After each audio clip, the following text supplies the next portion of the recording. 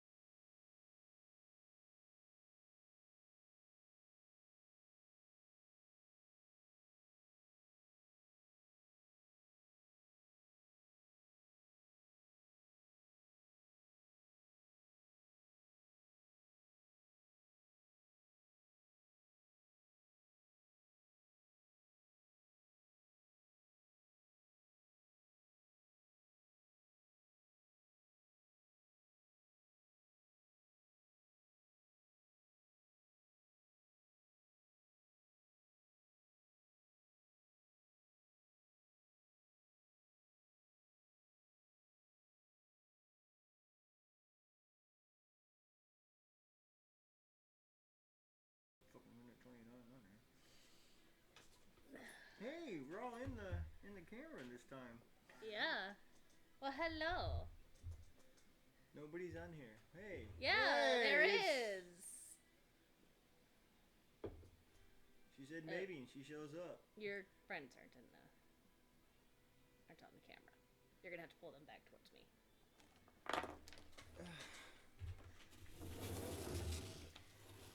Guess what? They're still not They're on still camera. not on the camera. That's one that was. Chris just said fuck you. Yeah, Chris is like, I don't want to be part of this shit. Yeah, he doesn't want to be on camera. He was not full energetic. Oh well.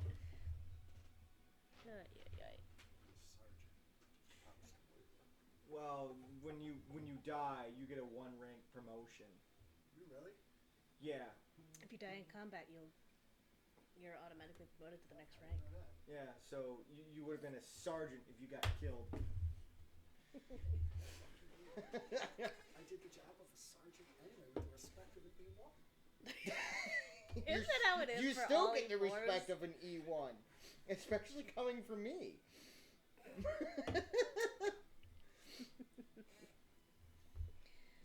Corporal. Actually, the E4, the specialist rank has only been around since the 60s. That's it? Yeah. It's a relatively new rank. Corporal is far older than anything else, because it was just a foot soldier, and then corporal, and then sergeant, and then officer. They really didn't, because you got to go back to who had the first standing armies. They just had sergeants. They didn't really had corporals. And then you had your officers and shit like that. You look at the show MASH, for example. Corporal O'Reilly would be a specialist at this point. Yeah. If he still had those ranks, if those ranks had been around, he would have been a specialist. He would have been an admin specialist, but he would have been a specialist. Cough, lieutenant commander. You know, I forget that you're Navy, and I read that as lieutenant colonel.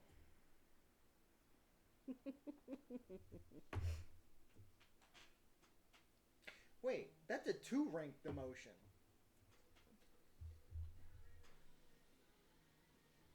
Yeah, that would be, because after captain would be commander.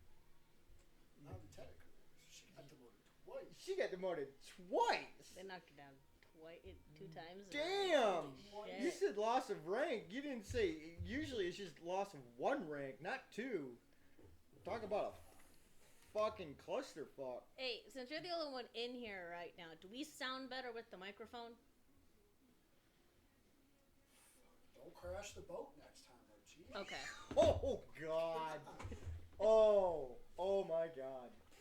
So we do sound better with the microphone. Nah, she's back to TAO on that for. She took that job. So she's no longer at the Watagon. She's at the destroyer again. Yeah, right before she left, they're like, "You got your choice." I would have stayed at the fucking Pentagon. That ship is bad luck. Only for her. The wheel on the ship goes round and round, round and round, round and round. And may your next fucking command officers not be trans. No, they're out. Oh, They are out. Oh, they're out. even if you Oh, transitioned yes. while you were in, You are gone. they have been classified as. They have been classified now as the mental disorder that they are. Good. And since you cannot be in the military with a medicated mental disorder, I specifically say medicated because You have to take medicine for it. you have to take medicine for it, and two, because everybody in the military is on the spectrum some way, somehow. No. They're easy to train. No, we're not on the spectrum at Because all. weaponized autism is far scarier than anything else. Exactly. Just look at the Unsub podcast, what they did to the Buffalo school system. I haven't seen that one yet. Wait, there's like 4 of them now. I know he's battling the... I just got my YouTube Premium back, and I don't like watching my podcast without YouTube Premium because I hate fucking commercials. And he won't really watch the podcasts unless he's working on the. Nick brought out his binder again. It's like this fucking thing. Jesus Christ. Nick as a fucking professor would be terrifying. Nick as a historian is terrifying. Nick as a lawyer is horrifyingly terrifying. Me as a Weaponized professor autism. is terrifying. Of all the people on that show, if I was a guest, I'd be the only one to go toe-to-toe with Nick on history and fucking win. I'm sure. Or you guys would have a brawl. One of the two. But today's stream, the reason why it's starting a lot earlier than what we normally do is because today is Memorial Day. And for anybody who watches this, And everybody's at a family who barbecue. is not from the United States, Eli Double Tap? Oh, he's my crush, too. I love his tattoos. Oh, God, On yes. his arm. Was it right arm? I don't know. I don't know. I think so. It's on his left. Left arm. Yeah, because he's usually, like, if you're watching the podcast, so, like, the camera's facing you, he's sitting right where you are. Mm-hmm. So, sorry, honey. Because Nick's usually at the front of the camera. Well, yeah, that way when he frickin' goes off on his rants, he's right there. Oh, yeah, he's the center of attention. Nick's 100%. Nick's becoming a prima donna, is what he is. I mean, if this eventually becomes mainstream and shit like that, I don't mean that in any disrespect, but with the fame that he has gotten, because He's kind of let it go to his head a little. I'm not going to say one way or the other. Just in case, for off chance he does see this, he doesn't verbally attack me. yes, Because I'm not going to be at the receiving end of anyone on the Unsub podcast. That'll work. There. Now Chris is in it. and Shane. Well, Shane was more in it than Chris was. At least the top of it was. You can at least see his name. But I mean, those guys have built up their fan base, and they've done an excellent job. Well, fuck you too. I'm referring to the remote that was supposed to be zoom in, but it's not zooming in. We got 2 It's viewers No, now. well, that's fine. Not worried about the viewers right now. We're just gonna sit here and chit-chat. Yeah, 'cause today is Memorial Day. That's the reason why we're starting as early as we are. We have a couple of special guests with us, even though they're not actually with us physically. But They're they here are in what spirit. Memorial Day is about. So people going around saying thank you for your service to veterans on today is Or even happy fucking Memorial Day. Memorial Today Day is is not a not- happy fucking day. No, it's I fucking hate Memorial Day. Because it reminds me of all my brothers who didn't make it home, especially Chris. And because he's the one I lost while I was deployed overseas. And that's all because some snot-nosed fucking lieutenant said, get the fuck out of the truck. And he was driving his 5-ton, and... driver never leaves the truck. Yeah, exactly. The driver never leaves the fucking truck. And I don't care if I get Epstein for this or not, but the whole fucking fiasco behind Monroe's death was a fucking cover-up. The whole thing was a clusterfuck to begin with. The LT split the fucking convoy. The convoy commander never splits a fucking convoy. And it's infuriating to think about. And if I could find the guy, I would wring his fucking neck. Assuming he didn't take friendly fire somewhere after you left. No, he was not fragged. Like, I would never condone Today is for a day to go through, and today's special broadcast is to share stories of those who we've lost. I mean, Chris's story is a long one. Same thing with Shane. Shane's is more of a shorter one, but Chris's death hit me the most because, I mean, yeah, I grew up around death, but that's the first time I actually saw somebody that was somewhat close to me just not come back.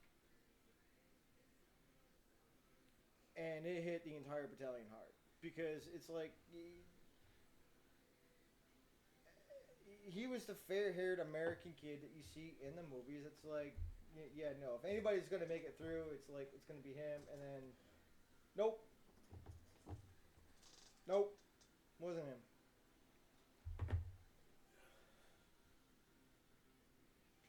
And it fucking sucks. And in October, it'd be fucking 20 years. And then with Shane, it was... I met him through reenacting. And he wanted to join because I was in. So he joined the 101st, wanted to become a ranger. And then he was deployed to Afghanistan. I was supposed to go to Afghanistan. And his death is the literal reason why they pushed me out. I can see it. And they weren't worried about anybody else getting killed because of me, but they were worried I might go off the reservation and create another My Lai. For those of you that don't know what My Lai or My Lai is, that's when some officer in Vietnam went off the rails and massacred an entire fucking village. I mean, it's fucking Afghanistan. Who cares? It's what we should have done in the first fucking place. The whole country should just be turned to fucking glass with numerous B-52 passes. Exactly. Call it good. But from what the medic said, it was the way he died was quick and painless, unlike Chris's death. The bullet that got Shane was, the medic said it was a 1 in a million fucking shot. Of course it is. Like, cause yeah, he was right-handed, so his rifle was. God, I'm such a fucking softball. My weapon's up like this. Yeah, so his weapon be up like this. So if his weapon's up like this, because they're shooting at elevated position, so it came through his fucking armpit. That's a lucky shot. That's a lucky fucking shot. That's a Final Destination type Yeah, of shot. that's like I'm I sorry said, for lack of a man. better term. I mean, That is a Final Destination type bullshit So shot. yeah, he was just dropped. They said he just fucking dropped. Because it just passed right through his fucking heart. And it AK round. That's all it was. But I mean, with Chris, he got out of his truck, and the reason why the convoy was split is because, for those of you who've never been to fucking Iraq, when we were there, we took the fucking guardrails off the highways. Because the enemy would plant IEDs on the sides and blow us up with them. So we're like, okay, well, you're not going to do this anymore. We're going to take them off and say, fuck you. So you have this, the median basically is wide open. Well, anytime you see a U.S. convoy come down the road, the Iraqis, in their infinite wisdom, would just speed through the median. This fucking Iraqi had the bright idea of doing it, which is usually what they fucking did. Not an issue. Well, he's doing like 70 fucking miles an hour. Flip this Nissan Datsun, whatever the fuck it was, old beat up piece of shit car. Like most people. Yeah, so this is why I'm triggered by any like Nissan that's white and with red doors, because that's what they all look like overseas. So going down to like Dearborn and Dearborn Heights, and that's all you see. Oh yeah, I'm fucking triggered because it's like, where the fuck am I? But anyways, flip this fucking car. The convoy commander orders a halt for the back end of the convoy, and of course the front end of the convoy has to halt. So he splits the fucking convoy, which is a no-no. No, you don't split a convoy. That's his basic knowledge. This is basic ROE and fucking convoy knowledge 101. So this guy should have been relieved of duty like afterwards. Convoy split, and they set up their perimeter, which is all well and said. Okay, so everybody else is doing their fucking jobs right, and I think like 20 minutes later, because the medics are doing their fucking job. And at the north, call it the north end of the convoy. The northern end of the convoy, which is the front of, because Chris was at the back of the convoy. The north end of the convoy, this SUV, Chevy Suburban. They said it was a Chevy Suburban. Mind you, this is 2005. Back when they still had solid steel frames and everything was still sheet metal and shit like that. So and it was up armored. So it's a heavy fucking cunt. Oh yeah. Yeah. Some British dude who may or may not have been fucking toasted, as in drunk, because they were coming back from Basra to Buka, and this British dude had to go from I don't know where. And at this point, I really don't care. And this is where the cover-up happens, because now it's between two nations, between the United States and Great Britain. So basically, and I think the convoys are like a mile apart or something like that. Either a half mile or a mile apart. Some distance. The front end of the convoy lets them through,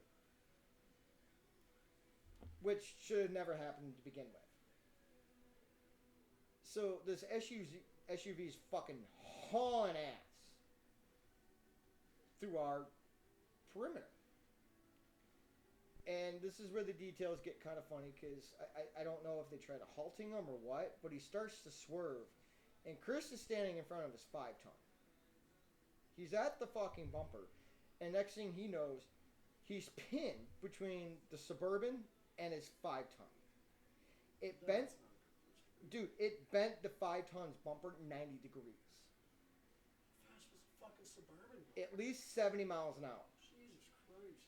You know how thick that steel bumper is on that 5-ton? I didn't know anything outside of another 5-ton could bend that motherfucker. No, it's gotta be like this. The whole front, like the whole, well, not the entire bumper, but just the bumper that's exposed, where the wheel well is, it was bent 90 degrees straight up. It took my E6 and my CW2 like 4 hours to get it back down into position where they hook up our Hemet rocker just to tow it back. Damn. And he was pinned there, and the medic said, yeah, he died from massive internal bleeding and stuff like that before the Hawk even came down and picked him up. And the guy, and Chris was trying to get back up and do his fucking job. All because of some snot-nosed, punk-ass officer said, get the fuck out of the truck. And this is why I hate officers. No offense to my current one, because, I mean, she started out as an enlisted and she hates officers too. It's because she's a Mustang. Mustangs understand the enlisted. But yeah, that's my story. And then all the other ones that aren't here with me today have become part of the 22-a-day program. Wow, that sounds kind of twisted. Well, everybody grieves in their own way, and that's how you do it.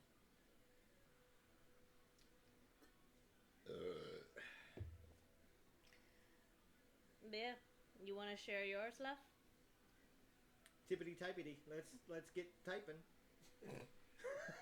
She's probably sitting at work or something. Probably. Well, feel free to share when you get the chance. You got any shenanigans from fucking Korea? Which time?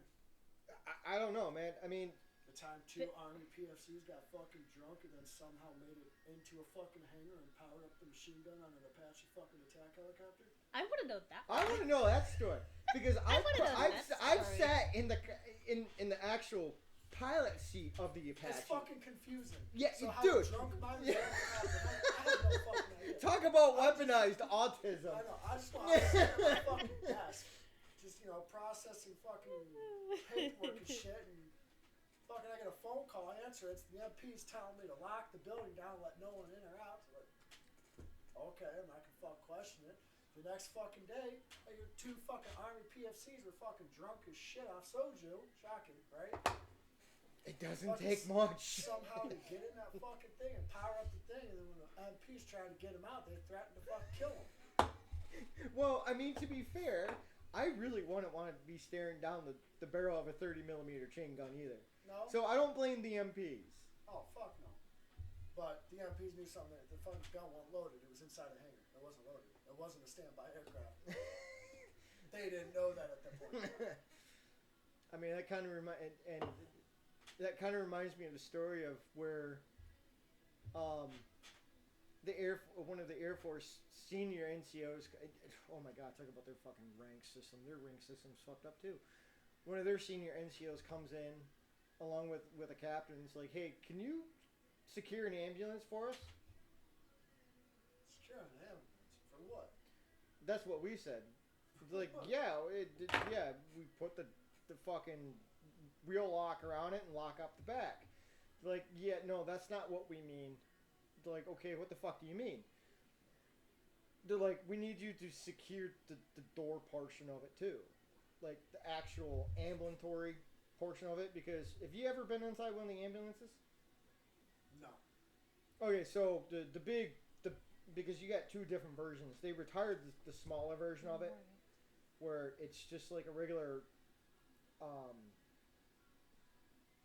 not a turtleback, but like a 997 with the fiberglass shell on it that gives it like a little hump. Yeah. Yeah, they retired all of those, and then they came out with the 997 ambulance, where it actually has AC in it and can carry like 4 or 6 litter patients. Okay, yeah. You know what I'm talking about now? Yeah. Okay, so, and then you got your 2 medics, driver, TC, and then you got a medic and back. So usually like a crew of 3 to 4. Well, there's like a little opening door that goes from the driver compartment to the back. They wanted us to jury rig something to secure that. And we're looking at them scratching their heads like, we could just push this open no matter what we do and get in there. Huh.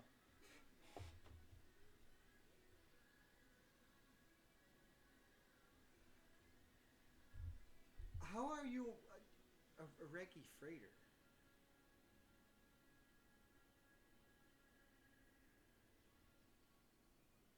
I would like to hear the story about that. If you feel up to it. I know today is probably going to get very emotional for a lot of people. And I knew that when I planned this day. And what and here we go with the fucking Navy ranks. What grade is an engineman first class? That is an E6. Okay. So that's I can more or less... petty officer... First class. First class. 3 chevrons. So that's a staff sergeant. Yes. Okay. Man, y'all Navy fuckers are weird with your ratings and shit. I know. I share the same First class. ratings. Just fucking say petty officer, first class, or petty officer, third class. Well, no, because then they have their fucking job We have the titles. rate attached to Oh, it. that is so fucking confusing. I know, right? Like, what? That is ridiculously confusing. Hey, I don't call you, hey, corporal of the refueling department. It's because normally when you refer to somebody, you don't call them petty officer or whatever. You call them, like if you were a mechanic, you would be MK3. Is how Machinist mate, right? machinery technician. And That is fucking that's for the confusing. Coast Guard anyway. That's confusing. Yeah, tell me about it. How the fuck do you get machinery technician out of MK? To me, that means mark, as in that's a weapon designation, like fucking Mark. No, that's a 19. GM. God damn That would it. at least make sense. See, if ME is a maritime enforcement. if I were to go from the Army to the Navy, it'd be like, guys, just call me by my rank because y'all's fucking shit is too goddamn confusing. We called one of our FS's food service, which is our cook. I was gonna say that's food service. That's just. He was assisting a broken down freighter. Struck by a missile. So he was on an Iraqi freighter when Trying to it was help him. struck by an Iraqi missile. That's fucking. Why would he be on? Because he was assisting it. He was helping them fix it. Engine man, I believe, is the same. Is our equivalent to an MK. So he's fixing the engine. Yeah, he was most likely fixing the engine. Basically, he was taking a big ass adjustable wrench and fucking slapping the shit out of it because anything made by any ship owned by the Iraqis is probably 40 years out of date at that time, especially during Iraqi and during the freedom. You want to know something else that's kind of confusing? E3s, if they don't, you're either a seaman, which means you're on the deck. You're a seaman on the deck. You're a fireman, meaning you're in engineering, or you're an airman, meaning you're working in aviation. And that's with or without a rate. That makes no sense. That's just confusing.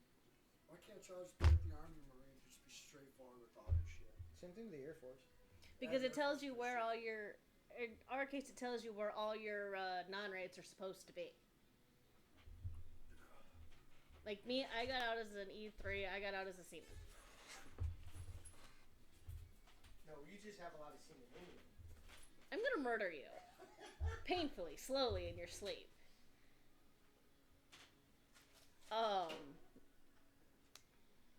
By going through and knowing what the first part of how I'm addressed is, meaning that I'm supposed, if I was ever on a boat, meaning I'm supposed to be with the fucking deck crew. I'm not supposed to be in the engine, and I'm not supposed to be anywhere near the flight. So I mean, Fireman means that you are in the engineering. Areas. Yep. So if Ashley ever takes me on her ship, she would have to put me on a very tight leash because I'd be like, "Ooh, what does this button do? Ooh, what does this button Yes, do?" you would need a toddler leash. Yes. You hear that, Ashley? You need a fucking MP following you. Yeah. Correction, he would need to be Security escort. handcuffed to said MP. It'd be like a fucking football. Come on, let's go. Let's go. Come on. I want to go this way. By the way, you want to go play on a fireman ladder next weekend? Nope, I don't like ladders. It's the ladder truck. Yeah. He's doing maintenance, and he said he'll take you up on the ladder. I am very uncomfortable So with am I. heights. So am I. Then why are you a fucking firefighter? I drive the truck. I don't fucking go. But yeah, no, that's why our rate. Actually, that's why our chances rating are, if system- Ashley takes me on it, all right, fine, I'll fucking do it, and we'll send you the video. chances are, if Ashley takes me on her destroyer, I would be fucking arrested because I know more than most civilians know, and they would be like, "Yeah, you're not supposed to know this. You're under arrest." But yes, that. Oh, 100%. Yeah. So yeah, 100 fucking percent. We are addressed more by our rates. Be like, hey, is that the spy Aegis system computer over there? I know exactly what that does. Oh, hey, is that the command? Yeah, she said she would be. And I know for a fact she's not going to bail me out either because she's going to be arrested as well. Be like, why did you bring this person here? Yes, she'd be the one doing the arresting. No, she would be arrested. Be like, you do realize that's a breach of national security to have him. I didn't tell him shit. No. Like, I didn't say shit. No. I didn't say shit to him. He just knows this shit. But yeah, no, that. So and he was Army. Figure that one out. At least in the Coast Guard, you're addressed more by your rate than your rank.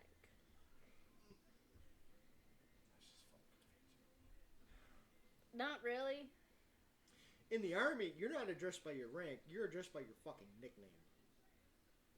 There are some people who have earned nicknames, in which case you are addressed by your nickname.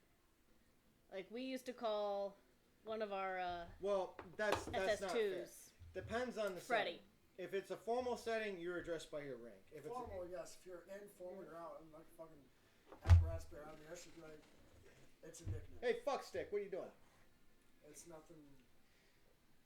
No, that's Sergeant Fuckstick to you. But we also have a lot more interaction with the public. Gee, I wonder why. So. What, the Coast Guard? Yeah. Oh, I wonder fucking why. Because you rescue people who are too fucking stupid and should not be driving a fucking boat. When people go through and what are you doing in last weekend in August? That is a good question. I have no idea. You want to go on a float down? It's a float down. So we launched from Lighthouse Beach in Port Huron, and we just float down the Sinclair River for like 8 miles.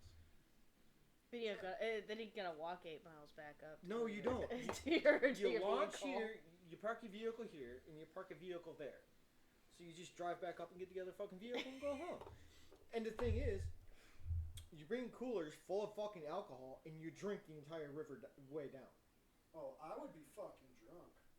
100%. Fuck, I can't see. Here. Amy Bitch Here. is my nickname. As in, I aim shit. A-I-M-Y. Like aim. I would imagine. I thought it was dear fewer.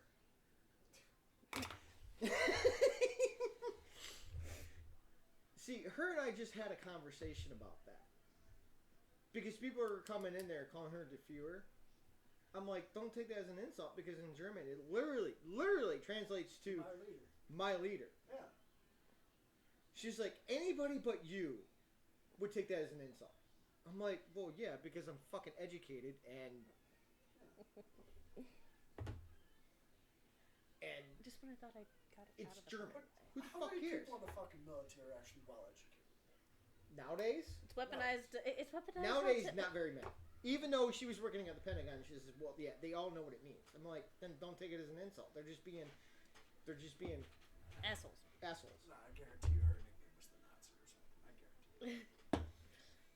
What's wrong with being a Nazi? Everything.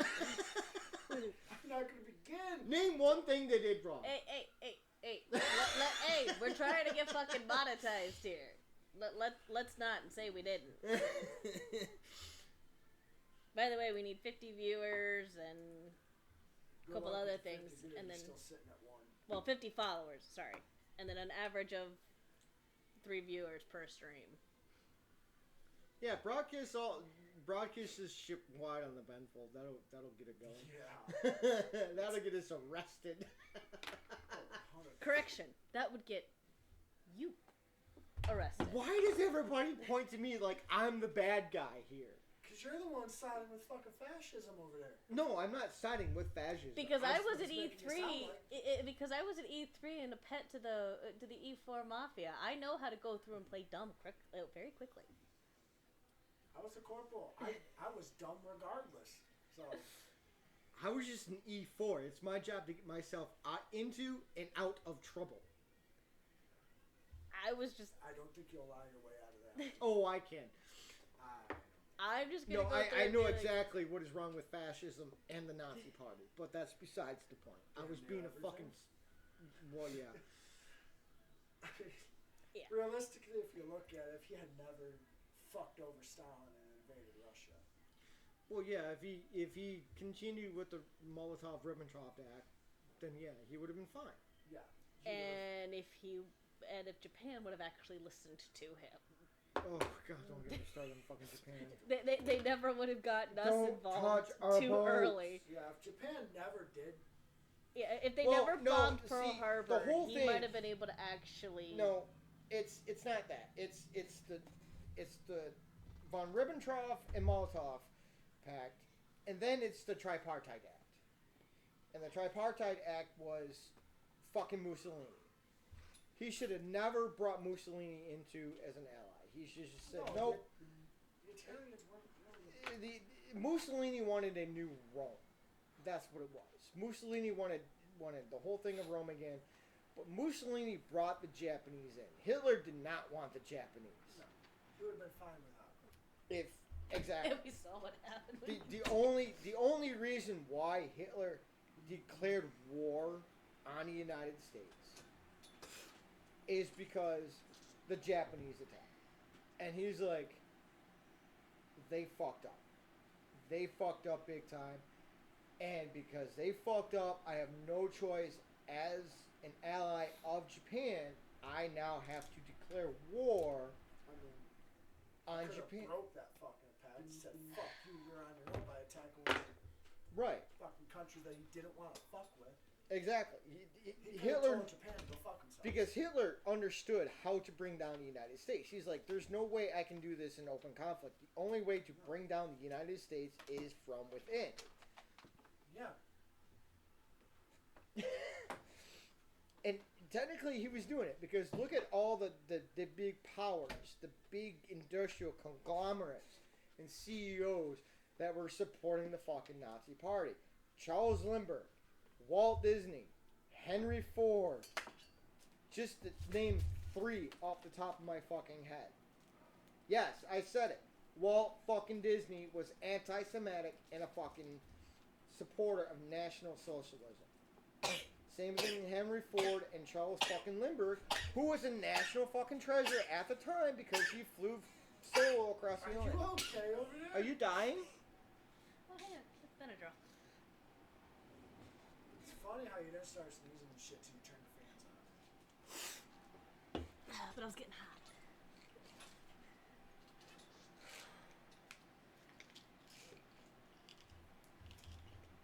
But no, the fans do need to be cleaned out.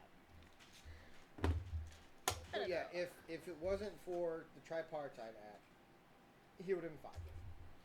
And then Operation Barbarossa in June of 42 fucked him over. No, 41. No. Fuck. God, my mind's warped. Whatever Barbarossa was. I don't know. Kids. I think it was 40. No, 41. Yeah, it was June of 41 because we entered the war shortly after. And that's what screwed him over. But in all honesty, Honesty.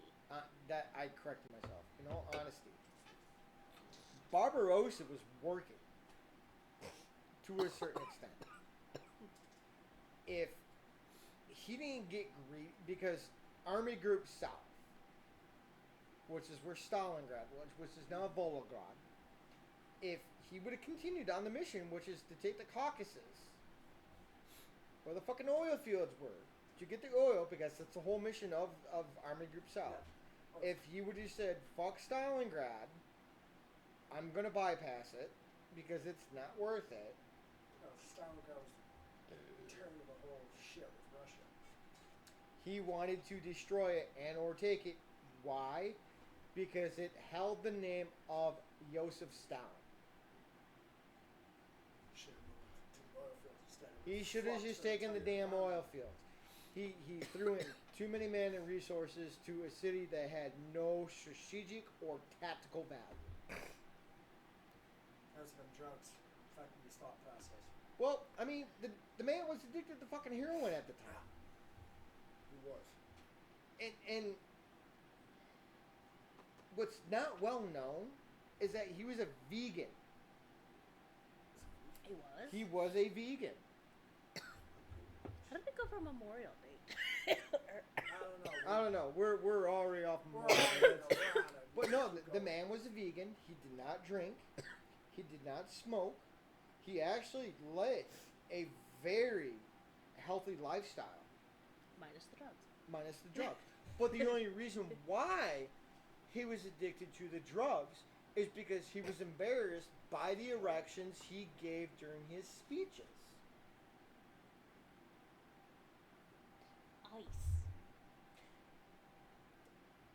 Ice would have solved the problem. But here's the thing. Another lesser known fact is cocaine was extremely medicinal at the time. I'm on it at least. Then go get fucking pizza or something. I don't want to eat on camera. We'll take a quick FDR. intermission if we need to. No, we're not taking that. There's leftover pizza too. Yeah. FDR had a severe sinus infection. December 6th, December 7th. Hold on, let me finish the story first. Oh, you're lucky, dog. You moved your leg at the wrong fucking time. FDR had a severe sinus infection December 6th, December 7th. And Yeah. And then he was supposed to give this great speech December 8th. And we all know what speech he gave on December 8th. In front of a joint session of Congress. The man could not breathe. And, I mean, the man couldn't walk at this point either. I mean, the use of his legs due to the severity of polio at this time was rendering him there is still more and more it's still basically up for like a debate what? as to whether or not he had polio or a different autoimmune. It was definitely polio because of his legs. Because he caught polio twice. But anyways, so the night of December 7th... I thought polio was a one and done. No. Like many viruses. December 7th, he's still sick as fuck. So his doctor, right before the joint session of Congress, says, take this. And it's fucking cocaine. Yeah, cleared that shit right up. Cleared that shit. So, FDR was high as shit. Gave one hell of a good fucking speech, though. Was probably one of the most instrumental speeches of his entire presidential career. And probably doesn't remember a single second of it. No, he remembers. Oh, and that speech only had one downvote. And it was the same woman who voted no for World War I. shocking. But she was an absolute pacifist. Oh, that makes sense. Yeah. Pacifist motherfucker. That makes sense. Fucker. But it got the recognition. I mean, it's probably the most quoted speech in American history, next to MLK's "I Have a Dream" speech. Who would be rolling over in his grave oh, if God. he saw the way the community Now listen. took his speech and ran changed with gears. it. I'm gonna get my Yeah. speech. Do you really want to go from American military history No. To black history? to black Yeah. history? Because there's no way in fucking hell we No. will ever get monetized if you have me go down this rant. No, mostly because at this point in time, I am like most Americans at this point in time, and I'm done. I am sick and tired of the entitlement.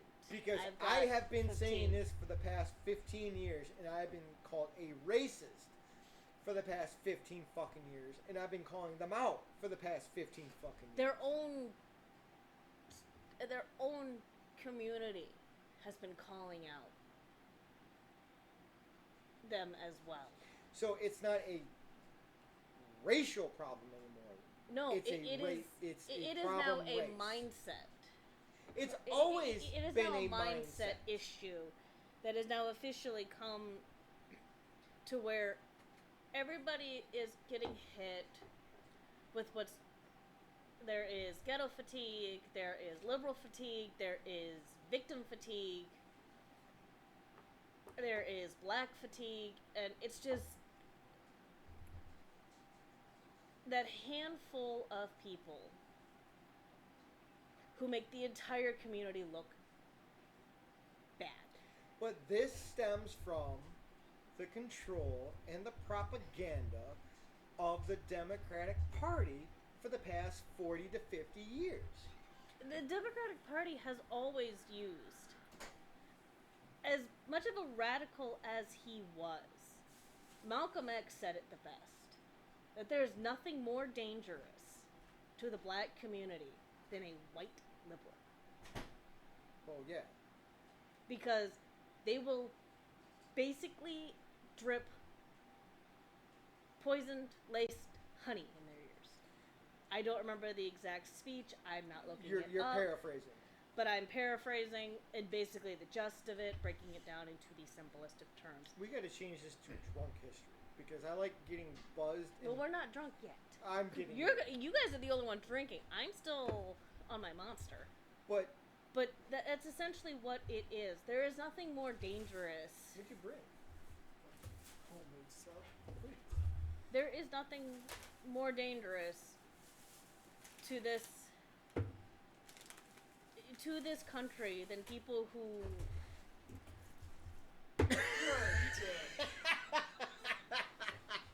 No fucking damn.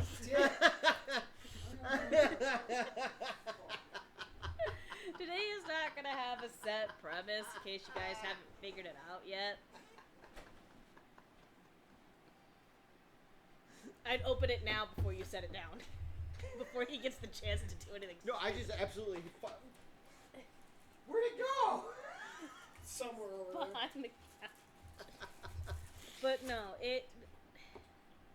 there is nothing more dangerous to the U.S. right now than people who don't know the difference between governments. The U.S. It's not has a democracy. never been a democracy. No. We're a constitutional republic. We are a constitutional republic because call our founding fathers what you wish, racist, sexist, etc. But they weren't stupid. They wanted to limit the power of the government because they had already seen what happens With a tyrannical. with a government. tyrannical government. And that was old George Rex. Can you please not dip your whole fucking snout into the water, get a drink, and then lift your head up and slobber water everywhere, Puka? Please.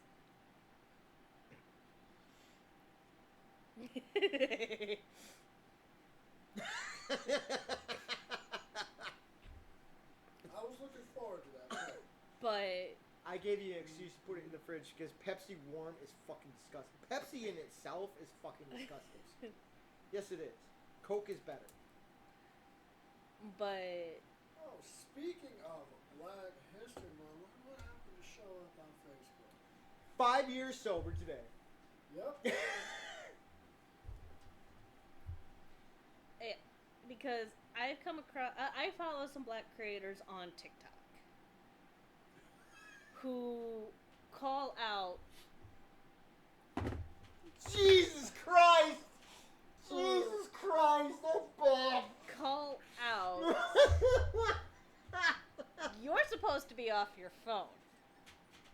You're right.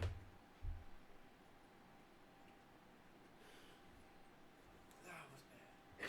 Send it to Ashley. Holy fuck. Oh my god. But Show her.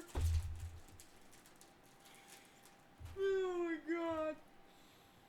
Oh my god.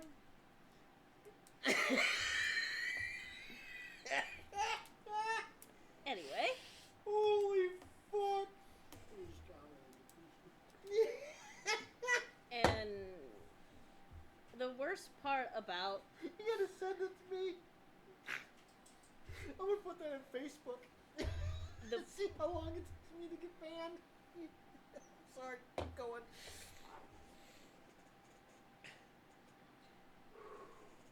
I'm okay. should we take a short intermission? Nope, I'm okay.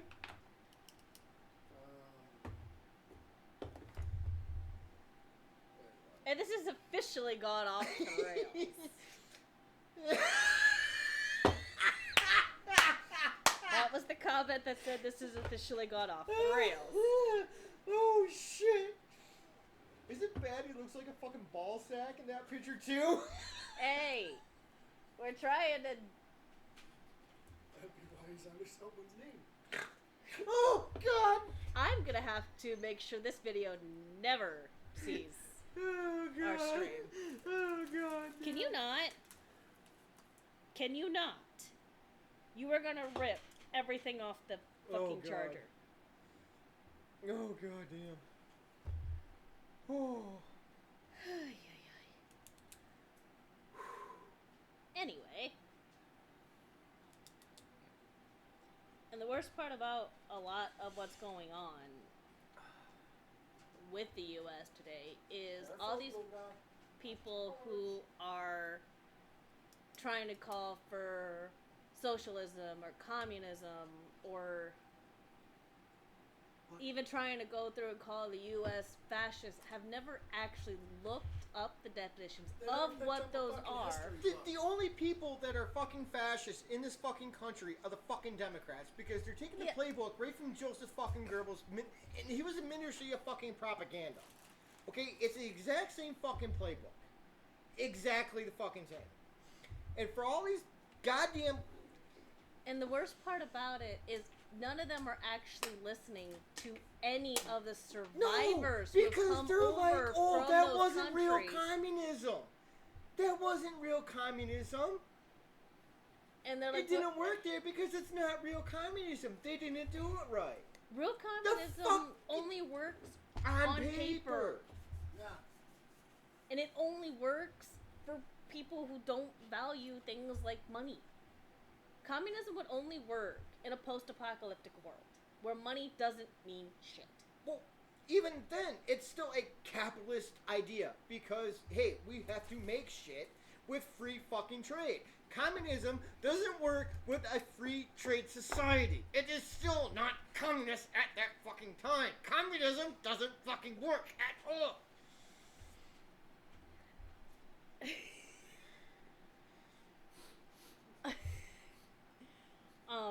Ask the Romanovs how they feel. Oh, wait, you can't because they were fucking slaughtered in a fucking basement. And then they were bayoneted to death.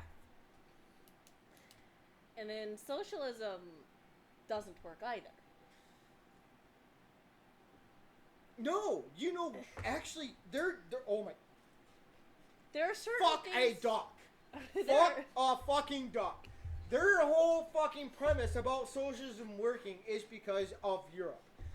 They're like, well, most countries in Europe have a socialist idea. Well, yeah, no fucking shit. Why? Because the United States is fucking footing the bill.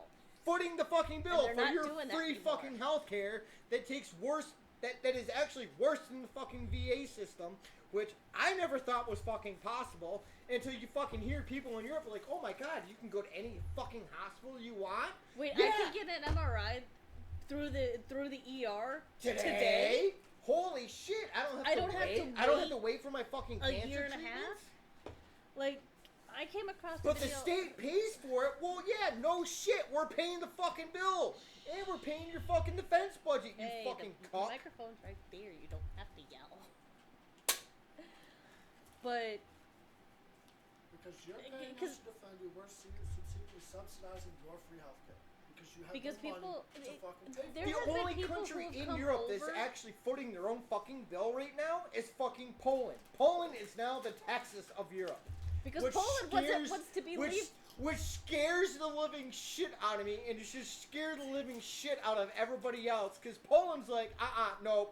We see what happens when Germany starts twice. the army. We've been invaded twice. Buying like over $6 billion worth of defense equipment From the United us. States. From us. Germany's like, we still get their band back together. Call Hugo Boss. And Poland's like, nope, fuck Germany this shit, finally I'm done. deployed soldiers abroad. Yeah, to Lithuania. Yeah, it's still something. And guess First what time they since have to World go War II. through? They have to go through Poland. fucking Poland. And Poland's like, yeah, Fuck we're this gonna shit guard right this now. train with our fucking lives because we've seen what happens not once but fucking twice. We've been invaded twice. We're not doing this shit again. Fool me once, shame on me. Fool me twice, shame on you. Fool me 3 times, we're not gonna fucking get there. We're not even gonna go there. Does Poland have nuclear missiles? No. No. Oh, and this is, oh my fucking god. Give them a little bit. Oh my god. They And will. this is where the whole fucking Ukrainian fucking conflict comes from.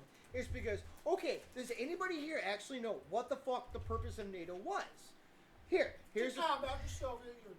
to combat the spread of the Soviet Union into fucking Western Europe. Well, guess what? That ended in 92. It officially, well, I mean, the wall came down in 89. Soviet Union collapses in December of 91, so it's over in 92. Why is NATO still around? Tell me why NATO's still around. We even invited Russia to fucking NATO.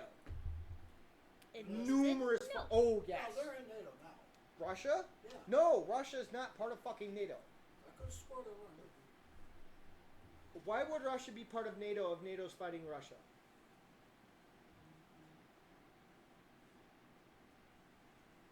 Because it's another fucking proxy war with Russia and NATO. That's all the Ukraine is. Saying who's the fucking best. It's a dick measuring contest. That Russia wants to end. That Russia's Because they're like, bored. because eventually you guys are going to fucking lose because all I'm fighting you guys with is the fucking Wagner group. Which are third-rate troops at best because they're nothing but fucking prisoners. That are like, yeah, I don't want to be in prison anymore. I'd rather go fight. At least this way, if I die, I die for a cause. And I'm getting paid for it. Get out of that bag, you fucking... What?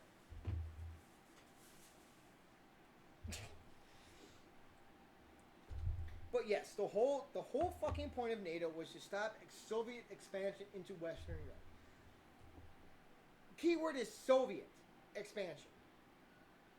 And people are like, whoa, Putin wants to bring back the Soviet Union. No, the fuck he does. You know why? He's making too much money. He loves capitalism because he's fucking You can't rich. bring back Soviet Union because 3 of the countries, Lithuania and another country, are part of NATO that were once part of the Soviet Union. So you can't officially bring back Lithuania, Estonia, and Well, what he thinks of that. the Baltic region. All those Baltic regions.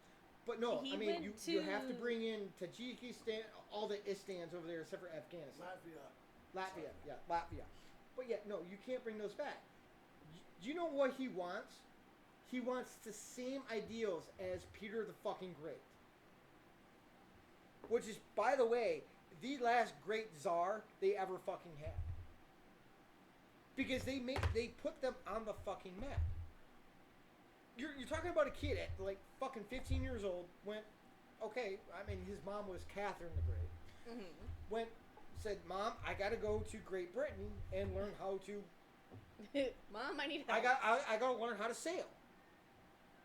So he went to Great Britain and learned how to sail. Came back to Russia. At the time, the capital was not Moscow; it was fucking St. Petersburg. So comes back, St. Petersburg, makes a navy. Russian expansion. Puts them on the fucking map. And you're talking about 18th and 19th century. So that's 17 to 1800s. Yeah. Okay? Still Tsarist Russia, because obviously it's Peter the Great. And looked at how capital, because I mean, even Great Britain, even though it was a monarchy, Yeah. he still understood the ideals of fucking capitalism. Was like, I need to do something to increase the wealth of the fucking people. Because if I increase the wealth of the people, they buy more shit. It improves my economy. Yeah. If it improves my economy, it improves the wealth of my nation. And at the time, Russia is still the biggest fucking, is and always will be the biggest fucking country in the world. What's Asia? China. Russia takes up 2 continents. The big part of Europe and Asia. They have 12 time zones. Fuck that. But most of them actually live in Europe because the Ural Mountains separate them. Well, that's the two biggest So- cities on it?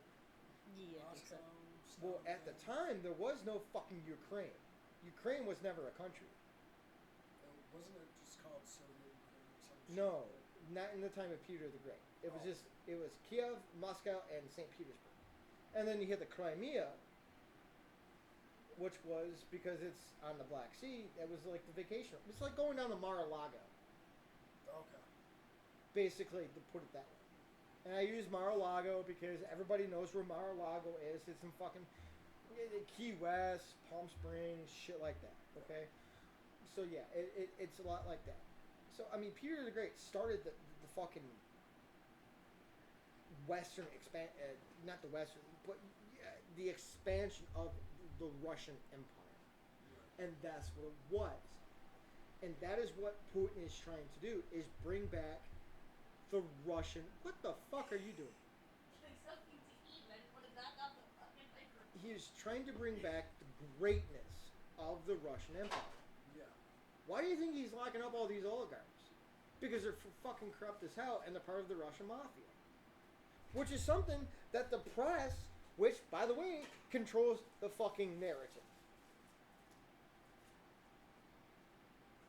Because if we haven't learned already from COVID and from the Trump election and from everything else, controls the fucking narrative of everything else. The press will always be the enemy. Yes, the press will always be the fucking enemy of no matter what. So we, as Americans, have this idea in our head that Putin is the enemy. No, he's not. I'm sorry. Fucking smart ass. You should know that this was going to turn into shenanigans anyway. This isn't shenanigans. This is literally a history lesson. I feel like we're sitting in fucking high school again. But they don't teach you shit in high school. Exactly. They don't even teach you shit in college. You have to take an advanced course in college just to learn Russian fucking history.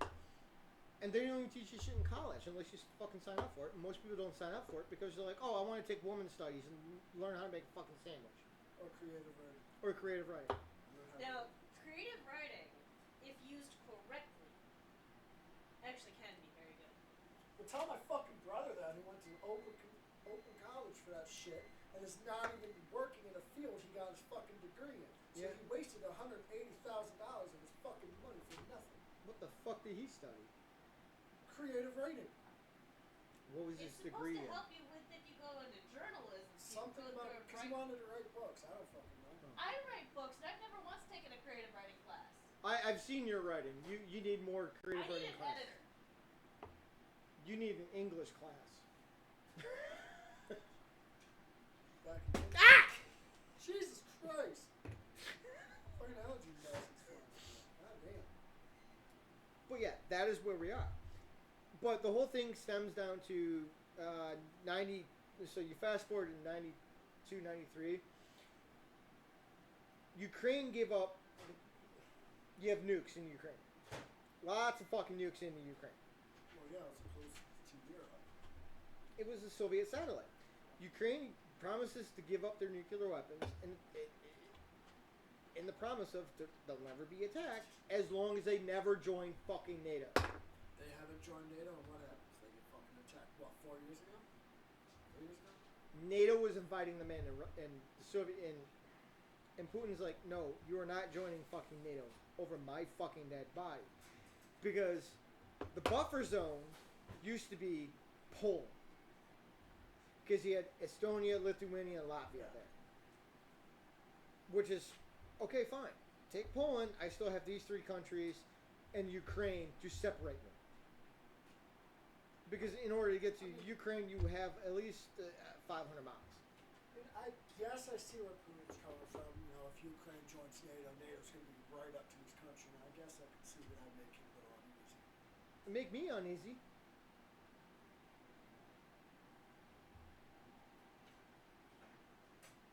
So yeah, I mean, just walk over it.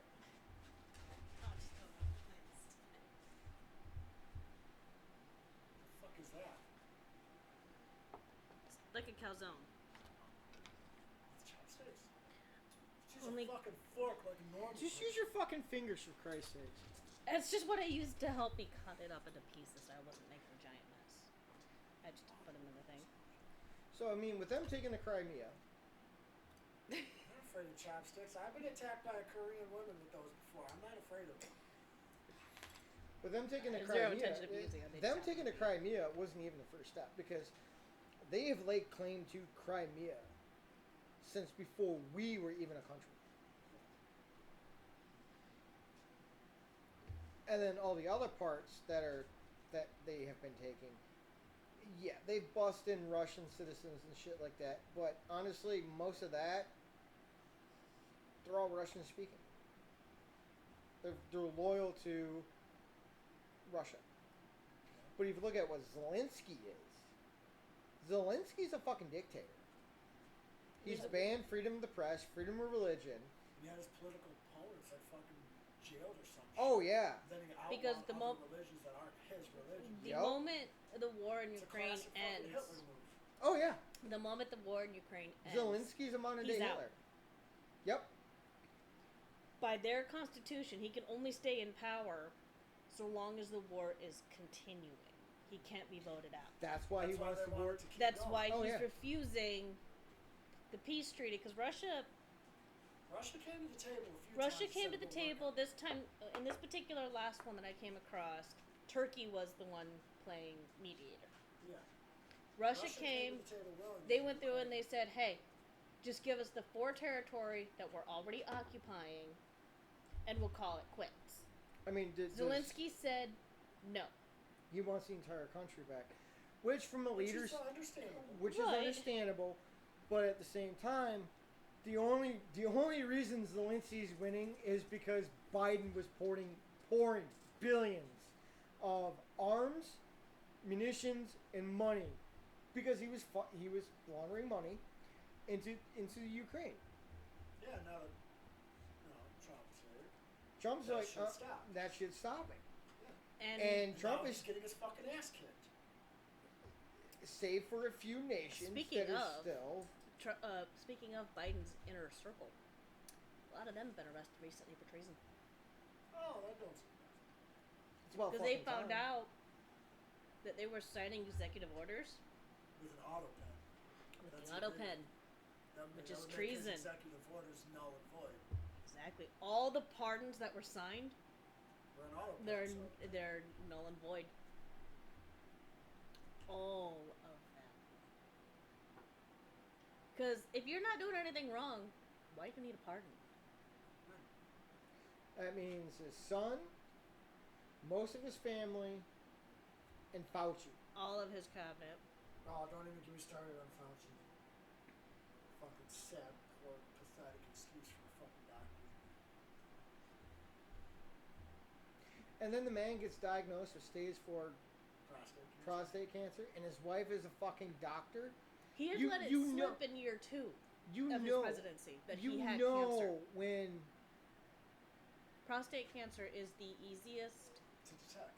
It's to diagnose in its Simple. earliest stages. It's also the easiest to knock out. You catch it in its earliest stages, most of the time it just involves removing the prostate and boom, yeah, you're done. They're using him as a scapegoat oh yeah, to take the as a press off. as a proxy. That's all it was. He was a proxy. And there's no way in hell you're going to tell me that Kamala Harris was running this country because she's too stupid I mean, I don't to put a sentence together. I mean, I did not like Biden at all, but I do not wish cancer on anybody. Well, I mean, But that's what the same left is here. trying to do with any of the Trump supporters. Because they are coming out with our thoughts and prayers go out to the Biden family. But why are we hearing about him at stage 5? 4. 4. There was a video that mentioned it 5 that I saw recently. I knew it was wrong, but it was just the most recent one. But why are we hearing about it at stage Because they 4 don't want him to when appear he the had the best access to the best doctors, and all of these doctors are signing off that he's got this clean bill of health? When it was all out. when It has the nothing only to do news with- agency out there was questioning his mental capability, and that was Fox News. Yeah.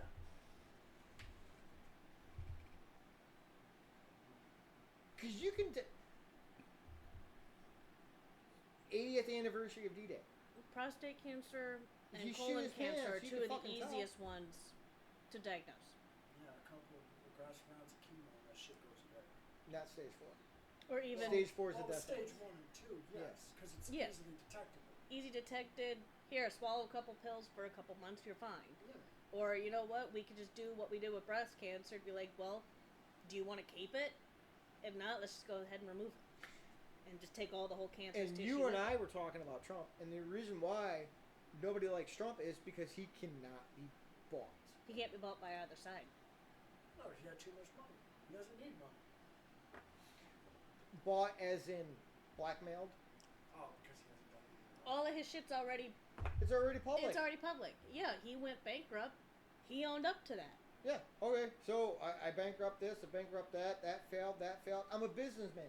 Shit fucking fails. What's your fucking point?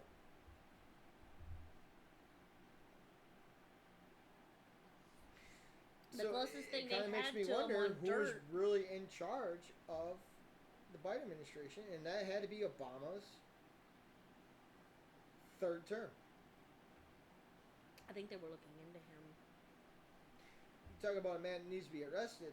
There's another man that needs to be arrested. Is Obama and Michael. I'm sorry, Michelle. I don't think Obama was a horrible president. He had worse. Not in recent. Other than not in recent Carter. time. His first presidency was literally a DEI presidency. Dude, when I was in, you could see the climate shift between Junior and Obama. I was still, me and you were still in school when Obama was first elected. Like, over Because I fucking served night. under. It's 2008, Obama first time out. Yeah. Yes, because I yeah. I was I- just getting into age group. Yeah. All of my stuff was It was under Obama's an administration. immediate climate shift between Junior and Obama. Yeah, because Obama was what, a lawyer, and Junior was actually a fucking. No, I'm talking, it like Obama in the was a military. senator. In the military. Oh, talk about him. Like, all the fucking jokes went away. Yeah. Everything changed. There was so many Practically threats to our over. paycheck That's the only time, like, because he because my shut battalion, the my government battalion, down.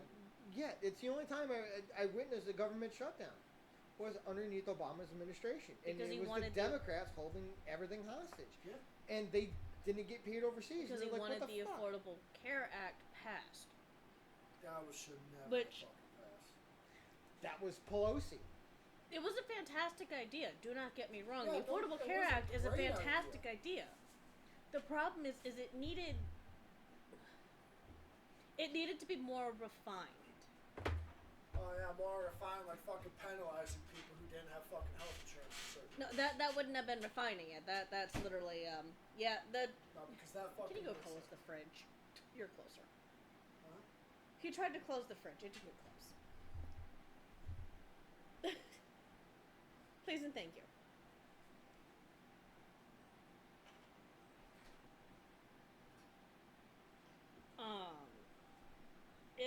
Yeah, he Ow. don't go anywhere, Chris. You guys are still part of this. Oh, I broke the shit.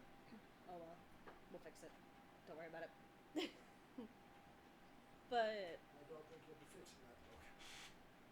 no, it'll break the arms off. It could join one of the many that isn't the arms. I'll break mine. No. No, I just need to put a longer screw in. But because when Trump took office, his first term, people were pissed about him touching the Affordable Care Act when the only thing he did was get rid of the tax penalty for it. Because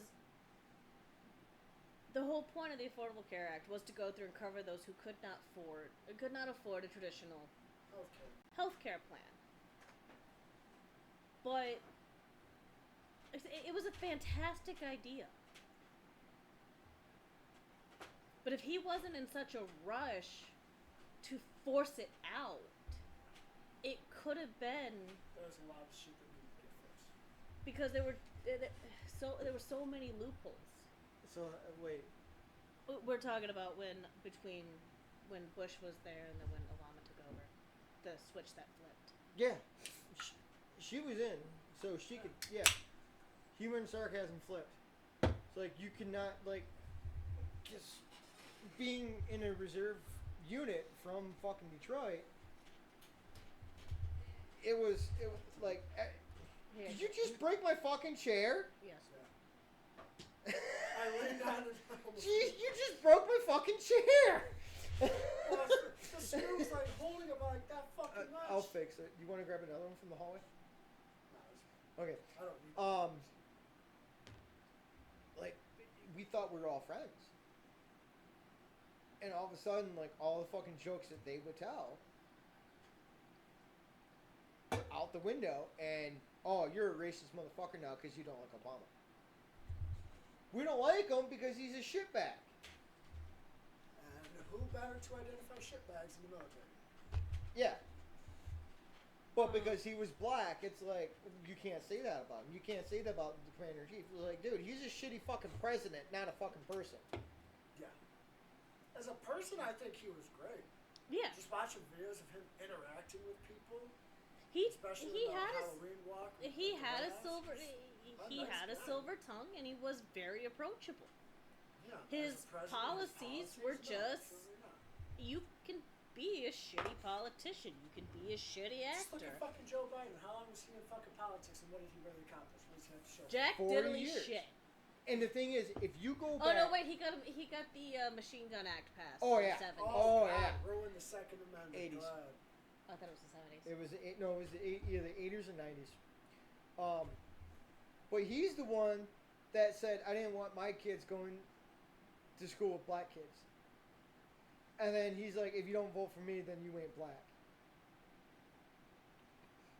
So all these people are saying, well, the Democratic Party and the Republican Party had a shift. No, they did not.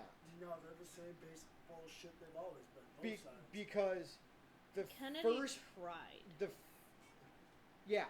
the first progressive and civil rights Republican president was who? For civil rights? Yes. Is it Lincoln? No. This man had a Native American on his chief of staff. I'll give you a hint. It was an aide de camp. And it was a general. Grant? It was Grant.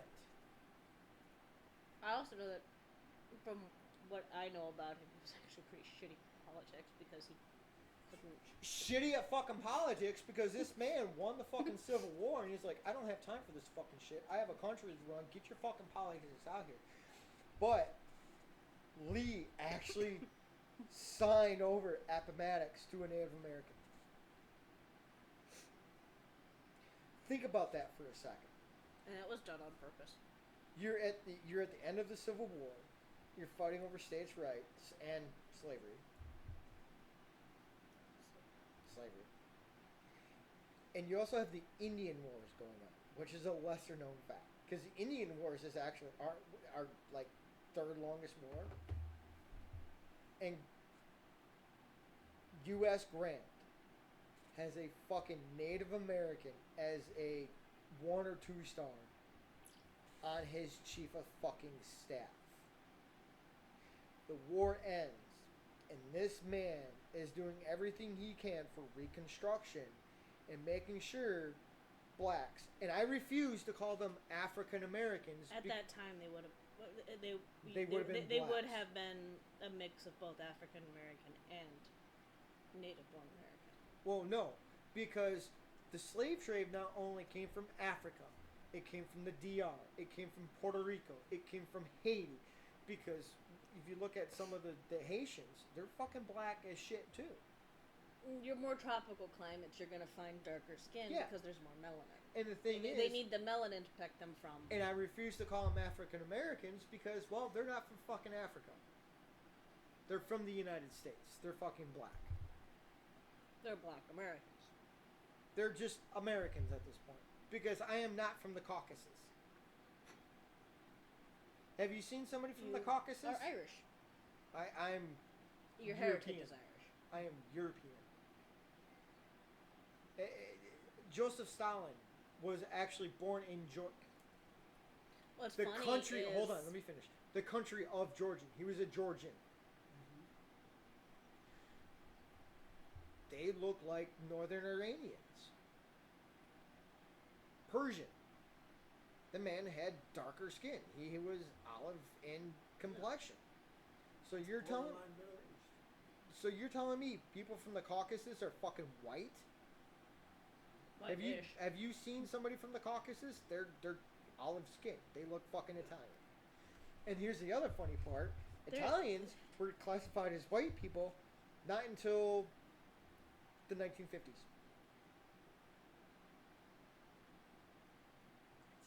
So, but that is why I refuse here in to the call U.S. them... were actually not black. Yeah, the first they slaves... were Irish. Irish, Scottish, and Welsh. They were Celtic.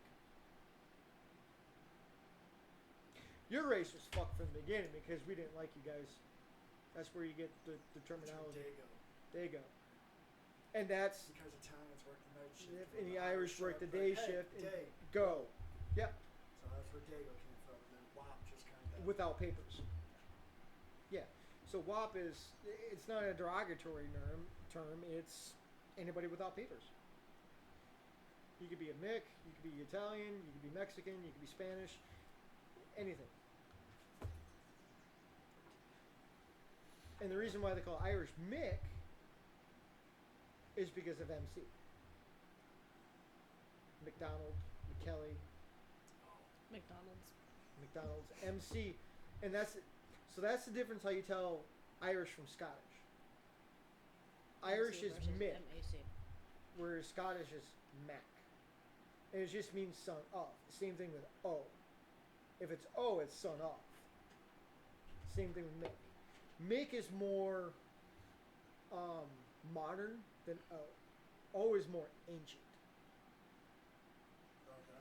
Yeah, you don't find a whole lot of O's anymore. I mean, the names are still out there. But... You realize I'm not going to remember a single fucking... You know, I know. It's just... You could just go back to the video. Yeah, you can just go back to the video. That's true. I did look the other day. The first stream's got like almost 100 views on it. Oh, wow. Are you serious? The last time I looked at it, it only had like 20-some. Yeah, I looked at it the other day.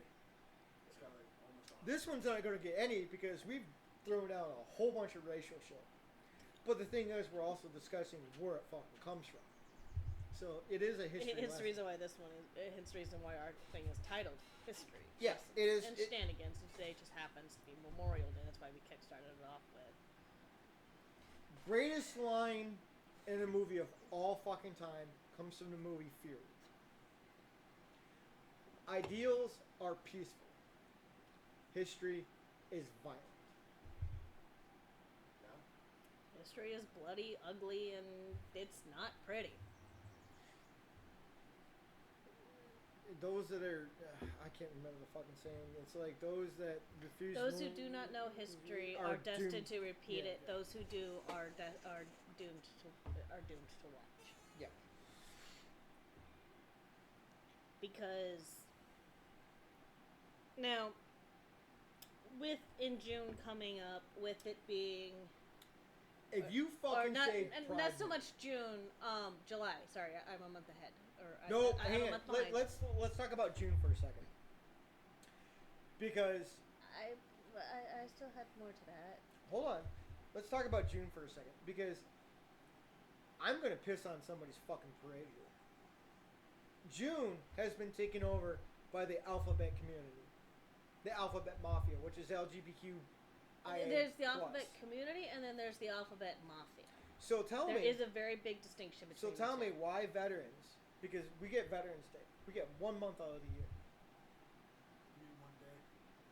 Yeah, 1 day. Technically 2 days because the Memorial Day is also ours, and then we get Veterans Day. We've got Veterans Day, Armed Service Day, which recently passed, and Veterans Day. So why is it they get an entire fucking month? Because June is also overlapped, and it's supposed to be Men's Mental Health Month. Because May in of itself is just Mental Health Awareness Month. I thought it was June. No, May has always been Mental Health Awareness Month. That's for mental health overall. But here's Now, the thing. June is specifically men's mental health. Okay, you get Black History Month in what? January or February? February. So you get Black History Month in February. And then March is what? Women's History Month? Women is just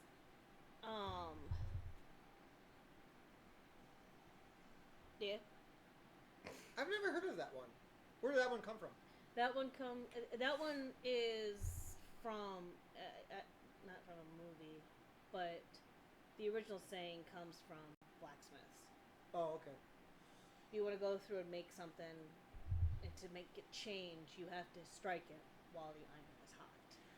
Okay, but why is it that blacks get a History Month, and then you have Women's History Month? No, No. women have International Women's Day. No, women in the United States. You have Women's History Month. When the fuck did that happen? A while ago. Clearly, I didn't fucking know that.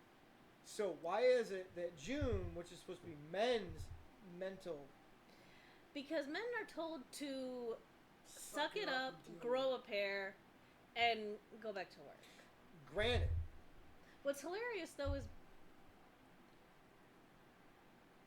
as somebody who has had a little boy, I did grow a pair.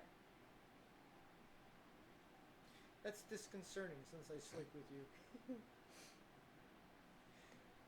Do you want to know why women have boobs but men do not? Unless they're, of course, they're overweight.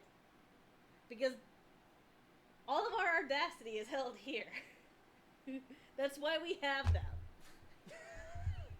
All of our audacity is here. But men is supposed to be Men's Mental Health Month. Right. But here's the thing, like, hey, fuckhead, how's your mental health?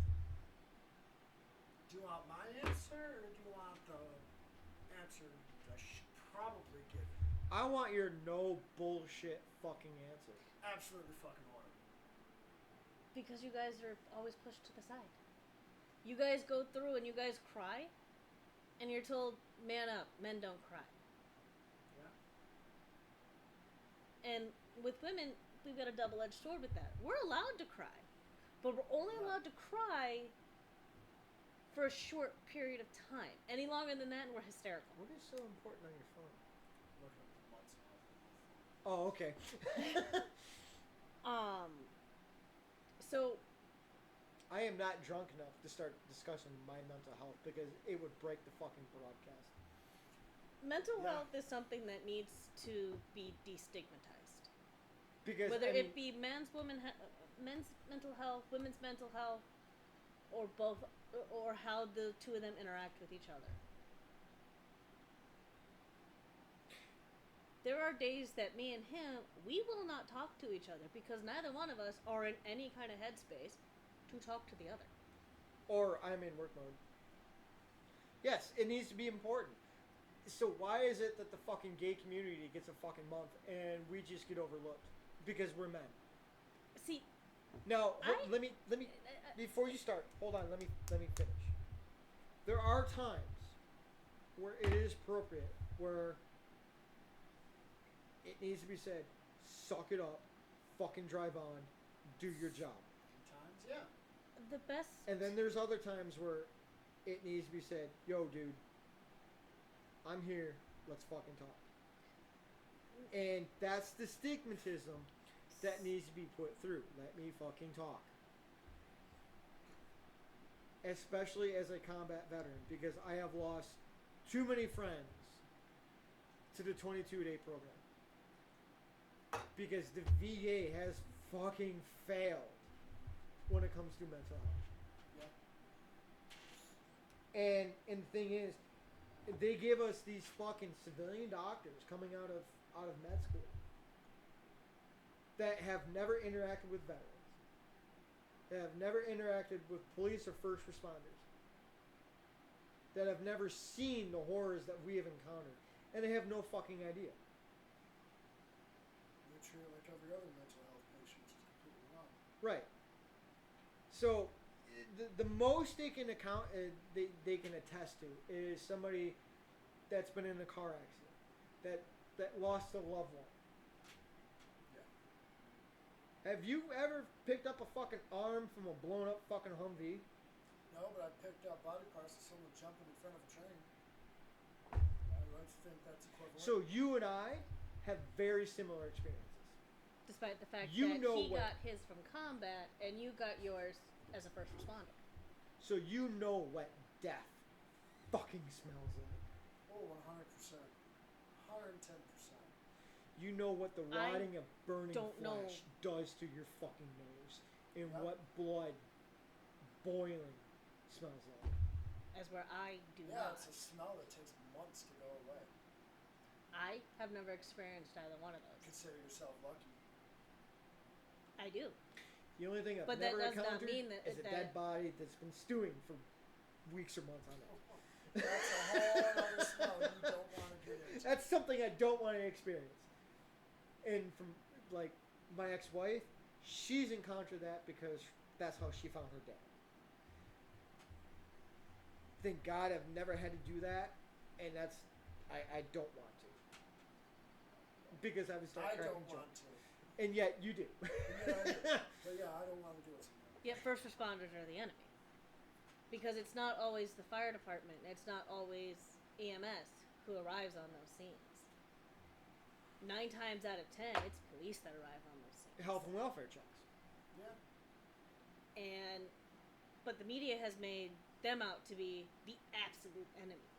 To be fair, There are a bunch of shitty cops. there are a bunch of shitty and cops. there are a lot of We've departments seen them. who are also trying to to weed reform them them. out, to get rid of them. Yeah. The problem is most of them And have we need to tenure, start with Genesee County because, yeah. so let's they not- can't, so that they can't actually be fired without a reason of being an asshole. Is What unfortunately is that immunity that they have called? I know what you're talking about. Oh, God. what? The immunity that they have. There's a legal term for it. Something, there's a word in front of it, and I can't remember the fucking... A lot of departments are getting rid of that shit. That if you want to be a bad cop, suck it up and face the consequences yourself. Yeah. Because a lot of the cops that end up staying so long, they might have been wounded once, maybe twice in the line of duty. But Qualified immunity. Yeah, there we go. yeah, which I'm sorry. Regardless of your job, there should be no such thing as immunity for being fired. Well, it's not really the immunity that gets you, it's the unions that police are like, okay, he's an asshole and he abuses his powers a little bit to the point where it's not illegal, makes him a bad cop, they can't fire him for that because these unions will be like, you can't do that. That is the unfortunate case. That's the And the downside of police unit unions. The police You guys have unions. union does have. Fire department. I thought the fire department does have a union. We never adopted one. Oh, okay. But bigger. I don't mean to get Like such. Detroit, Grand Rapids, they have unions. Yes, the Okay. IAFF. Okay. They have that, which is Because the borderline useless. internal affairs is supposed to handle all that shit. Supposed to and are two different fucking things. Oh, absolutely. But going back to what June is, the best response that I have ever seen to somebody going through about June was it was a straight Christian to a gay Christian. And they were talking about how they were going to pride parades and all of this, and he goes, "But why are you celebrating the biggest deadly sin?" Oh, who gives a shit? No. I don't wanna- It stopped the guy in his tracks. Because he's like, "Well, what do you mean?" He says, "You're a Christian, are you not?" Yeah. Another Abrams team having unions. Well, yes, I am a Christian, but what does that have anything to do with me going to these pride parades? Fuck yeah, dude. What does that have anything to do with me going to these parades and being proud of the fact that I am gay? And the guy goes through it's because and straight up says, "Then you are not a Christian." Love thy neighbor as thyself. because no, because in the Christian Do I need religion, to get my bush hat? That's completely up to you. everybody by now should know the 7 deadly sins as well as the 7 virtues that counteract them. Take off your ears. I can't wear this because it's still an active commission. What? I have it. He's got a thing. I have a thing. I never served on a ship. Okay. I never either, but I at least served in a seagoing I service. can't wear a hat of a ship that's still actively. Yeah. But I mean, don't get me wrong. I love the fact she gave me a hat. I'll collect it. Some reason mentally I can't wear it because I don't feel like I've earned that right. as where I had never been on a boat, but I did join a seagoing service, so I have no problem wearing it. That is why I continue to wear the hat I do. Yeah. Did you ever message him saying he's going to have to go buy those hats in bulk? Yes, I did. He didn't. Oh, by the way, I was told by Ashley to give this to you. She sent me an email. Why is she giving me her? I want one. Oh, sorry, Andy. I can't. I want one. You now have a captain. But All this hat needs now is the scrambled eggs. yeah. This hat's thicker than I thought it would be. I know this one was surprising. That's what she said. I mean, they're meant to be, a little heavier so the wind doesn't yank them off your fucking hat. Or Oh, off your that's more head. of the ceremonial hat. You won't catch him wearing that one on active duty. Yeah, that's more what you see. Yeah, this is the one she actually wore on the back. One of them. She has like 7 pieces. See, that I would wear. Even though it's like, if she actually wore it, then yes. But Because because she wore it, and she's giving it to me as something that she actually wore, it'd be a different story. But because it won't go up anymore. Oh, I was It's looking at the palm tree here. Africa Corps. So, hold on. The real you Africa. told me to hold on for the same thing like 3 fucking times. I'm just gonna start talking over you at this point. You can come back to the fucking tank later. But no, the guy. The guy went through and had asked them, "What? But why are you celebrating the sin of pride?" I'm not. I'm celebrating the fact that I'm. You realize that was you realize that was almost caught on camera, right? But talking about how it wasn't the fact that you were that you're gay or anything like this. It's that you are literally celebrating the sin of pride. Right. That's why. And the guy went there and he's like, I never thought of it that way. He said, you can be. The straight guy there said, you can be proud of your sexuality. That's fine. That's you. But going to things like this and hosting things like this are celebrating two sins. Gluttony. 3. Gluttony. The romantic form of lust. Now she's saying Morgs. I'm the one to give her a nickname, huh? We'll have to figure out how to send it. But, okay, but hold on a second. There is a difference between pride and pride. I can be proud of you. And I can be proud of myself for doing a fucking awesome job. I mean, these are my older kids, and I gotta fix it. Of doing it. I think I did a good job on the kids. And in that way, pride is not a sin. Right. But all these parades are. Okay. Because they're not being proud of who they are. For pride to not be they're being proud of what they are. Exactly. So hold on a second. They're not being proud of who they are. Being proud of who you are does not fall under the sin of pride. So hold on a second. Because you can be proud of your accomplishments. I feel like we gotta have the 88 up here, but I gotta fix the 88. As where It's not my best. to fall, for it to fall under the sin of pride is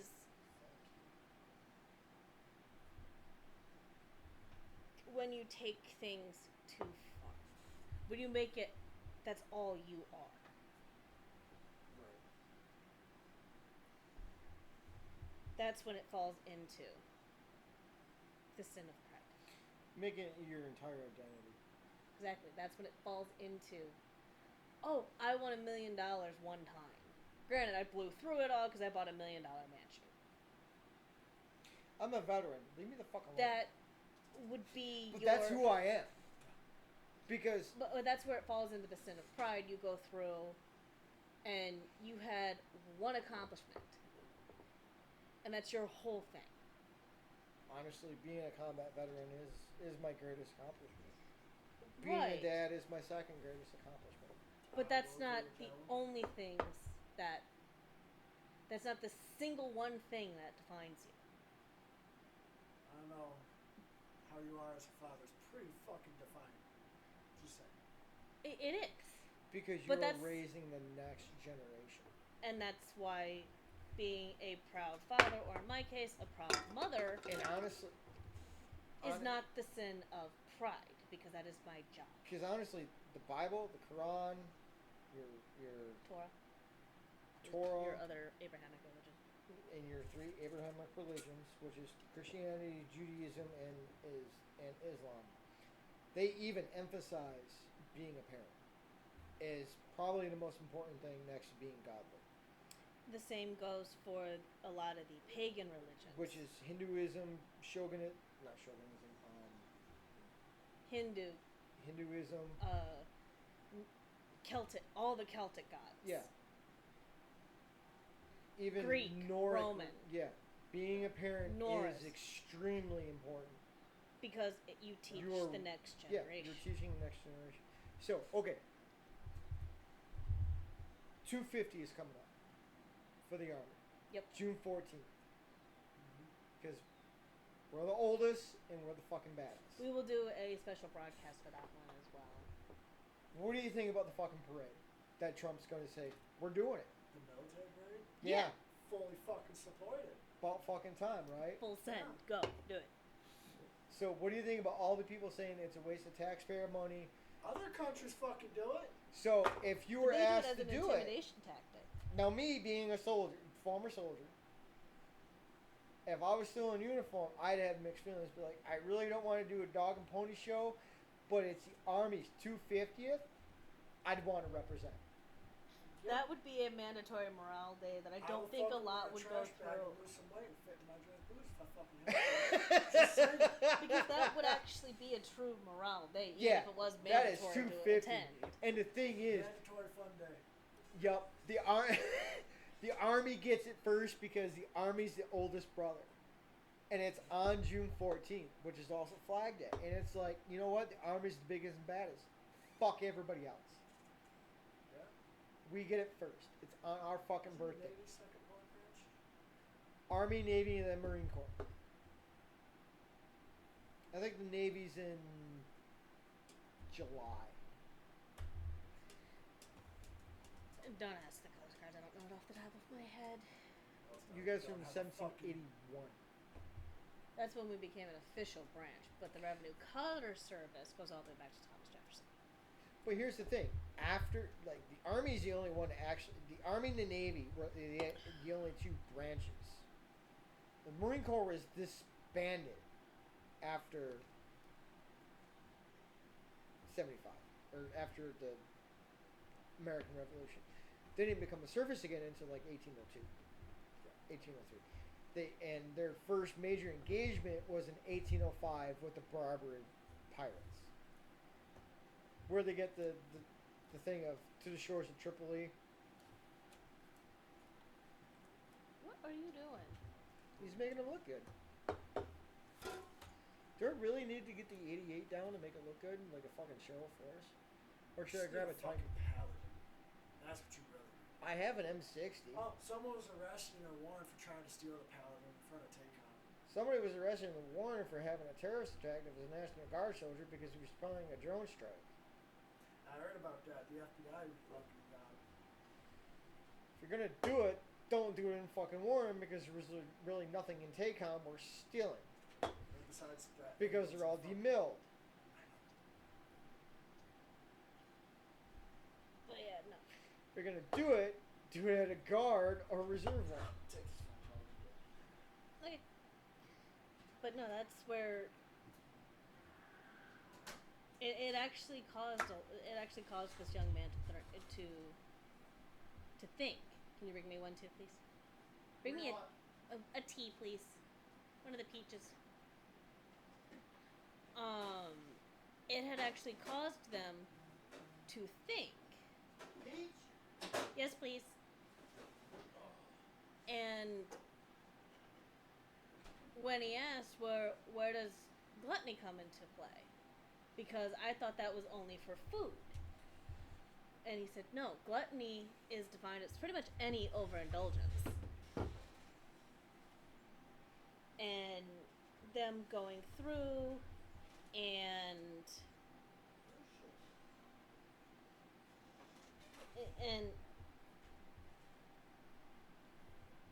them because the original Pride parades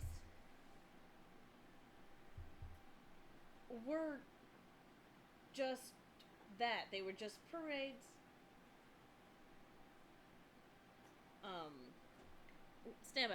We're gonna take a short intermission. No, keep going. You can talk about preppers.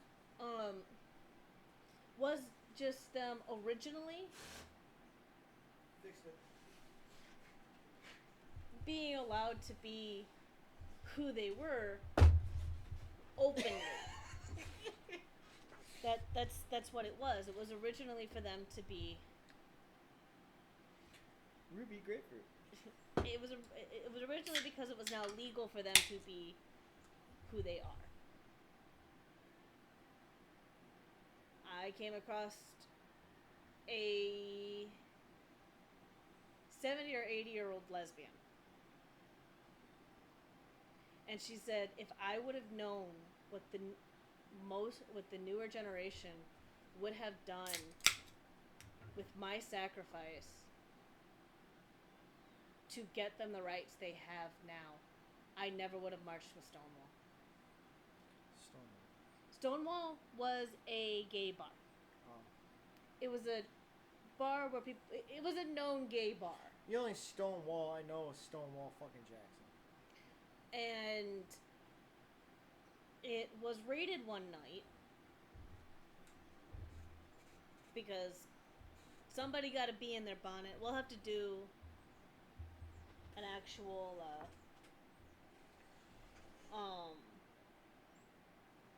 episode on a lot of these times where government stepped in just because they fucking wanted to during civil rights eras. But that'll be something we have to do some look into and pick exactly what we want to do. You need to start looking into J. Edgar. Oh yeah, yeah. J. Edna, as a lot of people want to call him, yeah. As Mallory Archer would say. But they ooh, taste that one.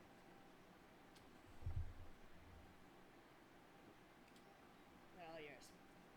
I don't like grapefruit. But Stonewall... Like don't be mad if it's fed stuff. What are you talking about? I fixed the chair. Now when I lean this way, I'm gonna fall. I don't think we will. Out. I don't care. Just don't break it again, please. They're not my chairs. Shit. We're known as grandmothers. Well, it's not like I'm fucking. It's like, how can They're I like break 80 this? fucking years old, okay? I mean, they're gonna fucking All I break. did was lean over here and I almost fell the fuck out of my seat. Oh, it was extremely loose. But yeah, It's still fucking loose. Look at that. we'll get it a new screw later. Oh, fuck that. But they Stonewall was the kickstart for the towards the gay rights community. You keep talking. That was what it originally kickstarted as. Stonewall was a riot because everybody went in that particular thing violent. That is a T-72. Yeah. And that was actually a riot. That was never just a protest. That was also a riot, but that was the tipping point towards getting the government to actually sit down, shut up, look, and listen. Because So this they is a weren't... this is a 120, and this is a 125. yes, we're aware. Yeah. But that's how that one eventually started. Was the Stonewall riot kickstarted all was the straw that broke the camel's back to get gay rights, to actually make it become legal. And there are people who were alive at that time who participated in that riot, who are looking at the generation now going, T80 looks just like this, except for yeah. who But it's basically the are same going, fucking thing. who Different are engine, going different through now, optics, different learning system. saying that But if it's all based on they physics. were going, if the new generation was going to take their sacrifices That's in to 122. get them their This rights, is 122. they would have just gone This back is to a later version. just living in a Marine Corps version, Army version. to just be living in the shadows and having what are known as lavender marriages. So, here's what it comes down to. And I love it when you have all these... You like that? Move your radio for a second. T72. It's cute. It does look cute next to it. But anyway. It's actually in the crack paint style as well. You have all these people saying, especially from the alphabet community, saying, "Well, Trump's taking away my rights. Everybody's taking away." Let me get to that in a minute. What rights has he taken away? He hasn't taken away anybody's rights. And that's what If a lot anything, of people are Trump going is actually giving people more fucking rights. One of the Oh, hold on. In the, he just passed a bill. Big Beautiful Bill? The big beautiful bill. There no tax on overtime and tips. Suppressors no longer need a background check. Well, why would you need Or a tax background down. check for a suppressor when you already have the background check to keep it on? Exactly. No more tax stamps. It's just added unnecessary bullshit. Yeah. Already lengthy fucking process. Because in order to get a suppressor, you needed a $250 bribe to the ATF, 6 to 24-month waiting list to get it after you already fucking pay for it, and they can deny you at any time, which is bullshit. But yeah, going to this is actually battle doctrine. If you notice, the T-72 is much smaller. Gas turbine engine, diesel engine. This is actually meant for crew survivability because these two panels up here, which you can't see on screen, Blowout panels. blowout When panels, it's yeah. ignited, it blows right up the top. This is an Whereas autoloader set. The turret becomes fucking certifiable NASA rocket. Yes, because that's an autoloader system. Isn't Now- that the tank for that they? Isn't that the type of tank that barrel that they turned into a bunker buster at one point in time? There was a tank barrel that was turned into a bomb. Oh, you're talking about Desert Storm? I The U.S. turned a barrel into a bomb? yeah. No, that one from the T-Nose. That was 60. Yeah, that was. That was Oh. almost 60. I didn't remember. That's Um, 60 I think so. Yeah, I do believe so. But this is a 125 millimeter smoothbore. Well, this is an M256 Rheinmetall under license smoothbore cannon. And this one's twice as accurate. 5 times more accurate, especially with GPS and computerized fucking targeting systems and what is it? A gyro. gyroscope on it. And the reason why this has a lower profile is because their doctrine was quantity. Well, the quality and straight fast. No, quantity has a quality of its own. So you build more of these to counter these. And the frontal armor on these is way more than these. So the thing is, okay, we're going to make a low profile tank that's harder to see, harder to hit. Well, fine, fuck you, motherfucker. We're going to put night vision and thermal optics in our tanks, so we're going to see your fucking diesel exhaust fumes 5 miles before you can even see our Take out tanks. the GPS targeting on those, you can engage these before these even know Right. they're there. And the reason why their turrets became part of the space program is because with the autoloader system, Ammo stored around the turret. well, not in the turret. Well, there goes the track. There's The track's not secure. The track, well, I mean, you can't see it. But in the turret, you just have this. But inside the turret, inside the ring, you have a rotary system. So all the ammo's stored in this big rotary. I thought it was stored inside the turret. Nope, itself. it's stored inside the hull. So it's stored inside the hull, which is where most of the mechanisms are. So, but the problem is, as soon as it fires, the old Tamaya glue. So the problem is, once that M820 something or another, basically the uranium dart fires, and it hits it, and it goes through. There's a round already inside the breech. Yeah. Because it's an auto loader, it has one. Because it has one, so it hits it, and that round detonates, and it detonates inside and down, which Causes launches the turret this to to go go up. And it's not meant for cruise survivability. However, you hit these, These panels just blow the up. blow up panels hit that, and that constitutes as a kill. Yeah, because you effectively disabled the tank. Yeah. So the other way to disable an Abrams tank or any other fucking tank is you hit it in the ass.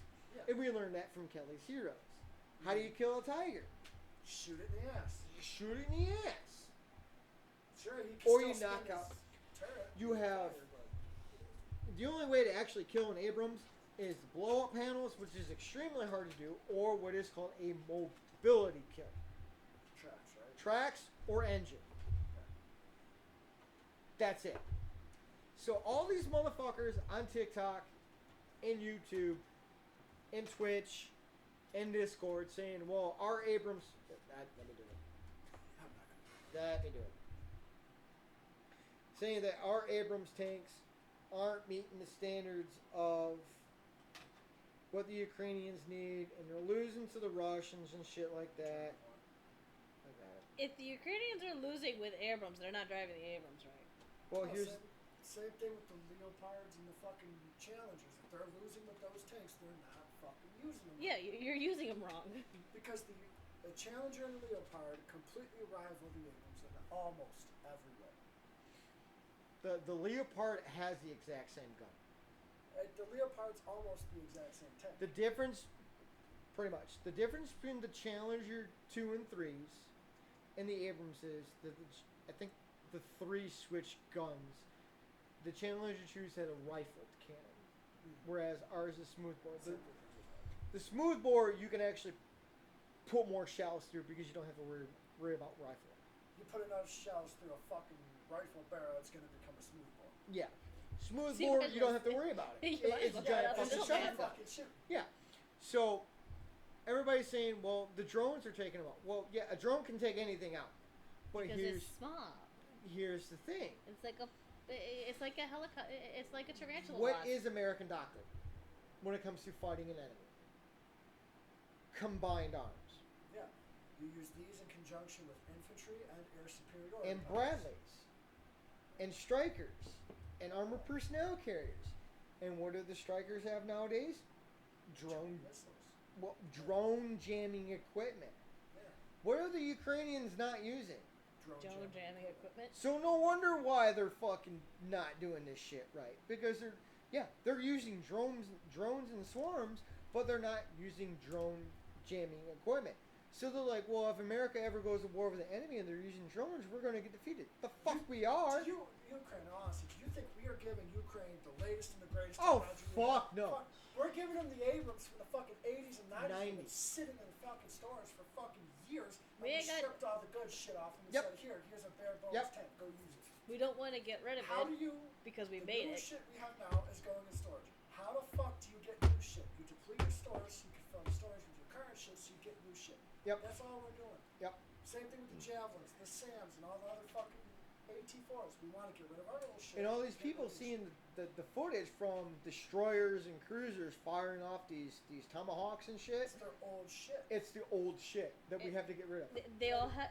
Something people All don't the ammunition understand, has I'm an pretty sure expiration date. Ashley can even confirm this. Yes, it's a missile, sure. It has a shelf life. Same thing with shells for the guns. They all have a certain life. They have Which to is why I be- can't understand in zombie apocalypse movies, everybody wants to go for guns and everything but what they don't understand is unless you know how to make black powder, Black powder. it's going to Degrades degrade over after a while. time, just like gasoline. Actually, if you keep it properly stored, If it's proper storage, yeah, but how much? But how many properly people stored know can that- you be in a those fucking ammo VLS cans, tube dude, in a those fucking ammo ship? cans will last 80 fucking years. Oh, I can yeah. tell you that. When I got Right, my but first how many M1, I people- put 1,000 rounds through it, and it was American surplus from fucking World War II. But how many people are aware that think You just have to go store a it gun correctly. store and find 80-year-old ammunition and sit Nope. in the box on the shelf. No, Nope. that shit's gonna blow up in your face. I mean, it's still gonna work. You can It'll still, work. It's still gotta use if you need a fire starter.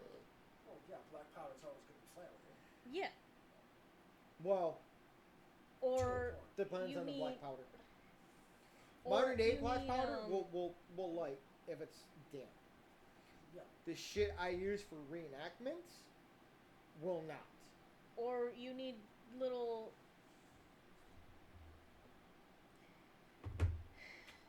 Like, we're watching The Last of Us. They're these using flashlights. For they're using just Flashlights they're and just using ARs. flashlights. Where the fuck are they getting batteries from? All infrastructure has shut down. All of it. Okay, I can understand redoing a diesel generator because diesel will run off. You find a military generator, it'll run off fucking vegetable oil and reprocessed grease. Yeah, I can tell you that for a fact. it won't run great. It won't run great, but it'll run. It'll run. But where the fuck are you getting the batteries to run your fucking flashlights? the only flashlights that would still work. Don't last that long. No. The only Especially a flashlights that would Surefire. Oh, Surefire batteries, you'll get maybe 4 hours of operation out of them. Even though they say 30. No, you'll get 4. Because they burn hot. Same thing with these batteries right here. Oh, you're supposed to get 24 Yeah, hours straight out of these batteries. Because they're also using walkie-talkies too.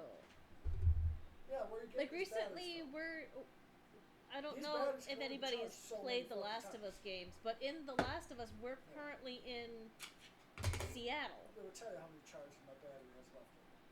and they're going through. Hold on. Wait one.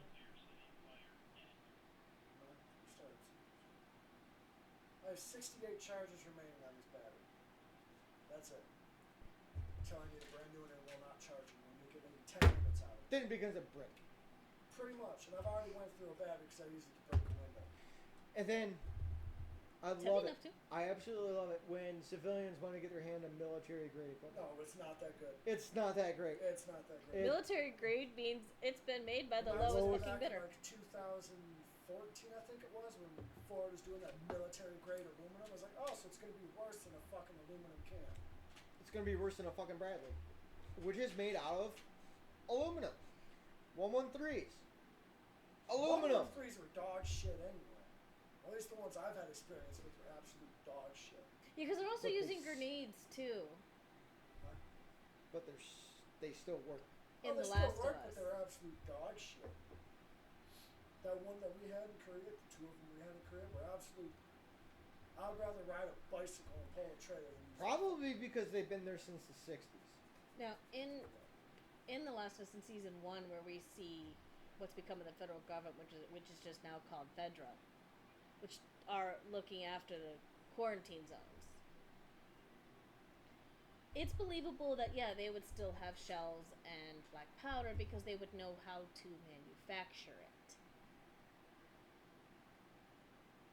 But Right. because the only thing that you really need for a bullet to work is a projectile, Nope. the correct amount of black powder. It's the primer. Hold on. The correct amount of powder and a casing And something to set the powder off. and something Primer. and the primer. Primers are You the have to hardest to make. strike that primer, which will ignite it, and then no matter what's in front of that, it's going to get fucking propelled forward. Right. The primer So will be the you hardest don't part. need to go through and you don't need to find. I mean, you're in a post-apocalyptic world. Lead is going to be fucking everywhere. Just go back to making lead rounds because lead's got a low melting point. Technically, my musket would rule the fucking world. Oh yeah, Oh, yeah, and anybody who's ever shot with a black powder anything would be fine. Now, what a lot of people also discount in post-apocalyptic things is you hear people talking about bicycles. Bicycles require energy. I'm For not you to wasting my burn. fucking energy on a bicycle. Give me a fucking horse any day. But if you get a horse, you're only going to run into issues in the wintertime, depending on where you're at. It's based off of It's based off of a video game, and that's why. it's an okay show. the most garbage show out there, and I can't believe it has a fucking cult following the way it Is does. The Walking Dead, Is because The once Walking they figured Dead. out, because once they go through and they figure out everybody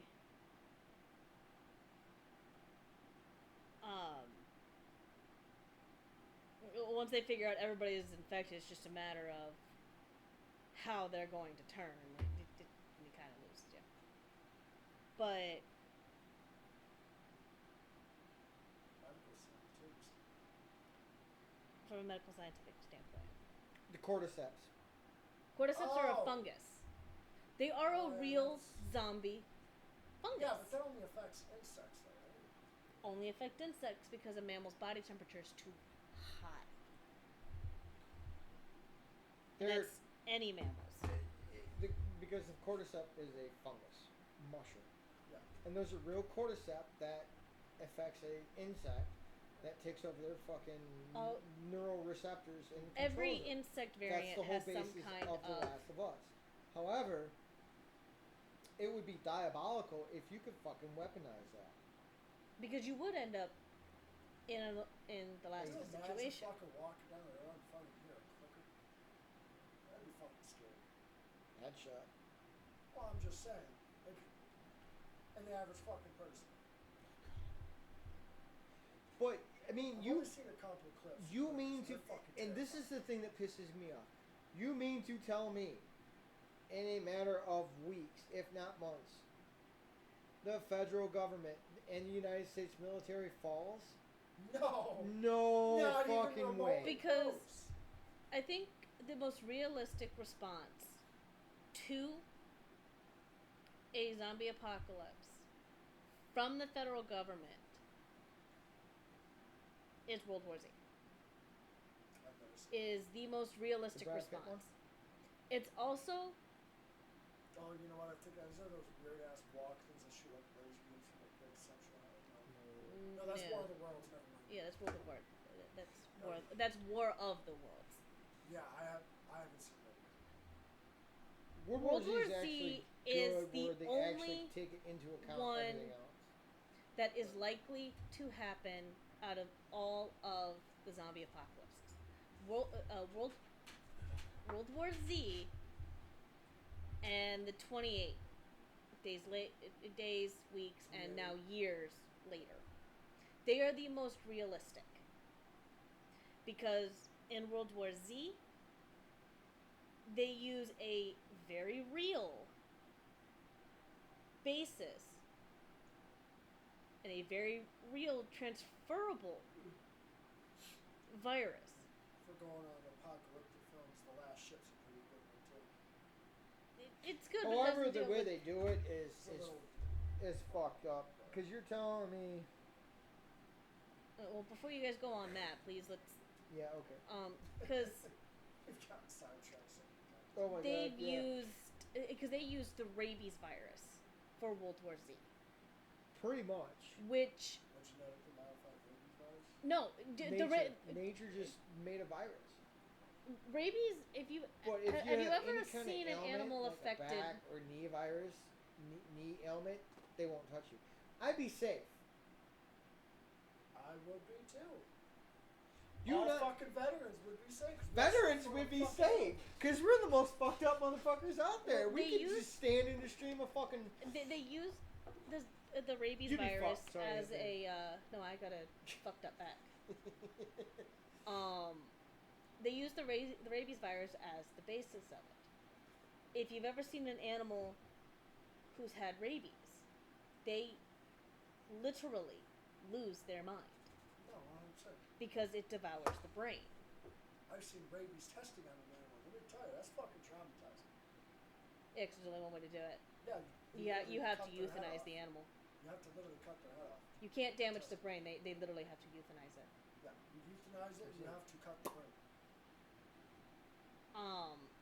And then they are decapitated and the brain is studied, which makes it heartbreaking when you get the test back. It's like, no, it's negative because it doesn't matter. You either lose your pet to the virus itself, as it literally consumes its brain, because it takes away impulse control. It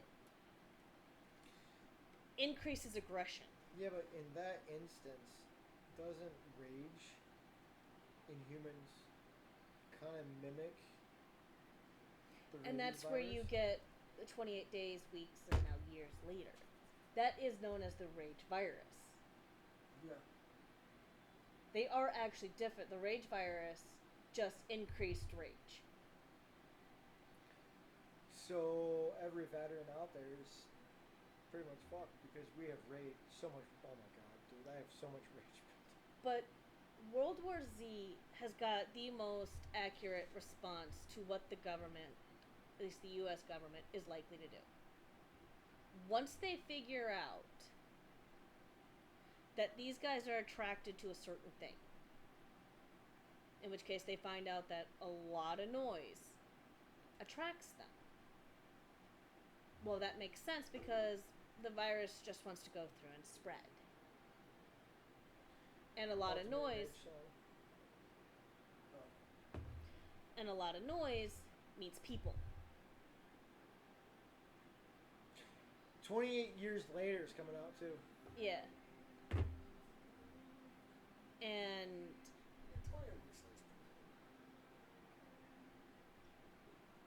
it shows that once they figure out that they're attracted to a lot of large noises, at the end of World War Z, you see them blasting heavy metal into baseball stadiums, into football stadiums, and creating a literal kill box for them to go through. And once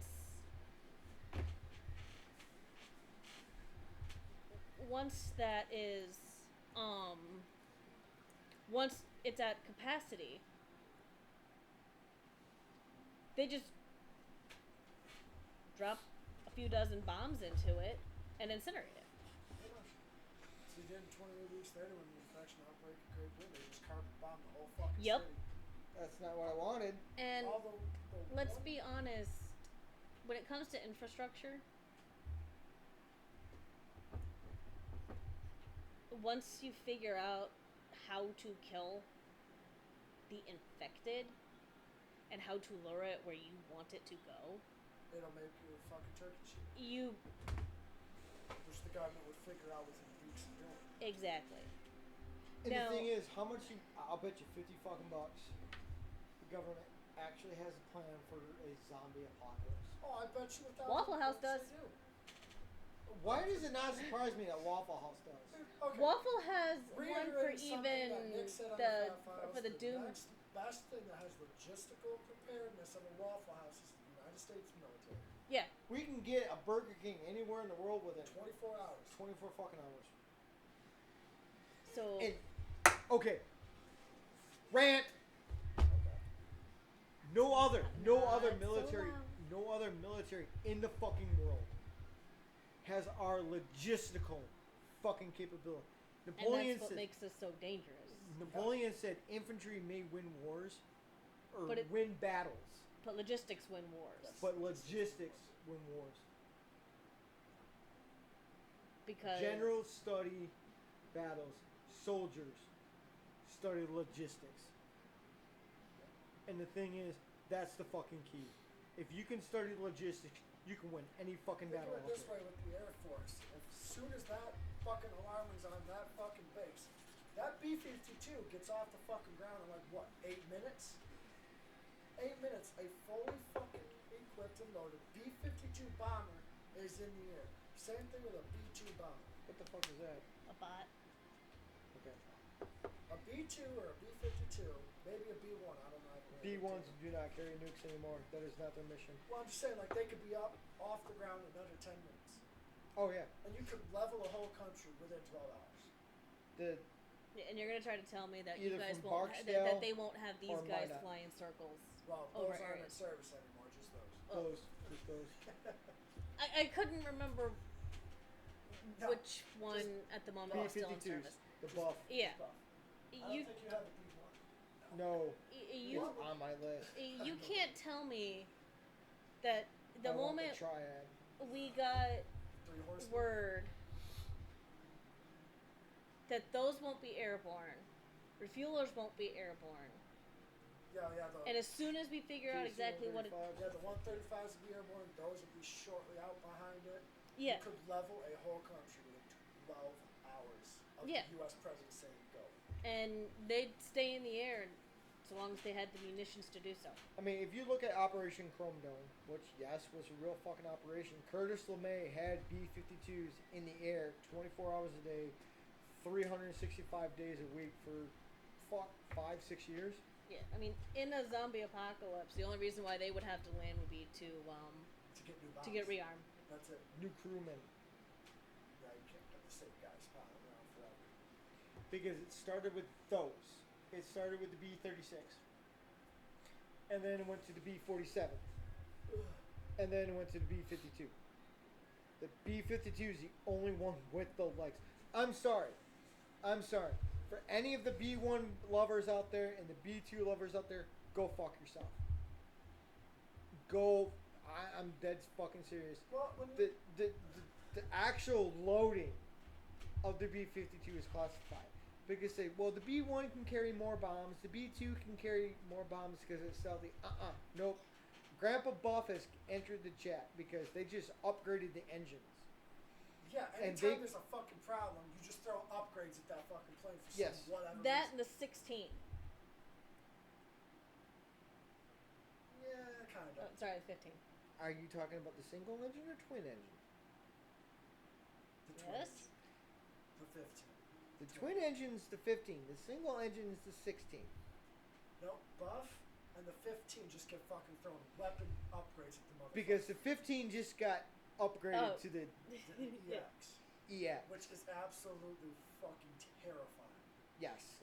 Proof that you don't if need it doesn't- stealth to win a war. And just like everyone I've seen this today, everyone's like, oh, China and Russia already said they have their 6th gen stealth fighter up flying now. Does everyone remember what happened last time other countries said we have better aircraft than you? The fucking F-15 We took it was as born. we took it as a challenge. Yeah. Okay, China said we have our 6th gen fighter already in production. That's cool. Our 6th gen's about to hit production. We're already working on our 7th.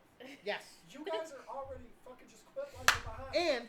And if the Navy, in their infinite fucking wisdom, would have kept the F-14 upgraded, because the F-14 had a greater radar capability and a greater range than the F-15, it would have been better than the piece of shit F-35. Because they were upgrading it with bombing capability, This is which all I you this have time. hanging up. I mean, Because as soon as he got rid of the fucking Pratt & Whitneys and went to the General Electric, that got rid of the fucking stalling problem. Which killed Goose and Top Gun. Yes. I'm going to get probably some shit for this, but I think the F-18's a better jet. In what fucking way? Just Because the F-14 had a more powerful radar than the F-15. Because if you look at the two fighters that came out of fucking Vietnam with this 4th jet, it was the F-14 and the F-15. Both fucking interceptors. Air dominance fighters. They could dogfight each other. And Eagle drivers had fucking problems. You're watching the chat. I am watching the fucking chat waiting for Ashley to chime in on this because I'll let she's you know when she chimes in. 'Cause they I'm- said 'cause the only I time got to they watch could the chat for pounce this, on the but- 14s is when the wings came out. Because they were dropping their airspeed. And that's the only fucking time. And that's when they started winging. But the F-14 pilots were like, yeah, alright, we'll get you. We'll get you next time. Because you combine them with the AIM-54C, not the AIM-54A. AIM-54A had a lot of issues when it was first introduced. Which, by the way, anything that was first introduced, guess what? Has issues. Okay, you're talking about 1974, 75, 76, up until the 80s. Yeah, it's going to have a lot of fucking issues. But you know, All new jets do. all new jets do. Same thing with the Pratt & Whitney engines. It has stalling issues. So General Electric comes out and says, hey, I have a more powerful engine. It gets rid of the stalling issues. Guess what? You They go from... tested it. Hey, this fucking works. It fucking Outfit 'em works. all. So in the 2000s, you have the F-14D Plus program or B Plus program, depending on... Whichever you want. Yeah. Anyway. Guess what? It becomes more powerful than the... Well, I mean, the F-14 was more powerful in the radar capability than the F-15. The only thing it didn't have, because it was bigger and heavier than the F-15, because of its variable geometry wings, It's the range. was range. Well, it was speed. F-15 is Mach 2.5 plus. F-14 was Is it Mach 2.1 or something? Mach Right. 2.35. But Didn't still, as kids we see in The Last of Us would have a higher body temperature at that point? anyways, No, I'm Here dead. we are conversing about jets. You go all the way back to the last of us. Well, no, because F-15's that's radar how range the was like body 140 adapts. nautical miles, while the F-14's was 400. And you can lock on and shoot down a fucking target with the AIM-54Cs. And then you get into a dogfight. Okay, you get rid of the AIM-7, which they did, and go to the AIM-120, along with the AIM-9X, which everybody's fucking using nowadays. Guess what? You have a bird in the air. She may be big and fucking heavy, but all the Tomcat drivers I've seen in the fucking reviews said, oh, she handled fucking beautifully. I'm sure she fucking did. But was she a maintenance nightmare? Yeah. Because the wing spars, especially for the variable geometry wings, were made out of titanium. Guess what? You come out with new materials every fucking day. So you upgrade it. You make it fucking lighter. Lighter equals faster and more maneuverable. Now you're on par with Mach 2.35, maybe the Mach 2.5. Yeah. You put, and you still have the huge radar system. Guess what? You still have that fleet interceptor that can handle the long range bombers and the fucking cruise missiles that you have to worry about with fucking China. Can the F-18 do that? Absolutely fucking not. Can the F-35 do that? Absolutely fucking not. F-22 probably could. Can the F-22 land on an aircraft carrier? No, I'm it sure cannot. if you throw enough money at it, it fucking will. You'd have to redesign the You- carrier entirely. Not the carrier. You would have to redesign the entire F-22 in order to make it land on a carrier. As Look at the way landing gear it is now, on the you F-22. would need It to is redesign short it. and stubby. Yeah. Because I think they're using F-110s or something like that, which are very powerful. But I'm just reading them. F-35 is not the GOAT. The F-35 No. is a fucking pig. It's Yep. literally called Fat Amy for a reason. The It's fucking F-35 fat. is sucking money. And the reason why they're retiring... Will you stop The throwing your damn F-35 hat? That poor is the hat. reason why they're retiring the greatest plane ever built is a fucking A-10. Which is until still hilarious. You'll hear the rounds hit the ground. And unless you've Before been you on the even ground, hear the under barrel. fire, and heard that burp come at you, don't fucking talk to me. But I mean, Because if you the hear it, you A-10 clearly does weren't the not target. need to be retired. It's just the Air Force being a fucking retards like they always are. Because they don't know their asshole from their fucking elbow. Again, it is still really cool that if you hear it, it wasn't meant for you. Yes. Because have you ever listened to, She's digging at you now. No, it is not. Yeah, that stemmed from Gulf War One, not fucking OIF and OEF. You know how close the A-10 can get?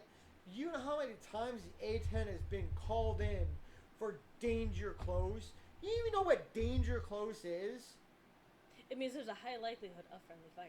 Yeah, it means a high likelihood of friendly fire. So I Because guess- the enemy is at Oh, our oh, fucking oh, throats, oh, and we hold gotta on, hold call on, in hold on. for danger fucking close. So I guess The technically... 16, the I- 15, You guys- and AC-130 cannot do the same, and the F-35 cannot do the same I mean, mission as the fucking he A-10. is Don't even she fucking is- get me. She is egging me on fucking purpose, and she fucking knows But it. see, the problem because is she is also technically correct. technically, the only time the A-10 actually had a friendly fire fucking incident was in Golf War 1. I mean, with it being specifically designed for danger close missions, there is a high chance of friendly fire. So I guess, yes, technically, when it goes through and does its pass, there is a high likely chance it took some friendly fire. But that's why it's called danger close.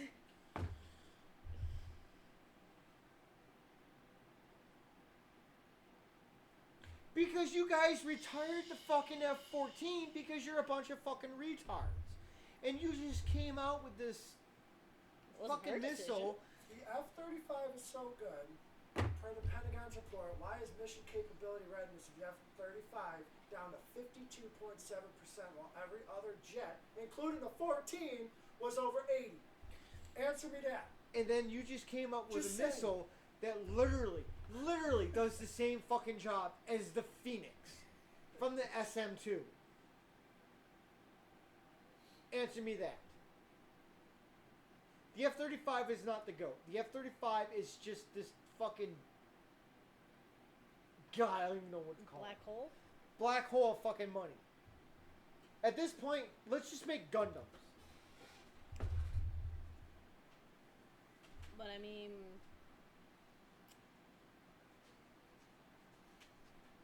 Yeah, no. The zombie apocalypse would not last years. It would most likely only last months.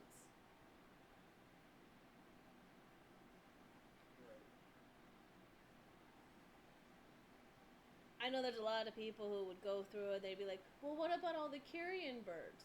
Well, for one, their stomach acid is... The only carrion birds you would primarily have to worry about in a zombie apocalypse would be things like crows or ravens. Yeah. And that is only because, one, they do actively flock together to feed off of carrion. And they are resistant to disease. But they also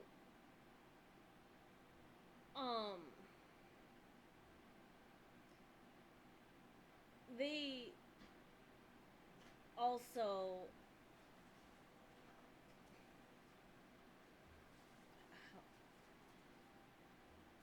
how can I put this? They're also smart enough to stay away from something that could be potentially diseased. And I know, and a lot of people, they like to go through and bring up, well, wouldn't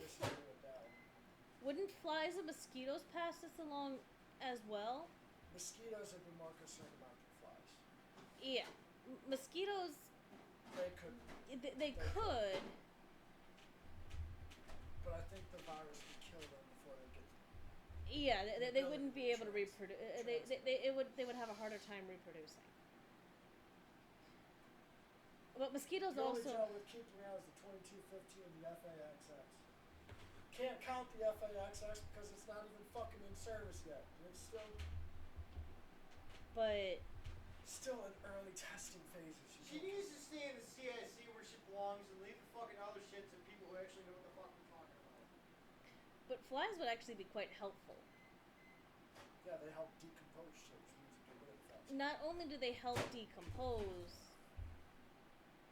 but they'll also serve as a warning sign. Yeah. For the dead.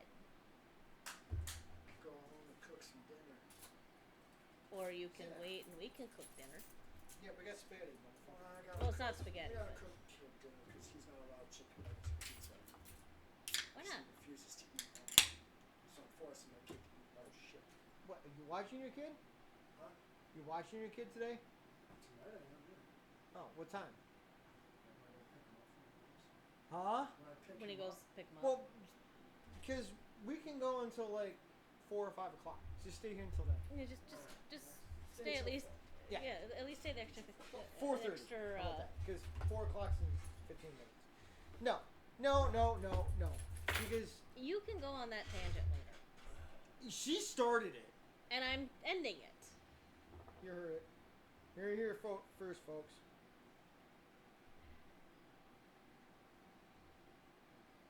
But no, that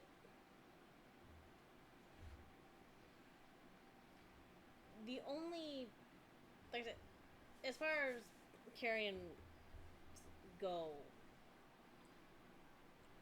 would be Yeah, because you'll fucking lose.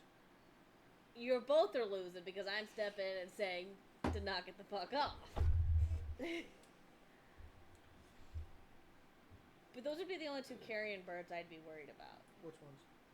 Would be vultures and ravens because they can still get the disease. Now, vultures on the other hand, their stomach acid is so fucking powerful that it kills everything.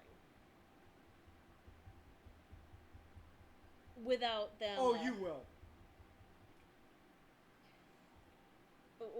Without them ever catching anything. That's the reason why you don't see vultures who've got spreadable diseases because their stomach acid is just so strong it dissolves the DNA of the virus and bacteria. Children.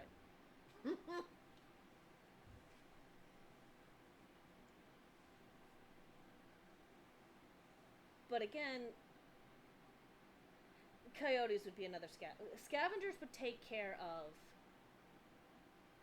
the dead and the infected so fucking quick. Are we talking about The Last of Us or just zombies in general? Just zombies in general. Well, the only like if you go and look at And that's what just about every single zombie movie that you get these flash into the future, post-apocalyptics. The Walking Dead, for example, would never have gotten as far out of hand as it did. I think I can remember. Because... Oh, yes. The Zomwalt's a fucking piece of shit. Same thing with the LCS. Because, again... It's just looking at the fucking Sunwall and you just be like, what fucking second grader drew that? Especially equipped with fucking guns that we don't have ammo for. Well, It's too we- costly to manufacture. I don't think we're talking about zombie apocalypse anymore. I think we're talking about I'm weapon systems. aware, and it's quite agitating. She fucking started it. And that's why I am ending it. But the thing is, honey, I love you to death, but I don't want to talk about aircraft anymore. I really don't care at this point. when it comes to zombie movies, like especially with The Walking Dead, with that kind of virus, you just go north. They'll fucking freeze to death. You go north or you go south. No. Same thing with The Last of Us. The quarter steps can't survive in a warmer climate, warm, dry climate, like you said. New Mexico. There you go. The deserts would be your safest place because Fucking a Las fungus Vegas. because fungus need dark and damp. Yeah. And cool. Not cold, Just but cool. cool. If it gets too cold, the fungus won't grow. Which is why it transferring over to mammals just doesn't make any sense.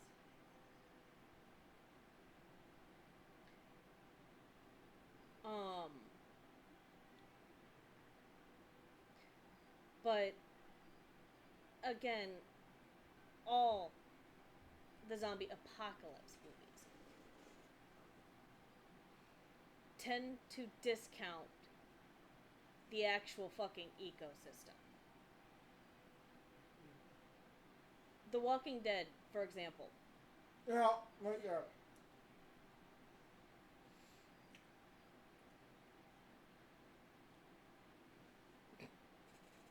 Well, okay, here's the thing.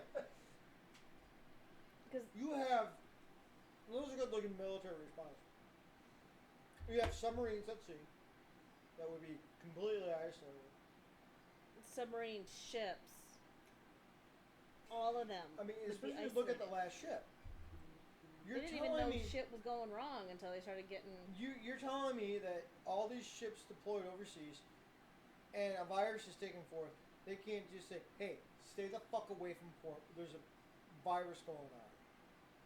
And then look at COVID. You're telling me, oh, all these people caught COVID, even though they never made a port of call. Yeah, viruses The do fucking tend. ships have air purification systems and everything else.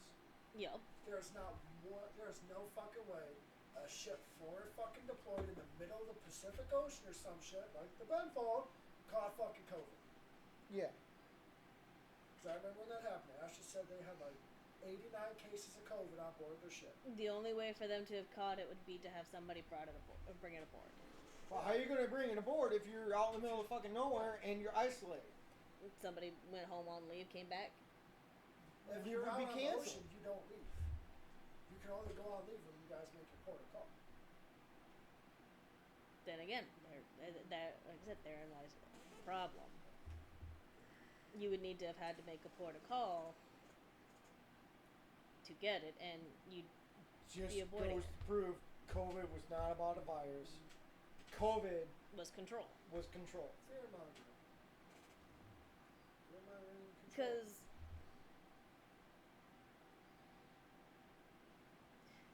and in any post-apocalyptic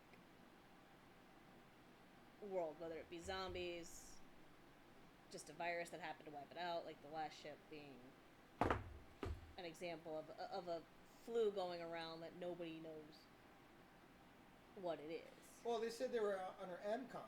As much as I talked to Ashley, all ships are under some sort of MCON. Yeah. Which is your communications blackout. Yeah. Because they're out in the It's middle for of the nowhere protection of the this ship. But you're Granted, gonna go. it was based on a book, and the guy who wrote the book didn't do as much research as he should have. And, I mean, I like the series. I really do. And then it gets kind of schwanky. Season 1 was fine. Season 1 and 2 were fine. But see, the thing that I have not understood, that I did not understand about The Last of Us, or not The Last of Us, The Last Ship, was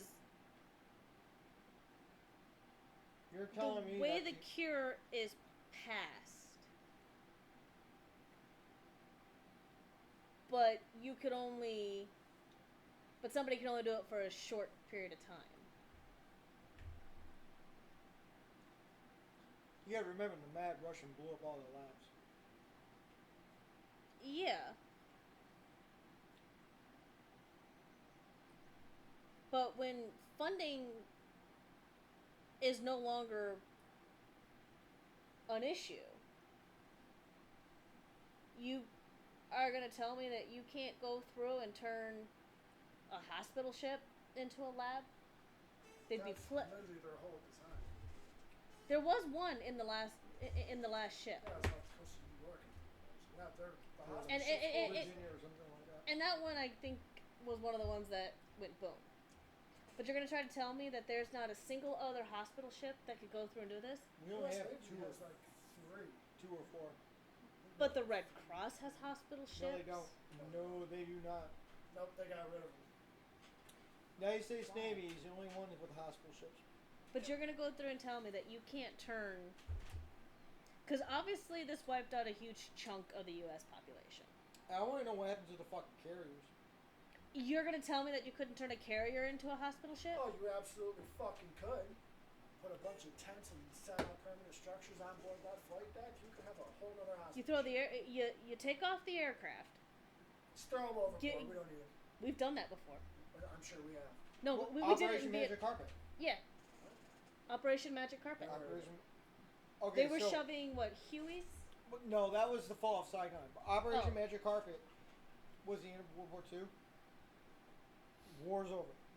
We got to get the troops home. We don't have enough troop ships, Oh, or so they threw the aircraft over. Okay. they just didn't load the aircraft. But you're, like I said, you're going to We go just through... made them into troop ships. You're going to and go then through and with the tell me fall that of Saigon, nobody thought of doing that. In 74, 75, one of the two. I think it was 70 fucking 4. Maybe it was 75. One of the two. Whichever. Whichever. If any aircraft came back damaged and we didn't have room for it, you land on the fucking carrier or whatever Dismount. deck. Bye bye. Shove it off. But yeah, you're gonna go through and tell me that nobody thought to turn carriers into hospital ships and lab ships. They have the fucking space for it. Oh, 100%. You're gonna go through and tell me that when they started figuring out how fast this thing was spreading, that you didn't turn aircraft carriers into fucking quarantine ships. That once everybody passed on those ships, What? 3,000 people on a carrier, roughly. more than that. Oh, 5,000. Which is why I can't stand the statement that's made in World War Z. When they've got refugees on board, and they start talking about how the carrier can't handle it. Bull fucking They weren't shit. on a carrier. They were on a LPD, But they're trying to go through and say that LPH. it can't support that. Oh, a carrier absolutely could. Well, the one in World War Z, they're not, like he said, it's not on. They weren't on a carrier. But you're going to go through and try to tell me any Navy vessel, any large Navy vessel, just same goes for any of the large cutters,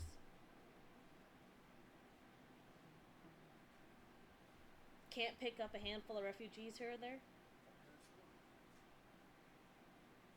Absolutely could. And handle them for a couple of weeks?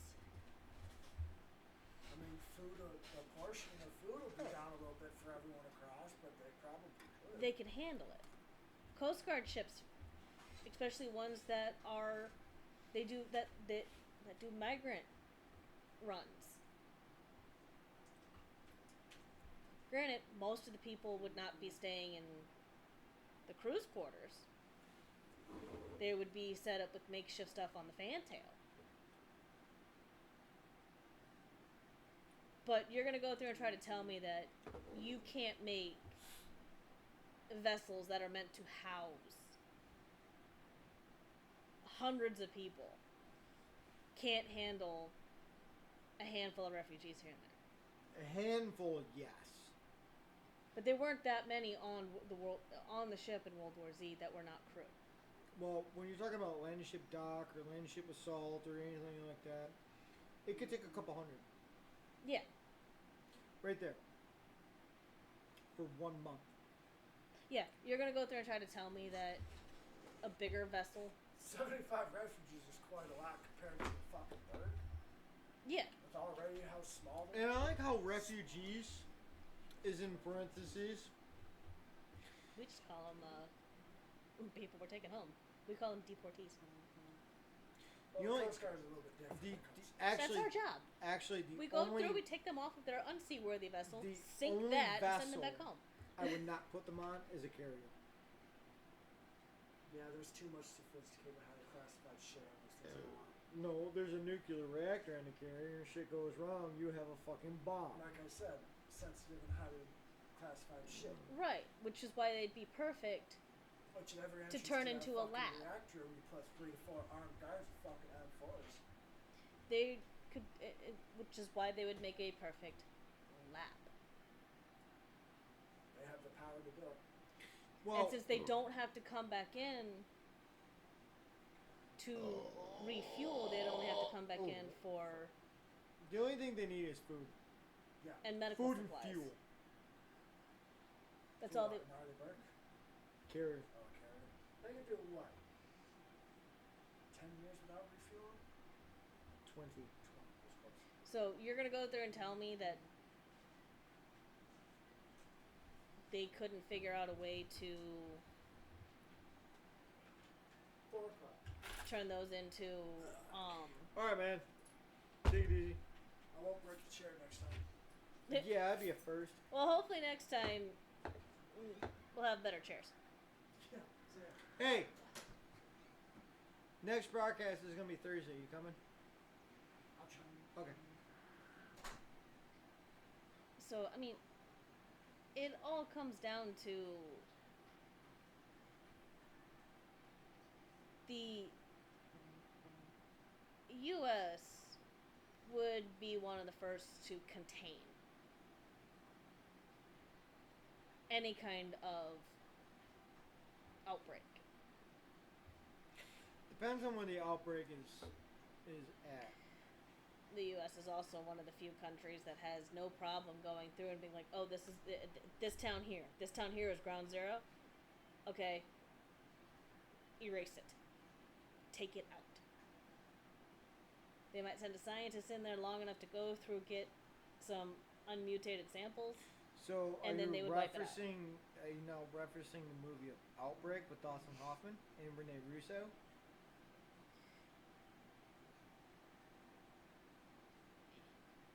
I think that is one of the films, yeah, that wants to go through and actually 86 the whole fucking town because that's where the outbreak is. Because Dawson Hoffman was a military virologist, and then Rene Russo was his ex-wife / wife who worked for the CDC, and then you have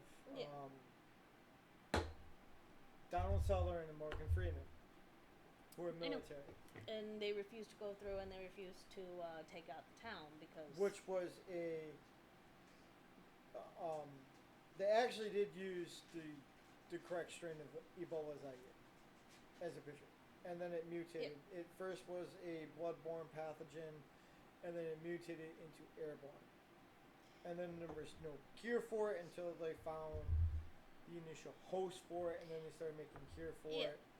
But Donald Sutherland, being military command, wanted to drop a few air explosive on the town to eradicate the town, to make sure it didn't spread into the continental United States because of how fast it was spreading. Which is the correct way that we would to respond for something that is that contagious.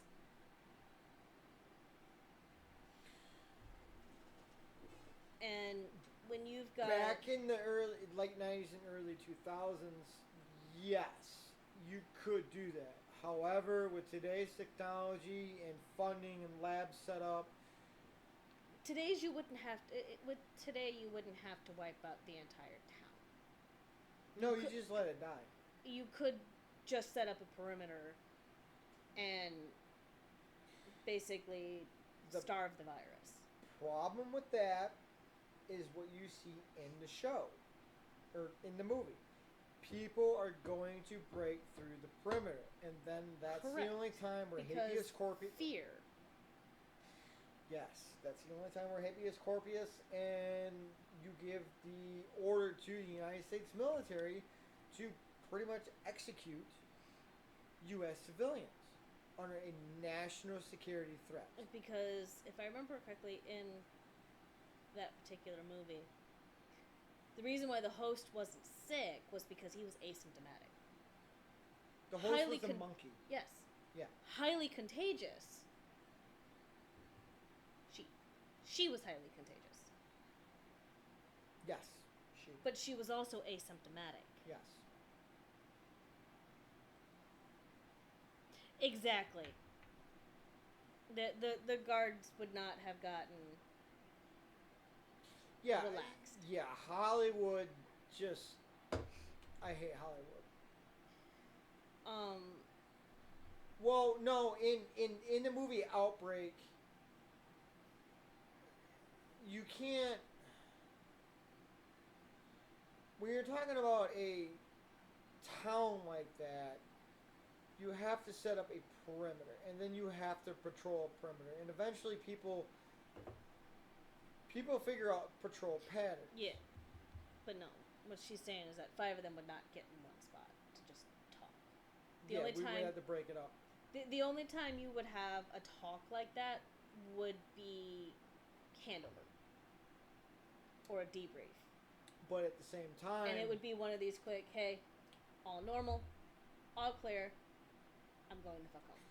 Yes. It's your watch. But the problem lies into the United States Constitution. That's the issue. That is in a situation like that is where it does, unfortunately, our Constitution becomes a double-edged sword. Yes. Because the Constitution... The government... But would But be doing here's it the to thing. protect. Going back to COVID. Because remember what happened during COVID.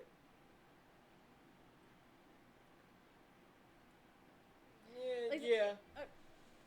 But hear like me I said, out. that's where our Constitution becomes a double-edged sword. It is not. Well, Because as big as like I would take Ebola as a bigger threat than COVID because COVID, and I almost lost Winona and Barb to COVID.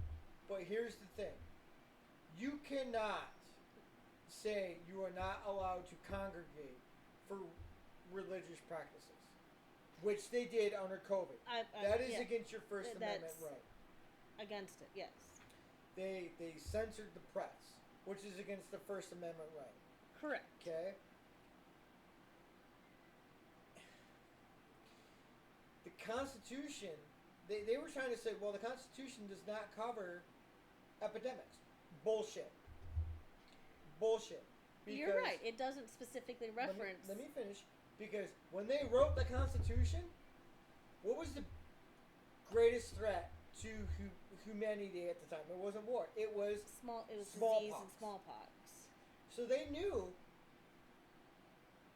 Yes, COVID was handled illegally. Yeah. They knew exactly what the fuck they were talking about when they wrote the First Amendment because they were dealing with smallpox. They were dealing with. I'd have to go back and look it up. I'm still drinking at the time, so my brain's not working. You had smallpox was the biggest one. Typhoid. Didn't have a name for it, but typhoid was still going. I'm pretty sure. I'd have to look up exactly when Typhoid Mary was, because that would give you roughly about that time. Tuberculosis is the other one you're thinking of. Yep. Both highly Motherfucker. contagious.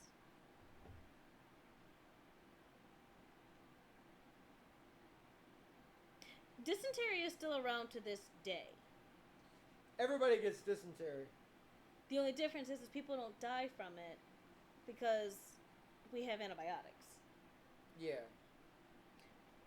And we realize that all you really have to do is basically just keep yourself hydrated. Typhoid is caused by Bacterium semina enterica suspect interior cephore typhoid growing in the intestines, pyrus patches. Yeah, So the typhoid. lethality. Yeah, the lethality of it. Yeah, was they still a had thing. to deal with dysentery. Because they didn't realize that in order to go through and get your clean water, to avoid dysentery would be to boil it. I mean, they were boiling water at the time. Right. But not all the time. But not everybody was boiling it. So that's why beer. That's why stayed alcohol, great. not just beer, Hold on. alcohol, wine, whiskey, beer. That's why, as a matter of fact, when you were out to sea, everybody wants to go through and be like, oh, well, they had water on these ships. Yes. It was grog. But fresh water was primarily for the cook. And bathing. But their main thing was, you didn't use it for bathing either. It was grog. It Beer. was a mixture of whiskey or some other strong alcohol, and it was watered down. And beer was another big one because if you look at some of the older recipes for beer, there's a reason why during the Dark Ages a lot of people were drinking beer, and it was because of the fact that, and they were like, oh, well, we're not getting sick because they were boiling the water. All the beer that was made with boiled water was considered safe to drink because the water was boiling it. Now, but at that time, they didn't realize that was the reason why people weren't getting sick. I look like a fucking alcoholic. Yes, you do. Guys. You need to slow down. I'm just Irish.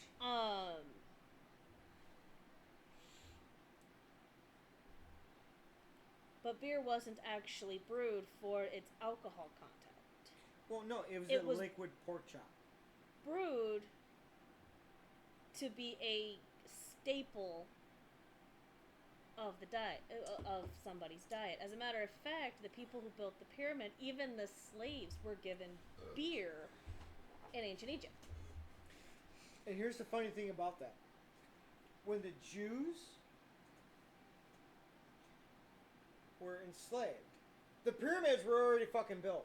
The Jews never built the pyramids. Slave labor never built the pyramids. Oh, no. That has been because why would you give, again, this is very much an outdated way of thinking, but since the pyramids were tombs for the pharaohs, why would you give a slave the honor of working on a pharaoh's tomb? You wouldn't. You wouldn't. Let's go back. But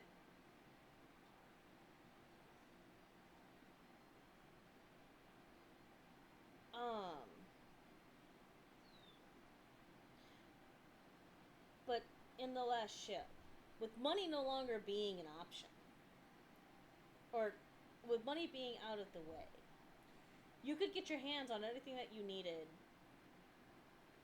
for your equipment, because the dollar wouldn't mean shit in a world like that. Well, you also have to take into consideration what you can put on a ship. Right. You would need, Exactly. yeah. Because it was considered an honor to work on that. You're not giving a slave that honor. Now, they may go through and they might be carving out the limestone bricks to make it. They may be moving the bricks. But as for actually putting it together, no. They're not. They're not going to be involved in that because it's too much of an honor. Right. So going back to the last ship, yes, you can develop an antigen on a ship, but at the same time, as Ashley can tell you, a DDG, which is a guided missile destroyer, isn't exactly fucking stable in the Atlantic. No. You would need to be on shore in a secure facility to properly mass produce it, and you need a factory to do that. Right. And you're going to go through and tell me that they couldn't repurpose any of these drug factories to pump out You either a need vaccine or a people. cure? Most of it's automated. Well, yeah. I don't know. I'm pretty sure we'd have to read the books about it, but yeah, you could do it. You'd have to figure out. I mean, as soon as you put You're going to go through and try to the tell me that antigen that the CDC and WHO, the WHO, has the does WHO not actually fucking help people, other than make them fucking worse? No. well, Fuck the WHO. are you going to go through and try to tell me that they don't have facilities that could manufacture it? Honestly, don't say the WHO, because the WHO is actually a bad. But Say the WHO. That way they don't get confused. Just for future reference. okay, but you're going to go through and try to tell me that the CDC, the WHO, Doctors Without Borders, and all these other places that go into like these small villages to help eradicate some of these diseases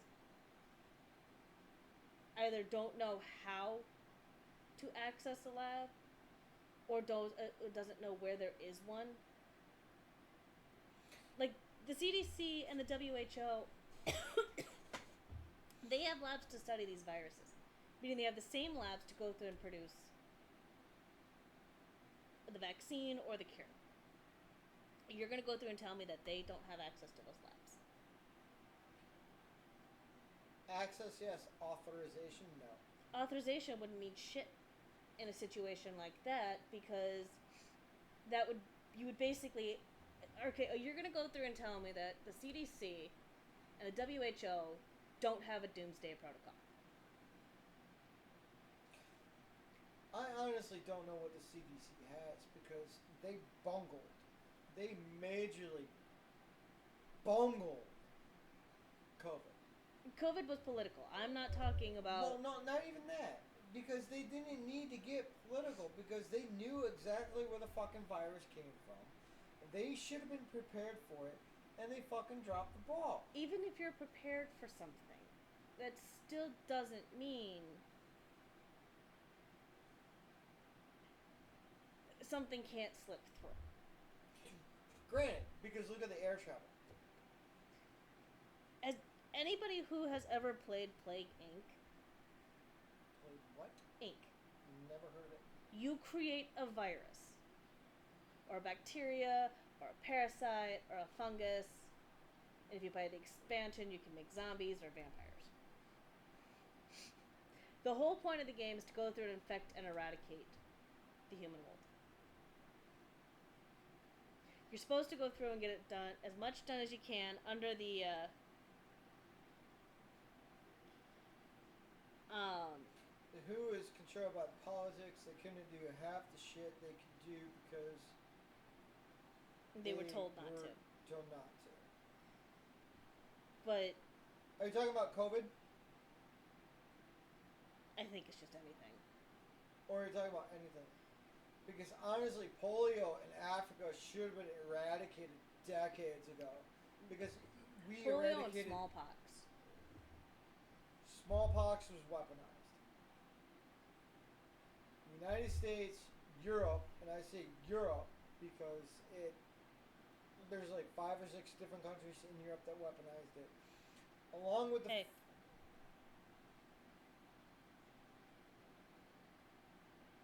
WHO could have eradicated COVID if you're given the blank check. The WHO would allow essentially off the they leash. were given a blank check. No, they weren't. No, they weren't.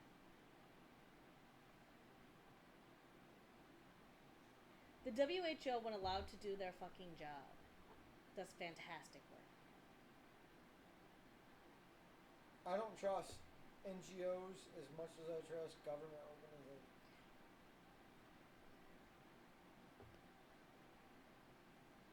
Yeah. I mean, that makes sense. When let off the leash. Let me read this out loud. Instead, they were put on a leash and were Only gone what they were. Did English.exe fail you too? Or did the keyboard say fuck you? Or did the keyboard say fuck you? Yeah.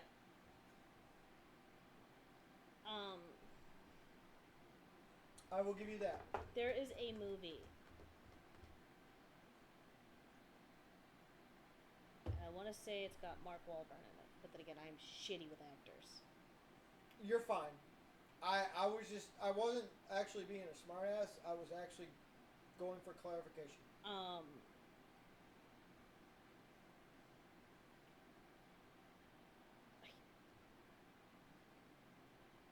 Where there's a mysterious virus going through the world.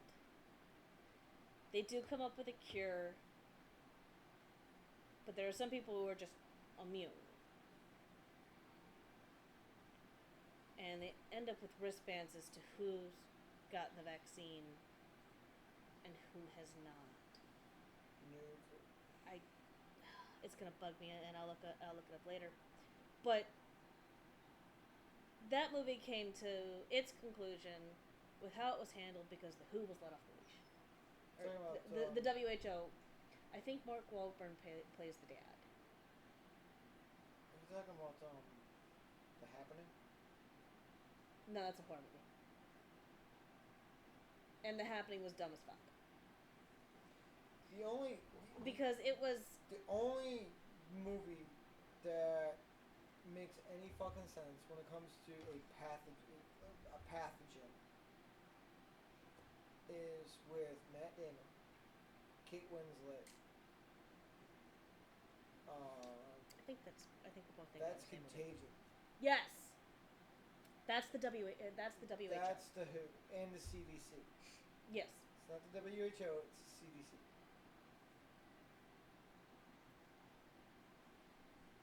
But if you allow these organizations to do what the fuck they're supposed to do and they're not playing fucking politics, which they were doing in 2020 Well, and 2021. with the CDC, Because, hang on, let's face it, COVID was not only about control, but it was also about fucking politics. Yes, because we've they were done- all against Trump. Because Trump said, well, it came from a lab at the Wu. Even that COVID's been done to fucking death. even the most liberal motherfucker out there, Jon Stewart, went on Stephen Colbert and said, Yes, Wuhan virus. yes, because When that's an the extreme district. liberal says it, Yes, because that's the district where from the lab from where it came from. it came from that fucking lab. It did not come from a fucking bat. Are you fucking kidding me? Because they were being controlled. And exactly. Yes. They played fucking politics. Yes. Politics needs to stay out of fucking medicine. The other thing when it comes down to the CDC is the biggest one. Is when it comes to a pandemic or even an epidemic.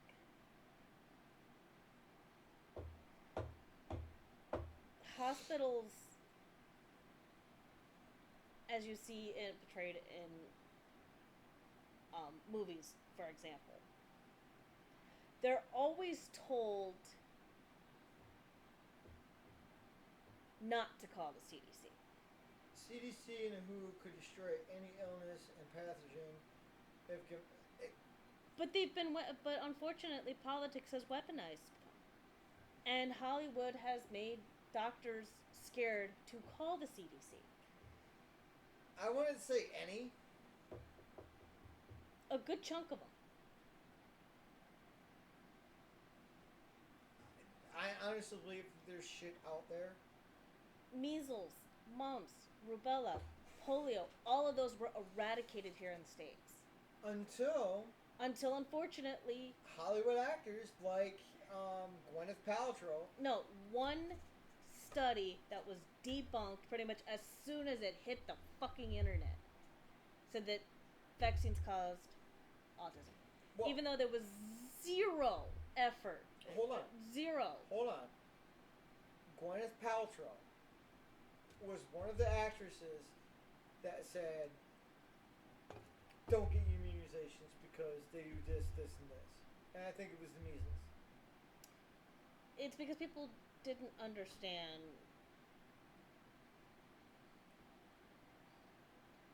Yes. Anti-vaxxers made polio, measles. Yeah. Yes, because of the fact You that literally have the power of a compute at your fucking fingertips. because somebody you went refuse through to- and they got scared of the preservatives that are in it. That help preserve it. Or that was one study and it was debunked Vaccines as cause soon as it hit the internet. It was fucking debunked. And I've been saying this online too. The reason why we have more autistic cases nowadays Is because we know how to more diagnose signs it. and yeah, We know how to diagnose it. Same with ADHD. 35. I was diagnosed with Asperger's at 35. I'm 40. That was 5 years ago. Can you imagine if I was diagnosed with Asperger's when I was younger? I wouldn't have struggled with this shit I struggled with in school. Yeah. Because they would have been able to make accommodations for you. You would have actually been able to be with your people, so to speak. Now, granted, I would have been placed in special education programs, which I did not need. Which, but well, they would. here's- My teachers would have understood. here's Hey, the- look, he's not. here's the thing. Oh, trying to get ADHD diagnosed in females. Welcome to the TISM, honey. Trying to get anything diagnosed in females, regardless of age, is damn near fucking impossible. Because, one, all the checklists are based off of male symptoms. Females do not present with those same symptoms. The other thing is, females mask so easy. The reason why you didn't know I was having issues was because I can mask so fucking easy. I can go through and lie straight to your face telling you that I am perfectly fine with everything and anything.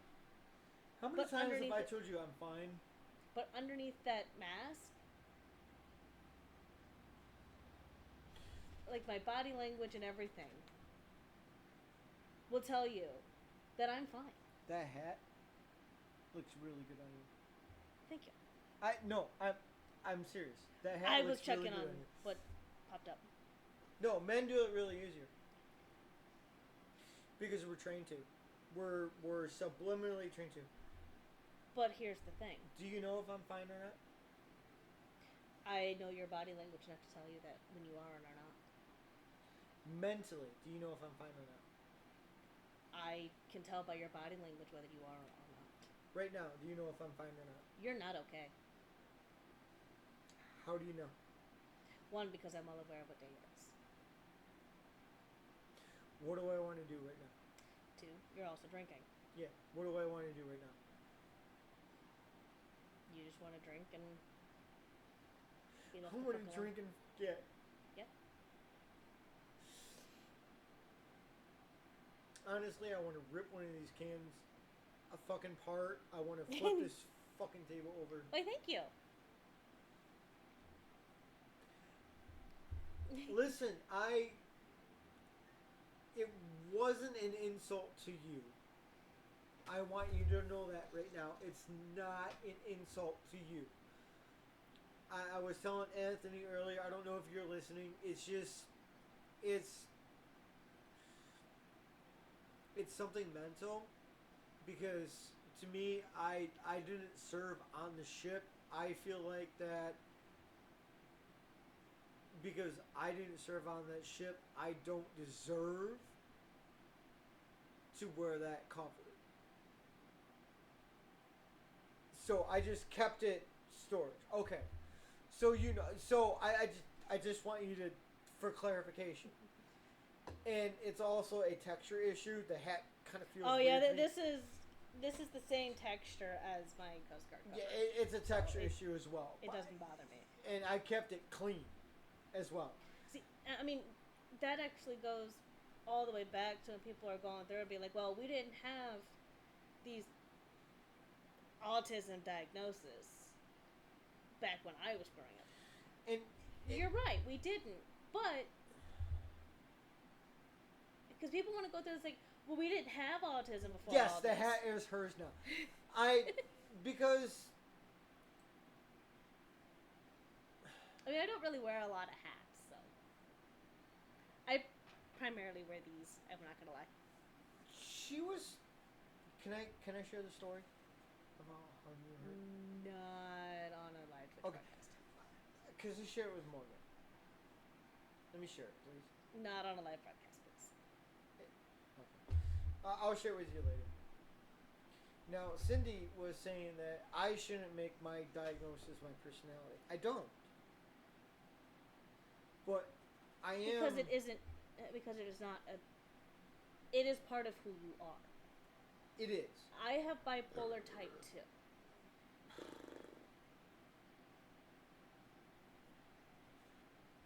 It is not my whole personality.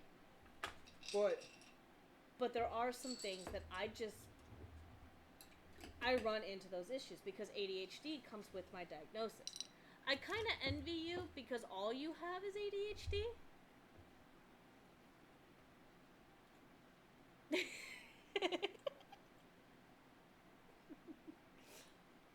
Is it because I could go through and pull people out of fighting each other?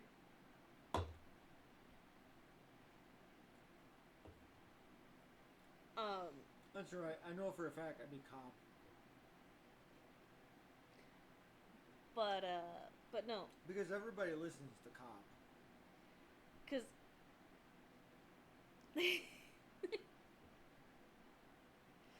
because when you I was in the Coast Guard and I worked retail.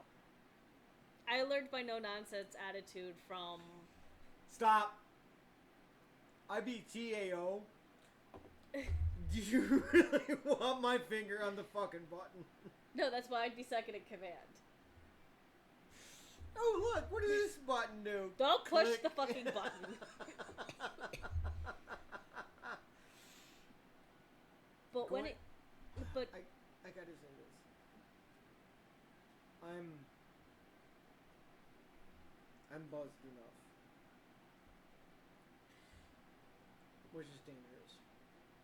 Which is why you're caught up after that when you need to go through and drink some water, thin it out. But it needs to be shared. Do you honestly know how I feel right now? I don't know the exact things, but I do know you're... I haven't been okay for a long time. You're feel. I could take a guess and say you're feeling rage for one, Oh, yes.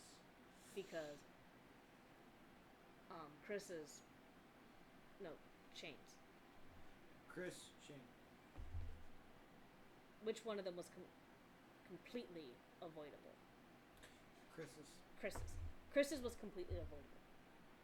Chris was completely unavoidable. Shane, unfortunately, because that was a 1 in a million shot, it was, you can go through, and I think you can even make peace with the fact that it was just his time. That it was 100% his time.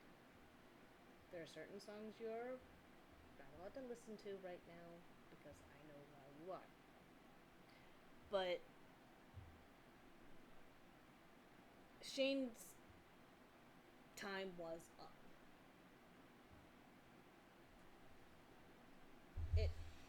It was up. That clock hit 0.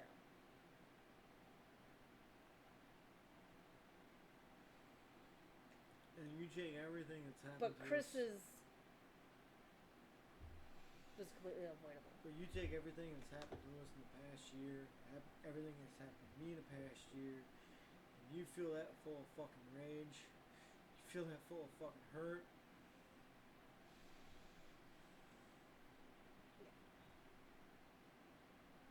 I have 2 options, 3 options, maybe 4 options.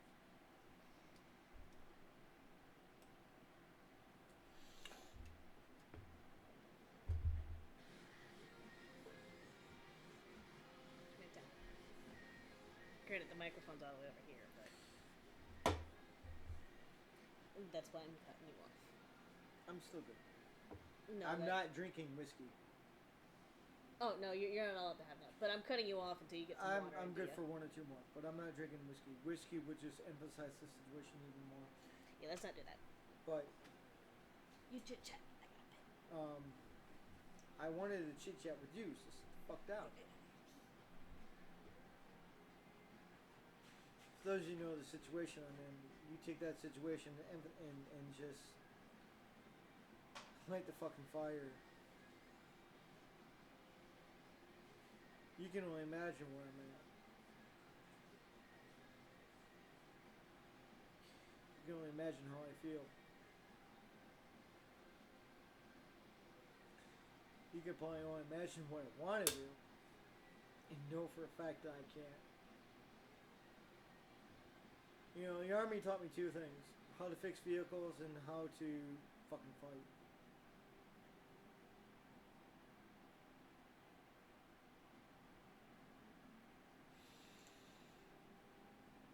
All I want to do right now is how to fight.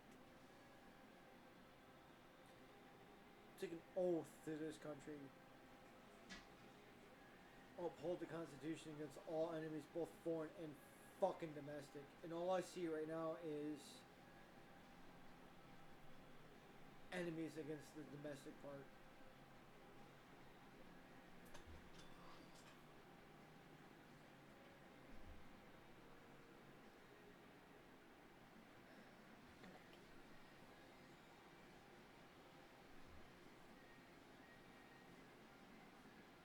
All I gotta say is their time's coming. Yeah, be careful what you say. That's what I said. All I gotta say is their time's coming. You You know, the Bible says, "Hell hath no fear like a woman scorned." But the Bible never mentions fucking anything about a veteran dad and his daughters. And that's because it was written by a bunch of misogynists. I'm sorry to any and all Christians watching this. The Bible is very much misogynistic. But then again, you also have to look at the time period in which it was written. That's why I can't stand all these people who have no media literacy at all. They got none whatsoever. Yes, I'm switching subjects so that I can distract you. Sound good? Yes, no? Yoo-hoo. Yeah. Okay. Like, nobody, or very few people, have media literacy anymore. You gotta turn off some fucking news and do the research on yourself. And I'm not just talking about the news. Movies, TV shows, books. At the start of 2025, all the left is sitting there going through, "Oh, we're in a Handmaid's Tale. We're in a Handmaid's Tale." But the Handmaid's But Tale they is don't fucking even- left. But the thing is that I've never read or watched The Handmaid's Tale. There are people, but I have listened to people talk about it who are actually fans of it. For us to be living in The Handmaid's Tale, that would mean and I'm gonna, again, because this is Twitch and we're trying to get the channel off the ground, not get it canceled. And for anybody watching this who may or may not have some trauma in this area, this is your trigger warning. It's going to touch on some heavy subjects here. In The Handmaid's Tale, women fertility has gone down. There are only a select few who can actually bear children. None of them are consenting to any of this. They are forced into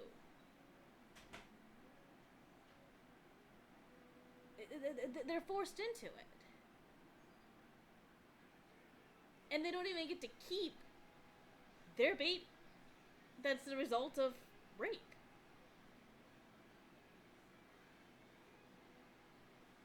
So, for us to be living in a Handmaid's Tale, that would mean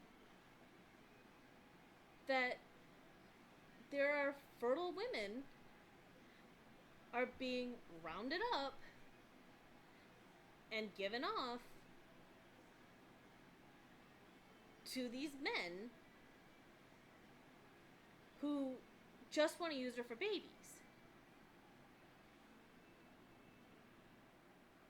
Which is not the case. Yeah, sure, Roe v. Wade was overturned, making it a state issue. And I'm sorry, when it comes to terminating a pregnancy, that decision is made between a woman, her partner, and her healthcare professional. Those are the only 3 people that should be involved with terminating a pregnancy for non-medical reasons.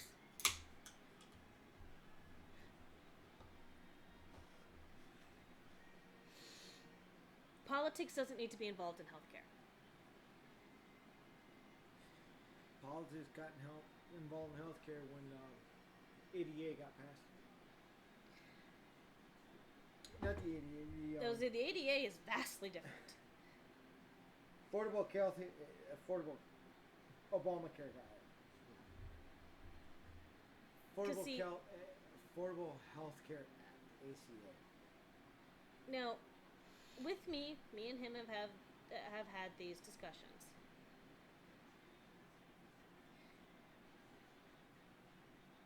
It's not my body. It's her body. It's her relationship. It's her who has to bear the consequences if she so chooses to terminate a pregnancy because she just doesn't want it. That's not some person in office's choice. That's hers, and she's gonna have to live with it.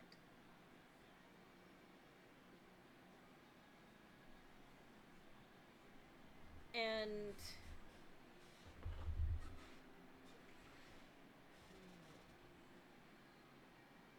there shouldn't be pro-choice versus pro-life.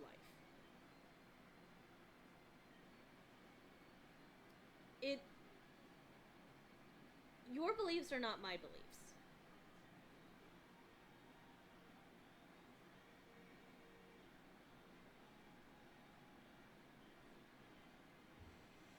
It comes down to your morals. That's like trying to go through and say that because you shot yourself in the foot,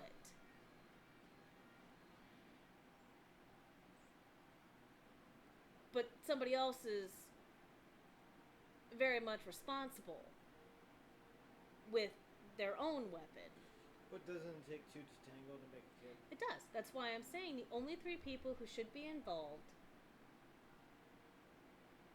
with that pregnancy is the mom-to-be, the father-to-be, and the healthcare professional. That's it. Not going to school or goes to church every single day and Peggy Sue down the fucking road.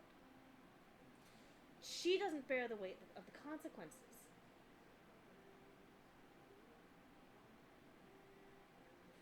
But That is couldn't you between also those make 3 that people. Same argument for child support.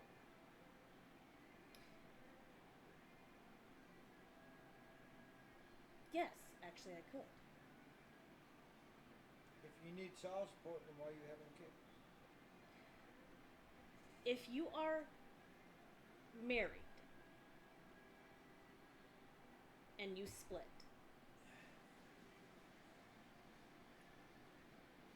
you are still responsible as the absent parent, whether it be the absent mother or the absent father, to take care of a kid that was born within wedlock. But the thing is, in 90% of cases, It, unfortunately, the man goes is... towards the mother.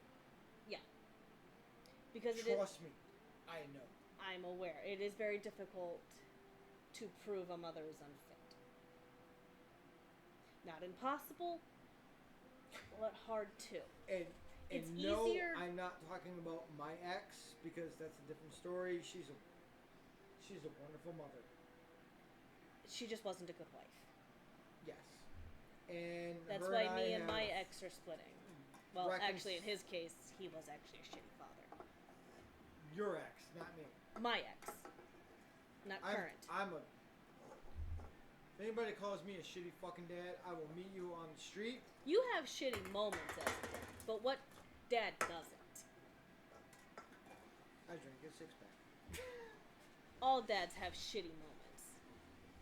Every parent has shitty parents. Find me the instruction manual on how to raise 3 fucking daughters.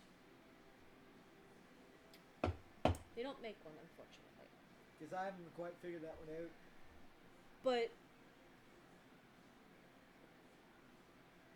where I draw the line for child support is if that was the only reason why you got knocked up in your relationship. Is especially if it's out of wedlock. If you went through, you got knocked up just so you could break up with him and force him to pay child support. That is not okay.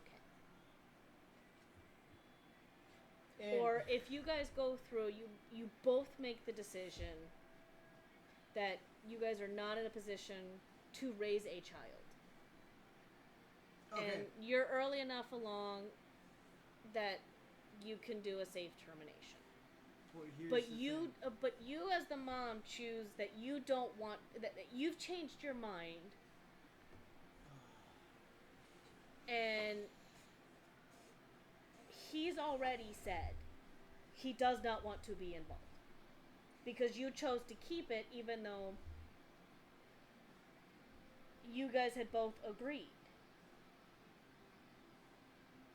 that that this is not the time, this is not the place. Yeah, but where does most child support come from?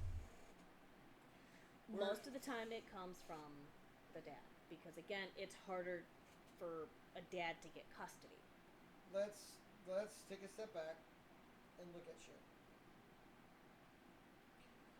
It is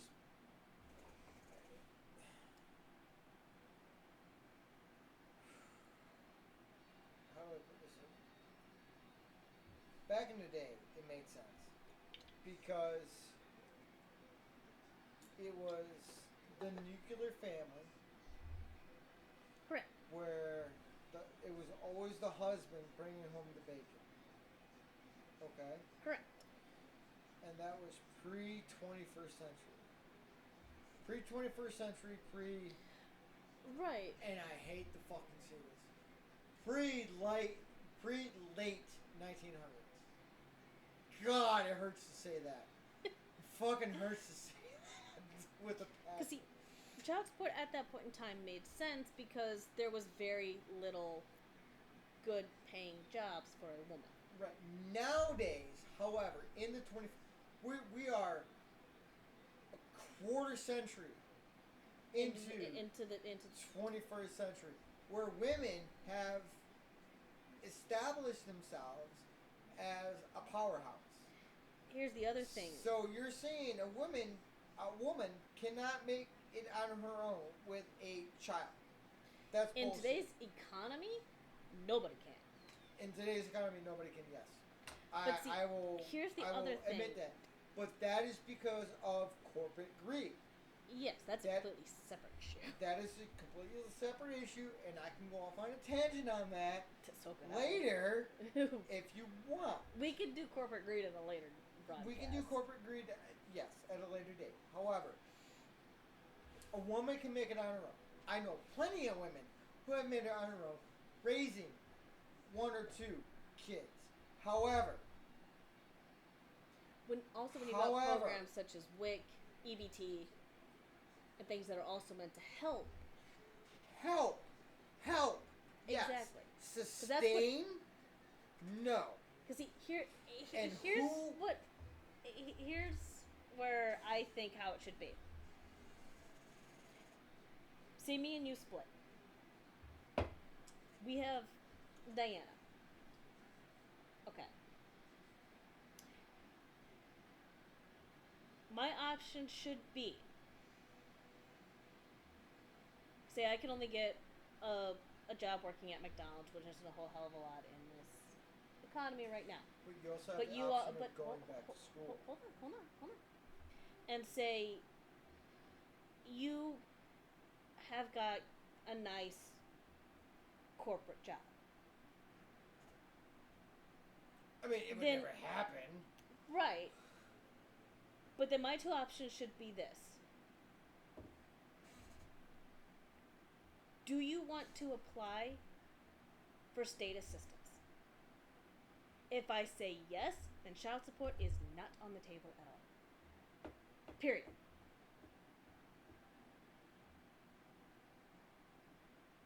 Or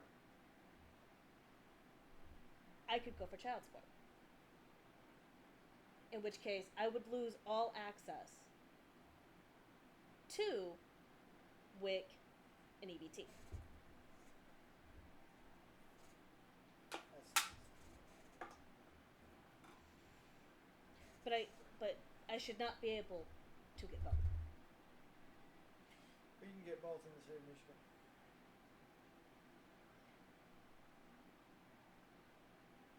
So, and don't even get me started on the women who are out there who want child support and alimony.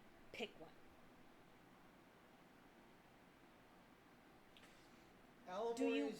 Alimony is only, at least in the state of Michigan, alimony is only available if you're married over 5 years.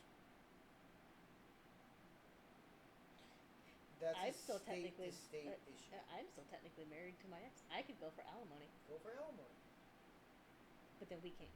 Then I would, but unfortunately, I would lose at the moment. Right, at the moment I get married, I'm just so it would be completely in pointless. your case, it's different because that motherfucker Because we were married in walked 2014. on it. We were married in And 2014. It is now I really want to say 25. the word he is, but we're trying to get. Yeah.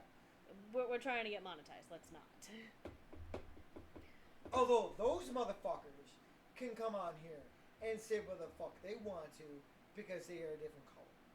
Which is But a again, double fucking standard, like I said- which pisses me the fuck off. And here's the other thing. These ladies who are going out and who have no stable relationship. EBT queens. Yes. Generational Should not EBT be queens. able to allow. They should be sat down and be like, okay. Because I mean, when you're filling out EBT or SNAP or even WIC, one of the questions they have is, do you receive child support? Granted, yes, you could very easily lie and say, no, I'm not, and still collect it. But that's why I think EBT, the EBT, SNAP, WIC, all of that should be linked to front of the court. And front of the court should be the final decision. No, this person's already getting $2,500 in child support. They don't need EBT or WIC. Because between 5 different fathers, they're getting this much in child support. They make over the threshold, they don't get it. If they need EBT, they need a better job. Or they need to take these dads off the fucking support.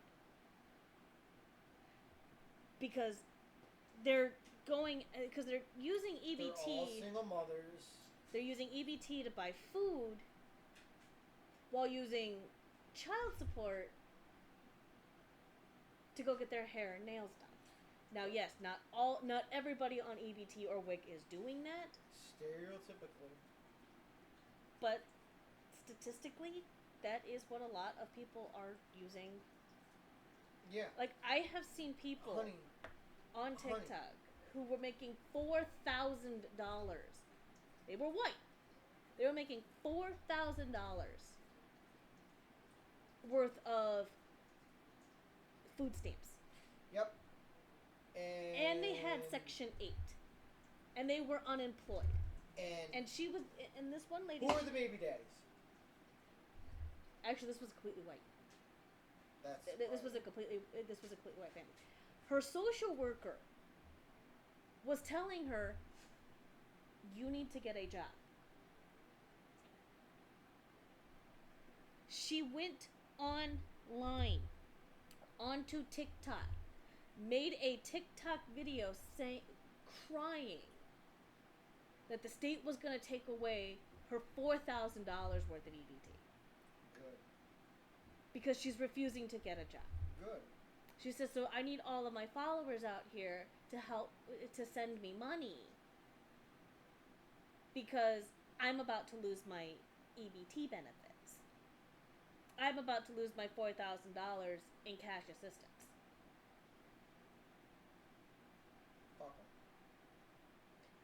When, if you go over even $1 of their minimum, of their maximum threshold, you're denied.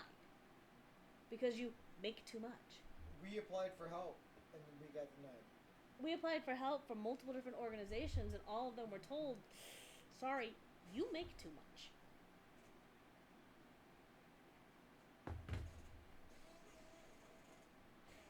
If it's for a one-time only thing, if you go through and be like, hey,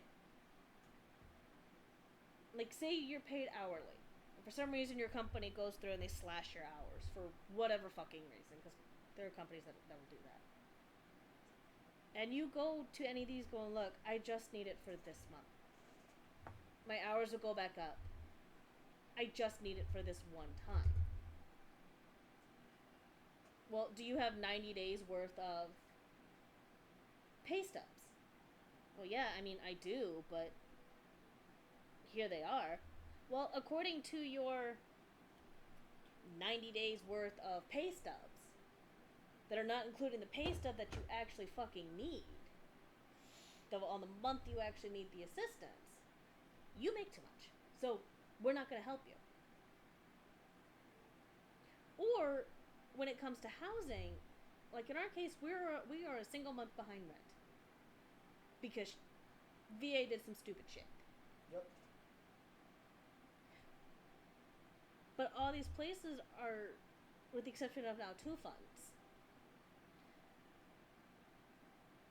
But again, with it being Memorial Day weekend, holidays tend to screw things up. We called Catholic Charities.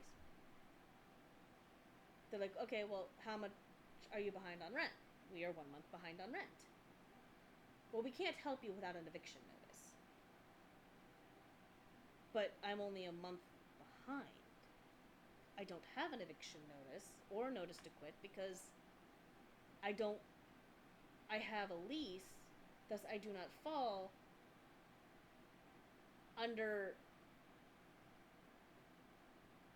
the category of even being available for eviction. We have a 12-month lease. We don't have a month to month.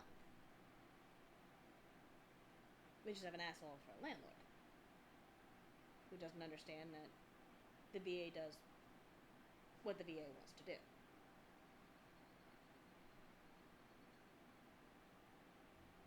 Same goes for Section 8. There's a long as shit waiting list for people who actually need it. But they don't want to give it up. They stick you on a wait list for like 2 or 3 years. By that point in time, you've already built yourself back up and you don't need them anymore. It was a story about 5-6 years ago.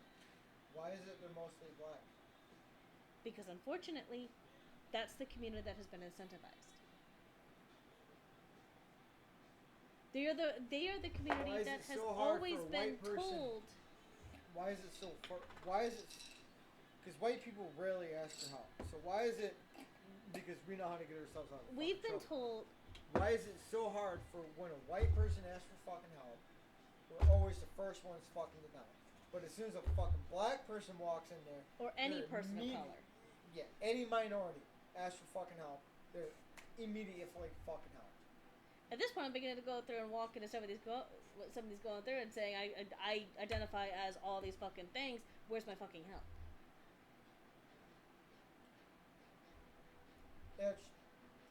It's becoming racist against white people. But remember, there's no such thing as racism against white people. We can't be the victims of racism. Oh no. Because we're white.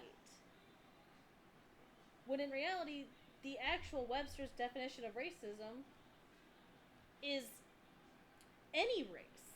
But that's a logical fucking argument against these people, and you can't use logic against these people because they don't understand what logic is. And They all only the understand what emotional fucking arguments are. and like some of the black creators that I follow on TikTok,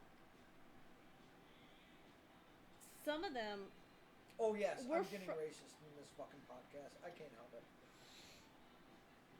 as long as we don't do any slurs, we should be okay. I'm not making any slurs, but But- if that, no, is this going to make me racist? No. No, we're going back to the very root of everything. But is Which it going is- to make me sound racist? Yes. But the fucking truth hurts. Just saying Because- that I got a black friend automatically makes you racist. But Because here's the it'd be thing. like, oh, you're just using them as a token. I'm not no, using them we've as a been token. no, we've been like my ex-husband's black. Oh, you're using him as a token. No, the fuck I ain't. We're getting divorced because he stepped out on me. That just makes them a statistic at this point. Because they say they don't want to be a statistic, and yet They end up a statistic. there he goes. Because he's a piece of shit. But here's the thing. Now, listen. Did I step out on Winona and Gracie? That was No. purely a miscommunication That was because a she commu- said you guys were gonna need to take a break, Yes. Now, with someone which with Asperger's, is interpreted as even I don't understand emotional responses. Sorry. I no, don't. even a neurotypical would be like, you know what, we need a break. From That this goes relationship." back to the Ross and Rachel argument from fucking Friends, and we can debate that for fucking eternity. I don't understand what a fucking break means. It's exactly that. You guys are not together. I don't understand what a fucking break means. It means We're on a break. Are we You on a are break on from a- dating? Are we on a break from relationship? To me, that's what it sounds like. Okay, fine. Then I'm gonna go do what I'm. Fine. if whatever. you are only dating, But when it comes to me and my ex-wife, she accused me of cheating, which I never fucking did. But yet again, she assaulted me and drew blood. At that point in time, the fucking relationship was over. I was filing for Exactly. divorce. The only problem is I didn't have enough money, so she fucking left. and So guess what? It was null and void at that point in time. right, Now she'll argue something else, and I'll argue something else. That's neither here nor there.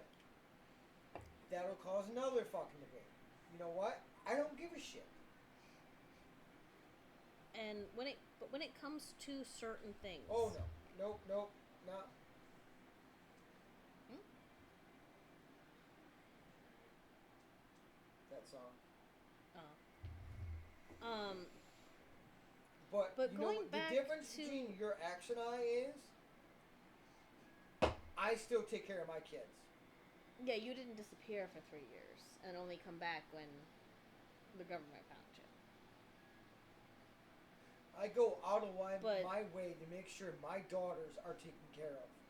I communicate But with my all ex my is neither exes here and nor all there. my kids to make sure they have everything they need. And if I don't have it, Right. then I go out of my way to make sure I can find the means to try and Now- take care of it.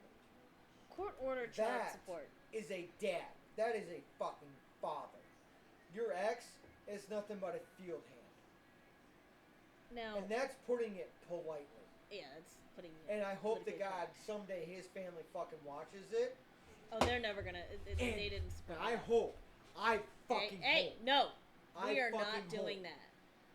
you fucking watch this. Because you and I will square off one day, one on one. And you will fucking back down again. Like the little bitch you are. And you and your entire fucking.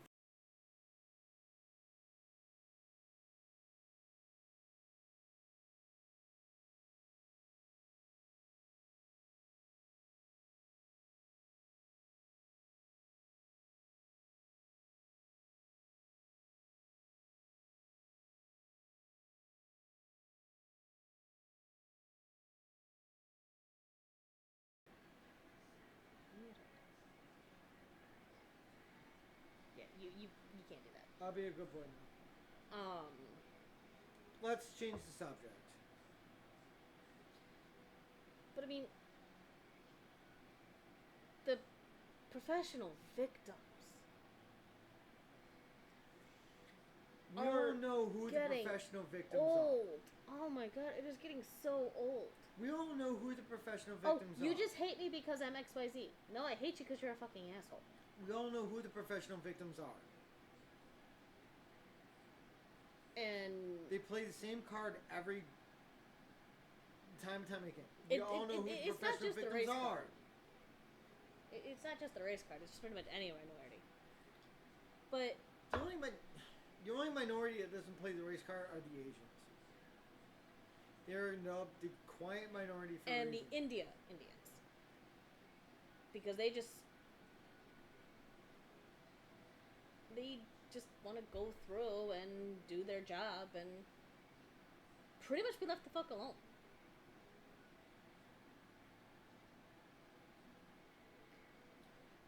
Maybe true. But I mean, I wanted to be left the fuck alone. That's all I want is I know. just to be left the fuck alone. And look what happened. You fucked with me.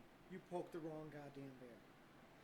You know Yes. what? Now I'm going to go out of my way and fuck with you. Yes, we've got resources for going back after what went after us. You definitely need to change the subject. But Because now I'm heated. this July, I believe the U.S. turns 250. 249. 249? It is the 249th anniversary of the Declaration of Independence, because the Declaration of Independence was signed in 1776. It is the 250th anniversary of the United States military. Well, The military is older than the country. well, I bring that up because everybody wants to go through and say that the average empire only stands for 250 years. Look at the Ottoman Empire. Look at the Roman Empire. But But we see, are not here's an empire. and people and all these people are going through it, be like, oh well, the U.S. is gonna fall within the next couple of years because look at that being over 250 years old, being spread out all over the world and everything like that. It's like, okay, if an empire fell every 250 years,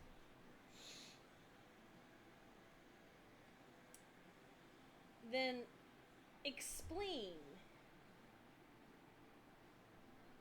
why there is not historical proof of every single empire that falls every quarter century. 25 years? Sorry, every quarter millennia. Okay. As soon as you said 25 years, I was like, hold up, no, wrong one. Explain to me that. Quarter millennia is still 25 years. Millennia is 100 years. A millennium is 100 years. What the fuck is 1,000 years? A millennia. Oh, no, you're right. A century is 100 years. 250 years. You're right. I'm sorry. So you're gonna try to tell me that in the course of a millennia, 4 empires rise and fall. Every 1,000 years, there are 4 empires that rise and 4 that fall.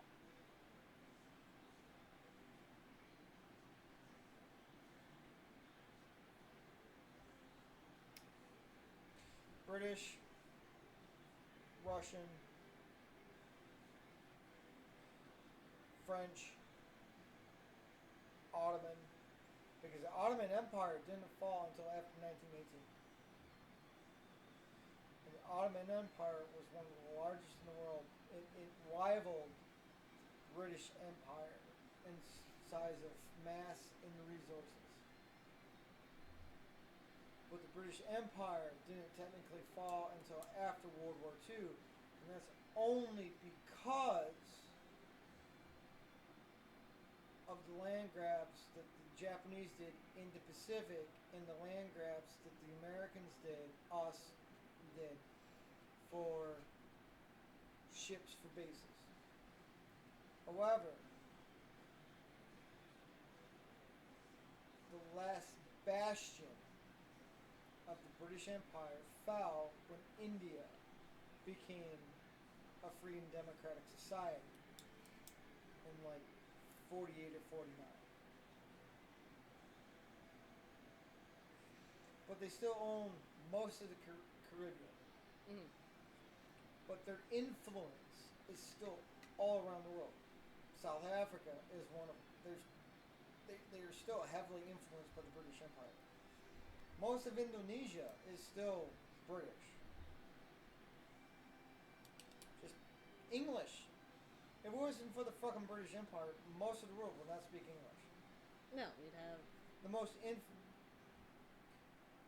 the most common the three most common languages spoke in the world are British, French, and Spanish.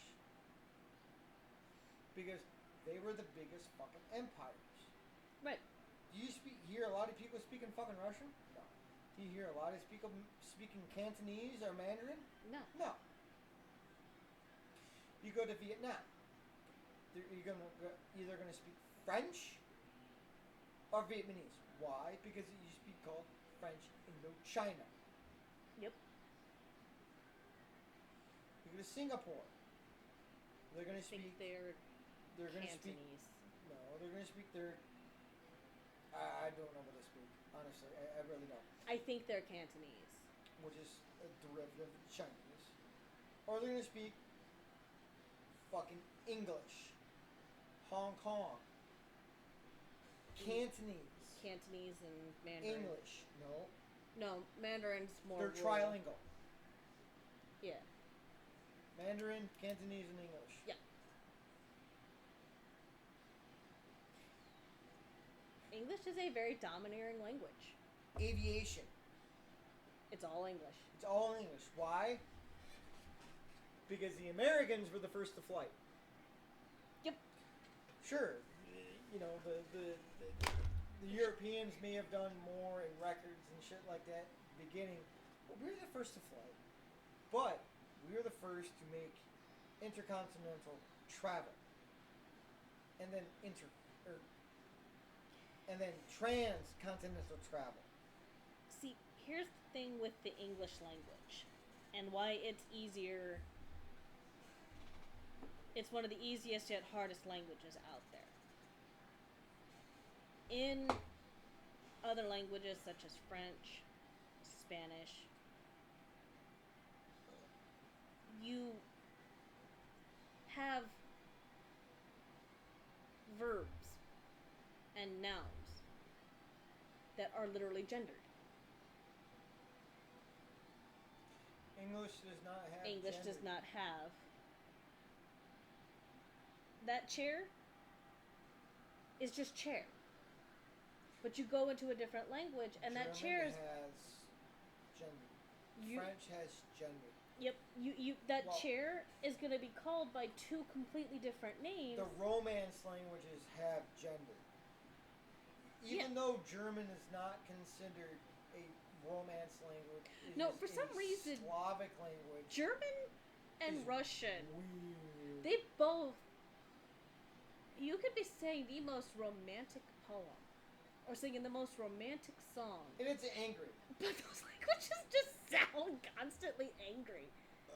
Any of the Asian languages, as well, they just sound. They don't really sound pretty. No, They Japanese, sound annoying. No, Japanese is a very beautiful language. Japanese is a very beautiful language and it flows. I mean, think about it. Chinese does not have a haiku. Japanese has a haiku. And Japanese also has 3 different alphabets. And Yes. your name is spelt different depending. The meaning of your name also changes based on which of the kanji you're using. Which is region. And depends on what of the alphabets you were getting your name from. Which is regional dialect. We had somebody in my 6th grade social studies class. She was actually from Japan. She came in when we were starting World War II. And she wrote everybody's name down in all 3 of the and I wish I still had it to this day because mine looked really cool. Ashley could fucking probably tell you. Maybe because she was stationed in Yokohama. Yeah, she could probably tell me the most common kanji for what my name would mean. Maybe. I don't know. It depends on how much she had to do with the actual Japanese people. But yet again, when she's dealing with the, I really want to say IGN, that goes Imperial Japanese. No, it's Japanese Defense Force. The SDF? So it would be Japanese Maritime Defense Force. Japanese Maritime JMDSF. Yeah. God. Why? Just at this point in time, just let Japan have a military again, because they're getting the band back together. Germany's I would love to Bundeswehr. Okay, because the Bundeswehr, which is the People's Army, is becoming a national military again, which is fucking fantastic. I'm happy for it. You know what language I would love to see my name written in? What? I would love to see my name written in Arabic. Because that is a gorgeous written language. Written language, yes. Spoken language, it also not so much. It also sounds really harsh. It's another one of those harsh sounding languages. Yeah. I hate it when I hear Arabic. But again, it is very pretty written. Nobody asked you, Wiretap. Go the fuck away. It's a very beautiful language. Okay. Okay, Morgan. Is a very beautiful. No, that was Surrey. That wasn't her. That was Surrey. Very beautiful written language, and I mean we still use Arabic numerals. Yeah. But I hate hearing it. I don't blame you. It wouldn't be any different than some Pacific Theater war guy, Marine, here in Japanese. Yep,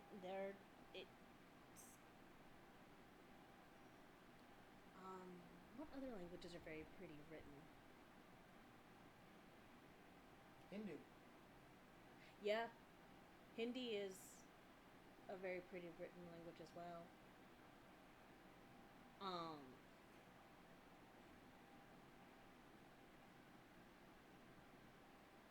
Unfortunately, at afar, I am well aware of the fact that there are differences. Unfortunately, a lot of the Asian languages, with the exception of Korean, because Korean is very much blocky. It is very blocky. Korean, Japanese, and Korean are all very similar. But Korean stands out because it is very blocky. As we're trying to, you would have to know the subtle differences between Chinese and Japanese. Well, even Vietnamese. They're also. It also depends on. When it comes to Chinese, it also depends on if you're writing in Cantonese or Mandarin. Yeah. Because Cantonese is written and spoken in a certain area. Yeah. Mandarin is mostly the rest of the country. Cantonese is a certain. So when it comes to Cantonese, it's like speaking. I'm not trying to be an asshole about this.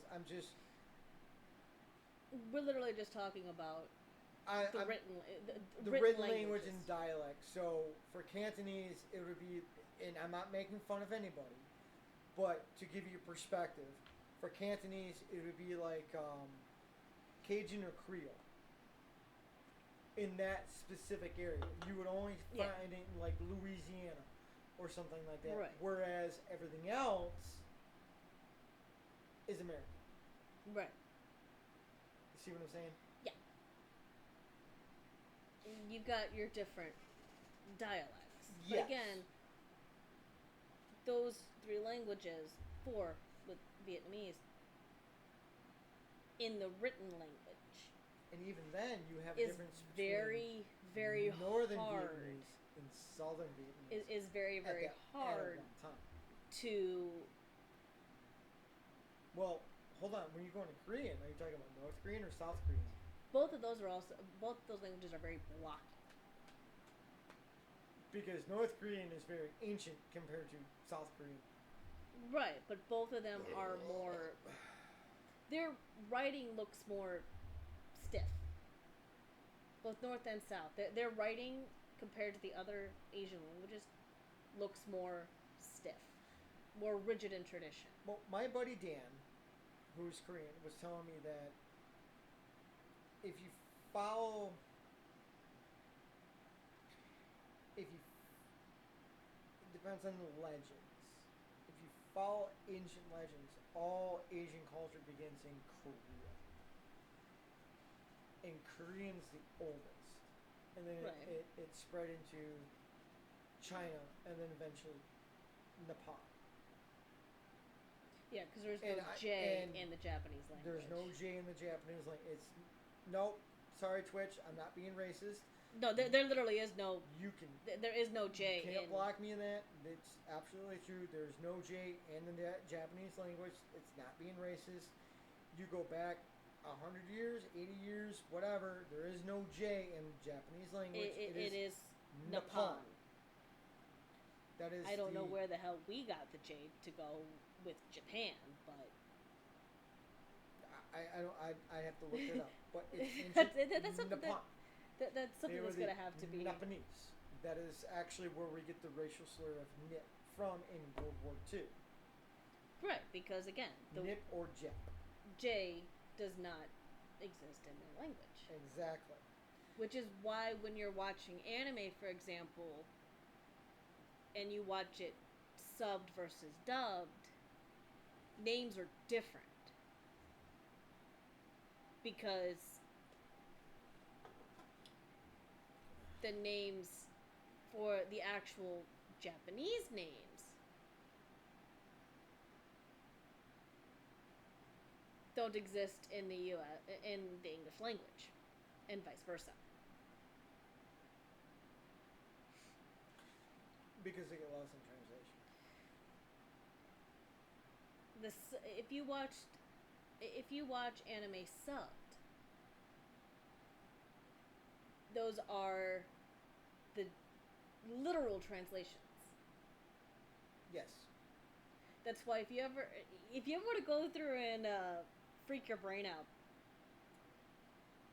watch an anime, but don't use the English closed captions because those are word for word.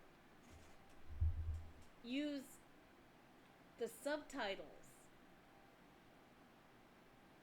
that are the translations, and watch your brain go nuts. Well, don't lay underneath my feet, dummy. What are you doing?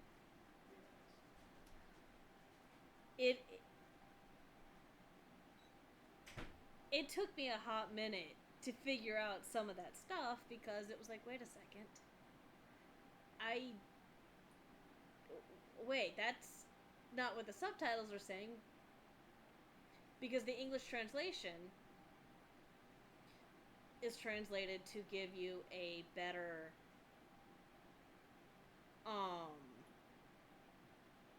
to actually make it make sense. That's where you get the debate of subbed versus dubbed from.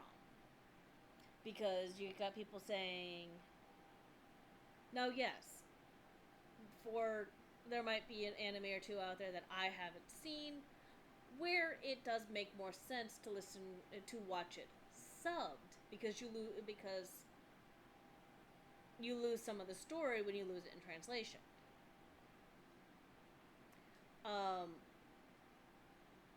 Now, the original Sailor Moon that came out, this was one of those where unfortunately they were trying to censor it, but it didn't exactly work. Because in the Japanese version, I don't like the Magic Girl saga. I don't like the magical girl genre at all. I don't know what it is. I liked the Winx Club, which is technically a magical girl, but that at least kind of made sense. But the magical girl genre, where you just have ordinary girls who just randomly get superpowers, I'm not a big fan of. But in Sailor Moon, in the original Japanese, there's a pair of young ladies in there that are dating. Oh God. In the original Japanese, they are dating. That is a... It's not a huge chunk of the story, but it is part of the story. They are in love with each other. They are aware of it. They are dating. But when it got translated over into English, because Americans at that time were not as open about having gay characters, especially openly gay characters, on screen. Well, The way they are now. Also- They're a little bit more comfortable with it now. at the same time, Hold on. most people think anime are cartoons, and cartoons are meant for kids. Exactly. That's where Sailor Moon ran into trouble. So when they translated it, they forgot.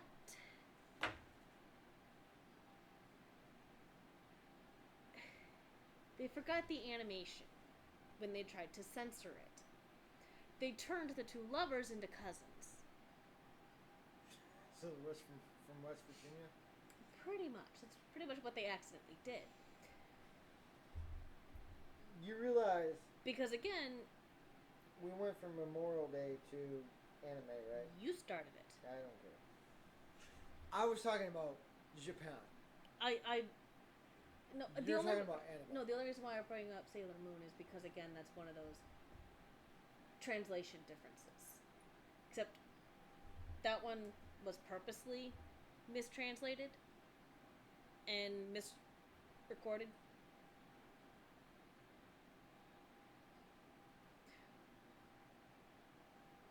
But, like he had said, it's because everybody assumed that because it was a cartoon,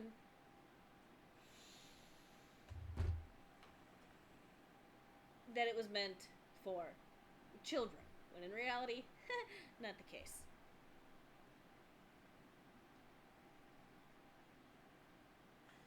And in the unedited version, the transformation from schoolgirl to Sailor Moon is naked. Yeah, 4Kids, which is who got a hold of it. Because they got a hold of Yu-Gi-Oh! As well. Isn't that a card game? It is, but it did have some cards in it that were censored.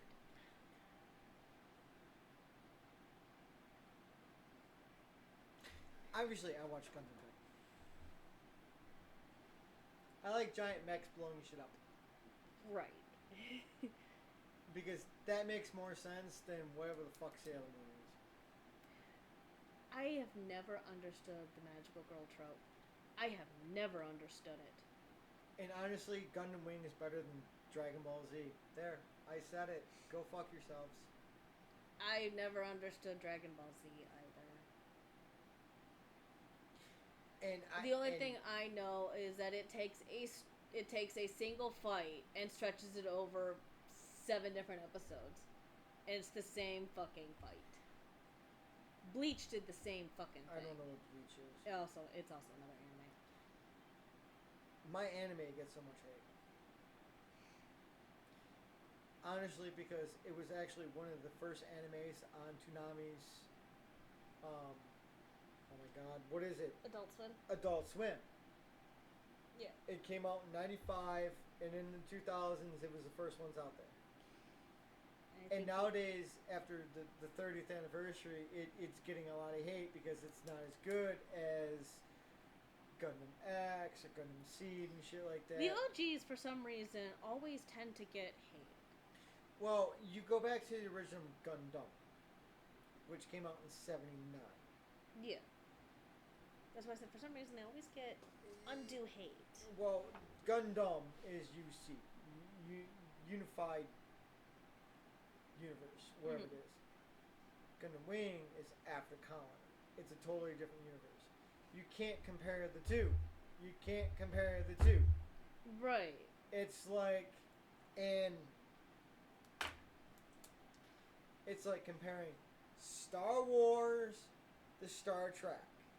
Are there similarities? Yes, they both take place in space. Yes, there are space battles. Yes, there are aliens involved. Are they the same?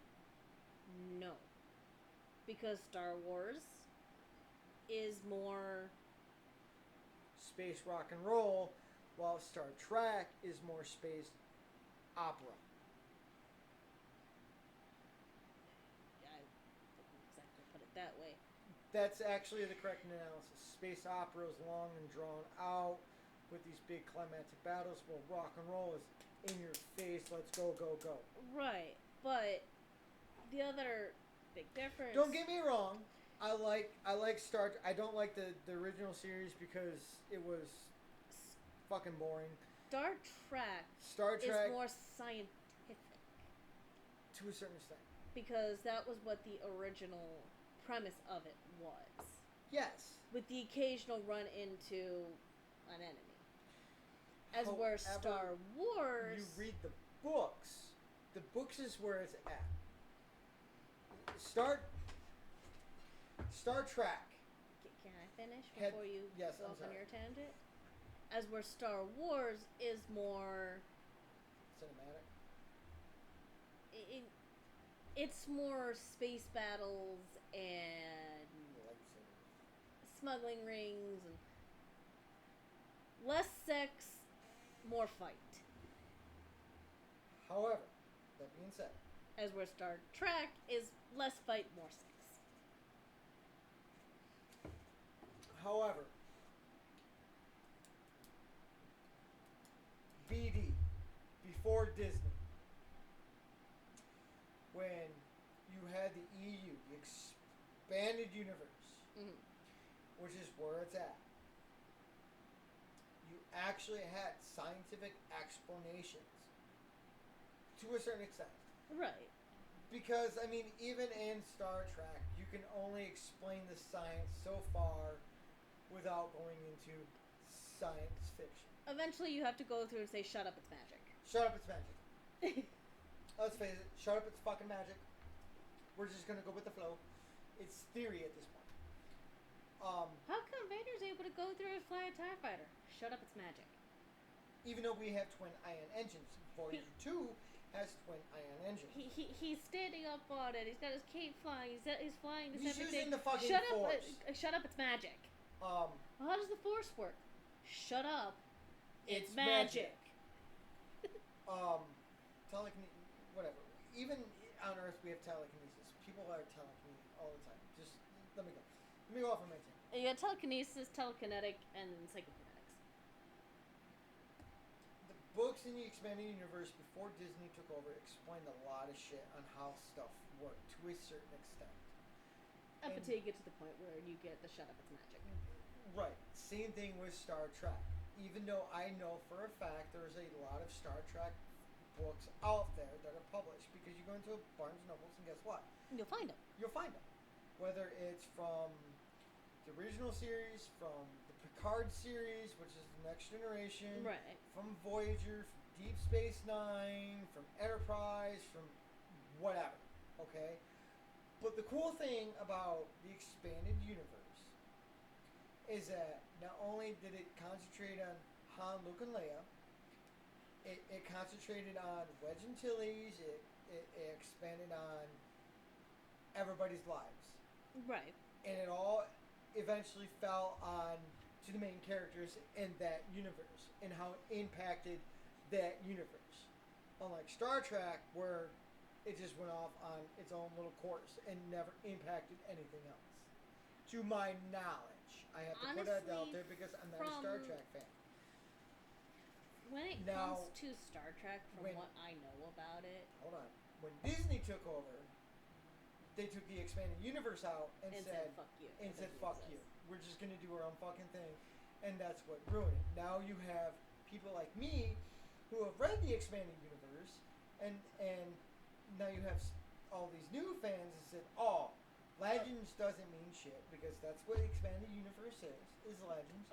Right, now and you they're have going the through and they're saying, Disneyverse. "Oh, the main reason, oh, the OG fans claim that they're Star Wars fans, but they can't accept this." The reason why Star Wars fans of the original Expanded universe. movies that had come out, the original cinematic universe, I specifically say cinematic, 1 because through there 6. because there are. It's just like when you run into the MCU. You've got the cinematic universe, and then you got the comic books, which don't always align.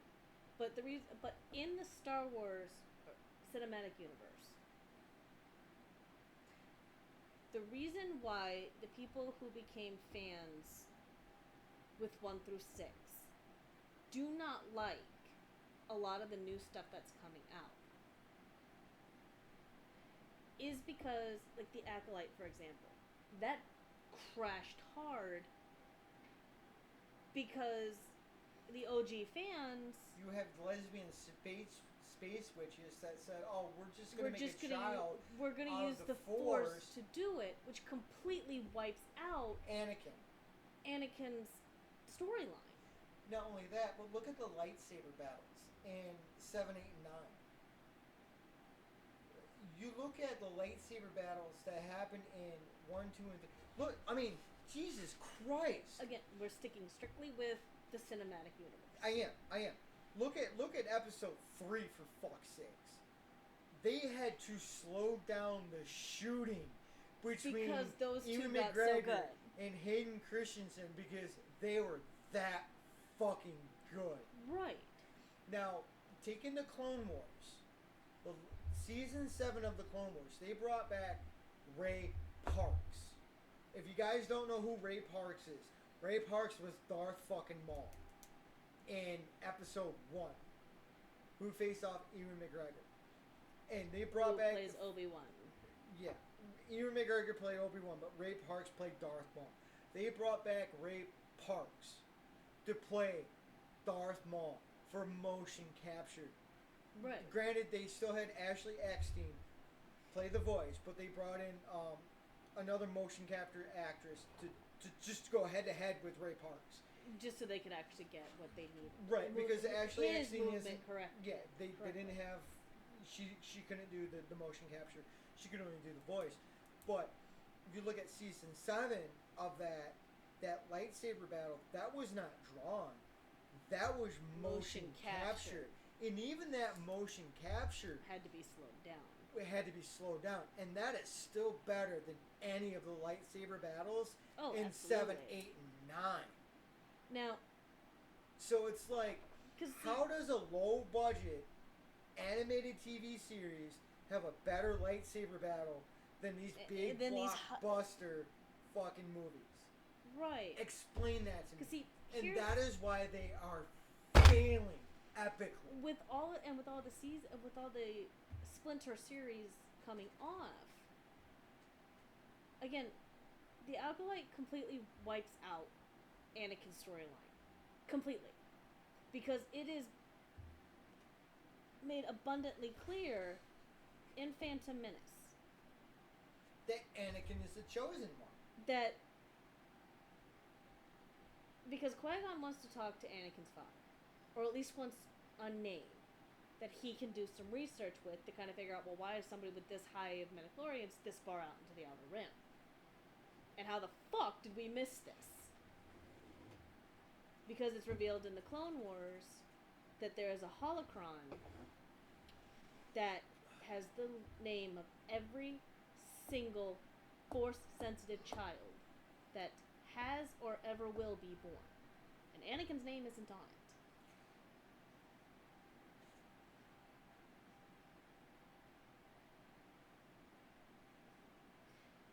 So Qui-Gon just wants to know how to fuck somebody this high in midichlorians was able to. Yes, the Jedi don't go out to the Outer Rim very often because it's mostly lawless. I wonder why that is. So he just wants to know, well, how did somebody this high fall through our cracks? Maybe lower force, you could barely lift a soda can, could slip through because it's not really worth training. But how the fuck did Anakin slip through the cracks? Okay, I want to speak to this guy's dad because is he a Jedi that nobody really knew? Or is he another one that slipped through the cracks? How often has this been bred to the point where there are Force-sensitive children slipping through the cracks that are not on that holocron? But even Just to Shmi go- Skywalker said there was no father. So that would explain why he has the high amount of midichlorians that he has. Because now I know it's not as cool, but biologically, since the only DNA material that's being provided is female, Anakin should have actually been born female. From a biological standpoint, since there is no father to donate the Y chromosome. But fuck it, it's magic. The chosen one should have actually been female, purely since there was not an X chromosome or a Y chromosome introduced. But that's biology. That's neither here nor there. Right. But if you look at the prophecies, the whole point of the chosen one was to bring Balance to the Force. Force. Technically, Anakin did. It never But- says how. It never says how. But if you continue with the Clone Wars, and I mean, it kind of screws everything up in the expanded universe. So I mean, they're gonna have to go back and rewrite a lot of books. If you look at, and this is where I believe there should be a new theory. Maybe he wasn't the chosen one to bring balance. It just, like you say, it never explains how. If you look at his circumstances, like you and I've discussed, Yeah. look at what happened. Padme's pregnant. Ahsoka leaves the Order. And Obi-Wan, Obi-Wan takes Luke and no, puts himself dead. before that. Oh, yeah, right, and before that. Obi-Wan betrays him. Betrays him. Now let's say Palpatine never gets involved. Ahsoka, Palpatine's got his fingers in everything. Oh, yeah, he's playing all sides. But Just so he comes out on top at the deciding end. factor to push over the edge. Was because- Ahsoka. Because here's the thing, and I gotta hand it to Christopher Nolan because I love the Dark Knight trilogy, and I know I'm getting kind of different movies. Today really didn't have much of a topic. Today was just going to talk Because all anarchy needs is a little push. and that's what cast Anakin into anarchy, was a little push. What pushed Ahsoka over the edge to leave the Jedi Order? Was her being accused of a crime she didn't commit. She wasn't even in the fucking Right. And the location. only person who defended her left and right was Anakin. was The Anakin. other person that should have defended her was Obi-Wan. Because Obi-Wan knows that she wouldn't have done it. Right. So But those he just two kind of stood back. Yeah, he stood back. He and didn't, let it but happen. he also didn't support the council either. He just kind of he was like, I'm not getting involved. because he went through and he did what was best for him. Because if he had gone through and stand by Anakin and Ahsoka, because he loses his Obi-Wan seat was a on the- council on member. the council. If he stood with the council, he lost his brother. Obi-Wan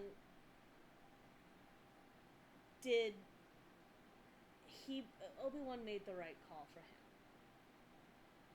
He made the right call for him, but he didn't make the right call for his family. And right. the only family he made... And But this is where... But see, he was also put in a damned if you do, damned if you don't situation. And this is where so he had no choice but to... And in the expanded universe, which is why it's going to be far greater than anything Disney ever comes out with. Because Luke gets rid of that whole attachment shit. Jedi should have attachment to feel... To keep them grounded. To keep them grounded. Because if the Jedi had attachment, where Obi-Wan was really Anakin's brother, Obi-Wan would have said, no, I am standing by my brother. I am standing by Ahsoka. Ahsoka did not do this. Ahsoka Anakin was on would a have had the completely full different force mission. of a council member, which would have been Obi-Wan Kenobi, and Mace Windu would have backed off, and Yoda's the key. Yoda would have saw Obi-Wan and said, guilty, she is not. Yeah. And that would have ended it. Because Anakin would have stayed on... He would have been granted not only his rank of master, but he would have been allowed to be on, and he would have been allowed to be on that council. And Ahsoka would have never gone through that trial. Now, it's never mentioned what your graduation trial is. From what we've seen, it seems to vary night to night. Yes. Why?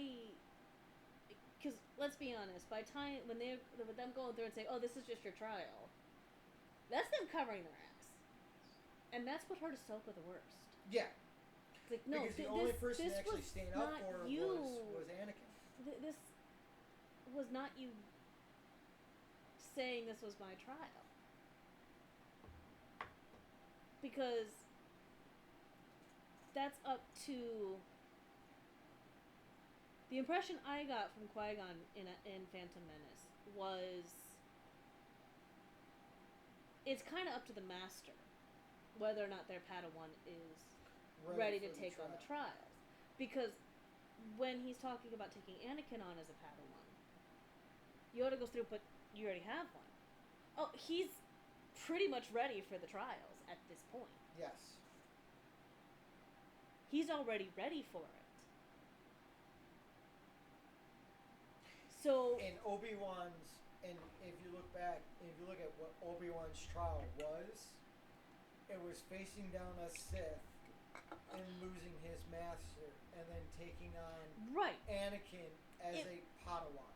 That was probably not the trial Qui-Gon had in mind. It was also probably not the one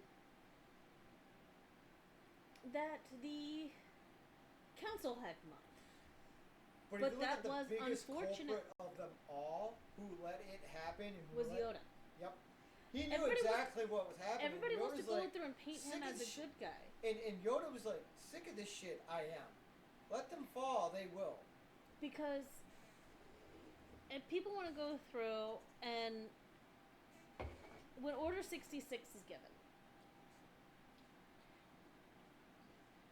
in the cartoon series, the Clone Wars.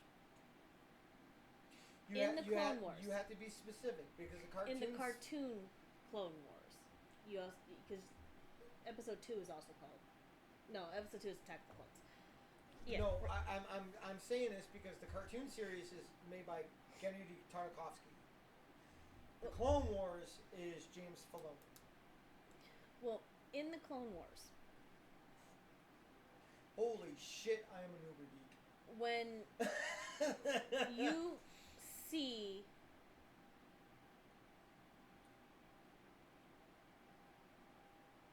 no, because the only one you really follow in Attack in the Clone Wars for Order 66 is just Ahsoka.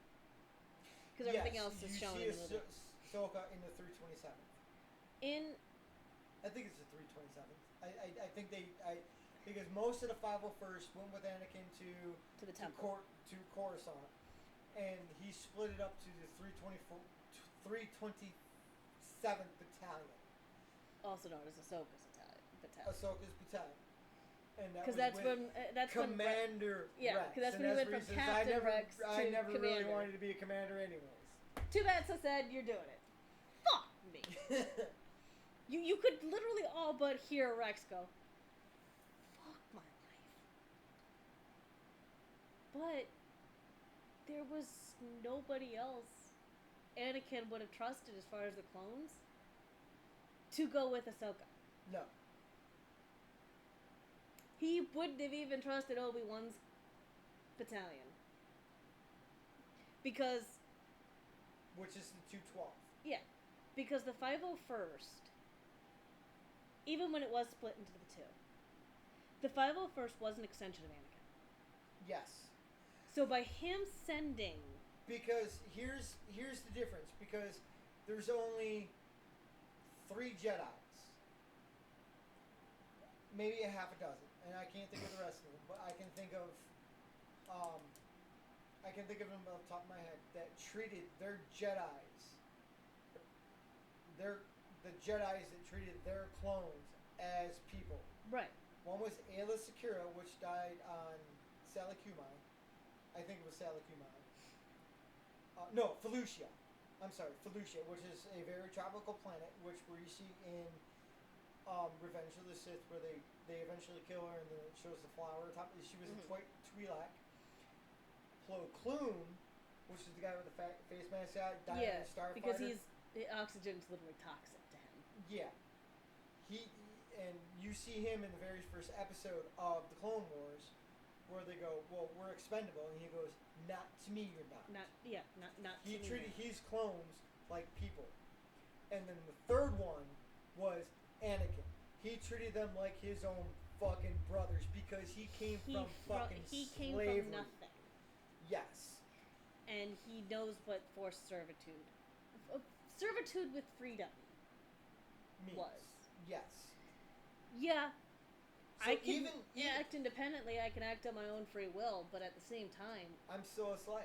I'm owned. So I'm still even owned. if, and the theory behind that is, even if Anakin never turned to the dark side, The 501st never would have turned on him. the theory is the 501st never would have turned.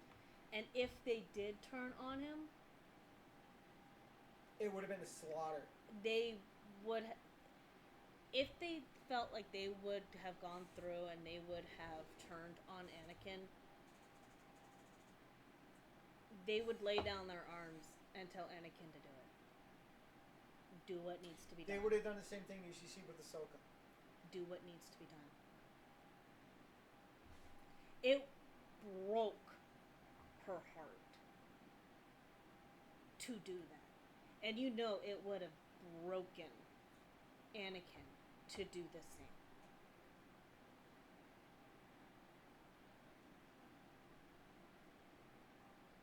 But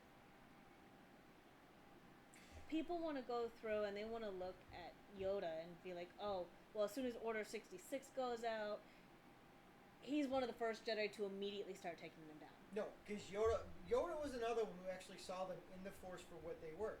They were Because he people. even straight up says it in the In first like episode.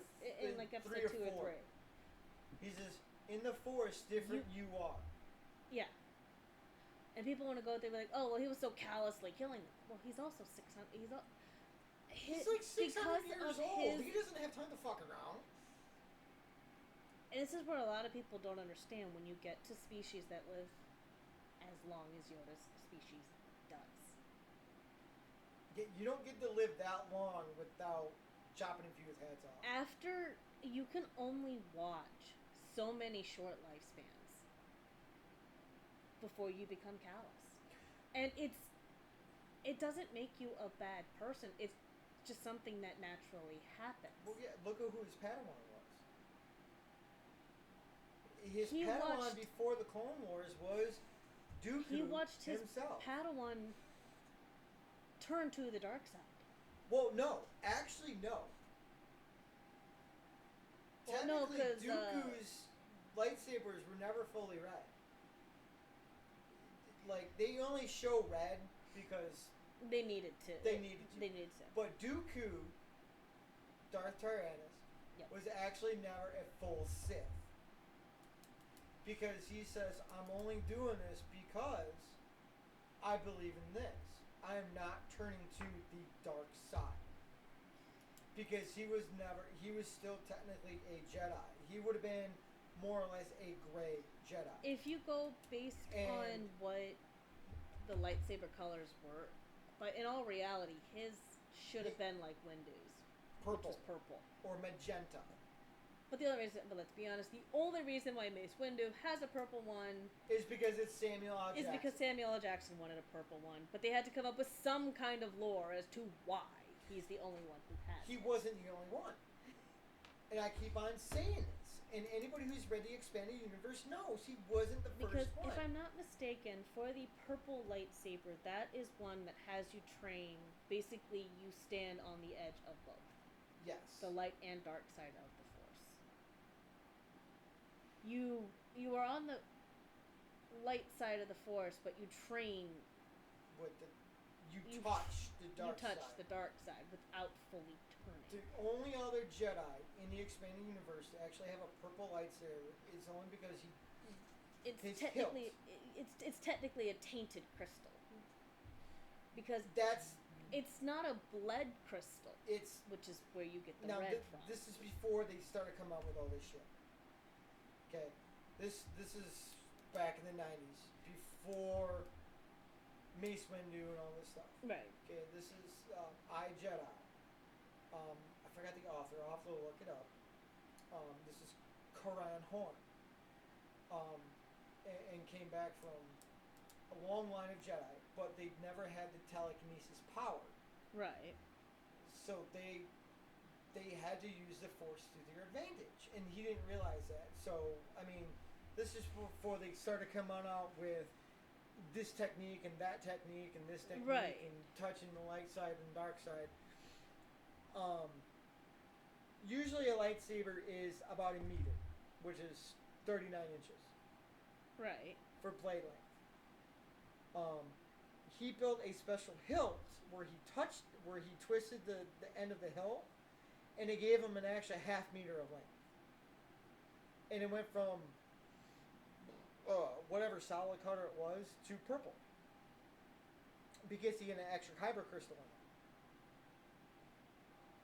And that's before the whole lore of Mace Windu and touching the dark side of the Force and stuff like that. So no, Mace Windu was not the first Jedi to come up with a purple lightsaber. However, Mace Windu is the only Jedi to have a purple lightsaber in cinematic universe. Right. And this is the difference between Legends people and true OG Star Wars fans. Right. Because we know where the fucking Legends come. We know where this shit comes from. And we're like, no, Koran Horn was the first one to use it. Mace Windu isn't as bad as he thinks he is. Because I know there are people who are going through and they're talking about how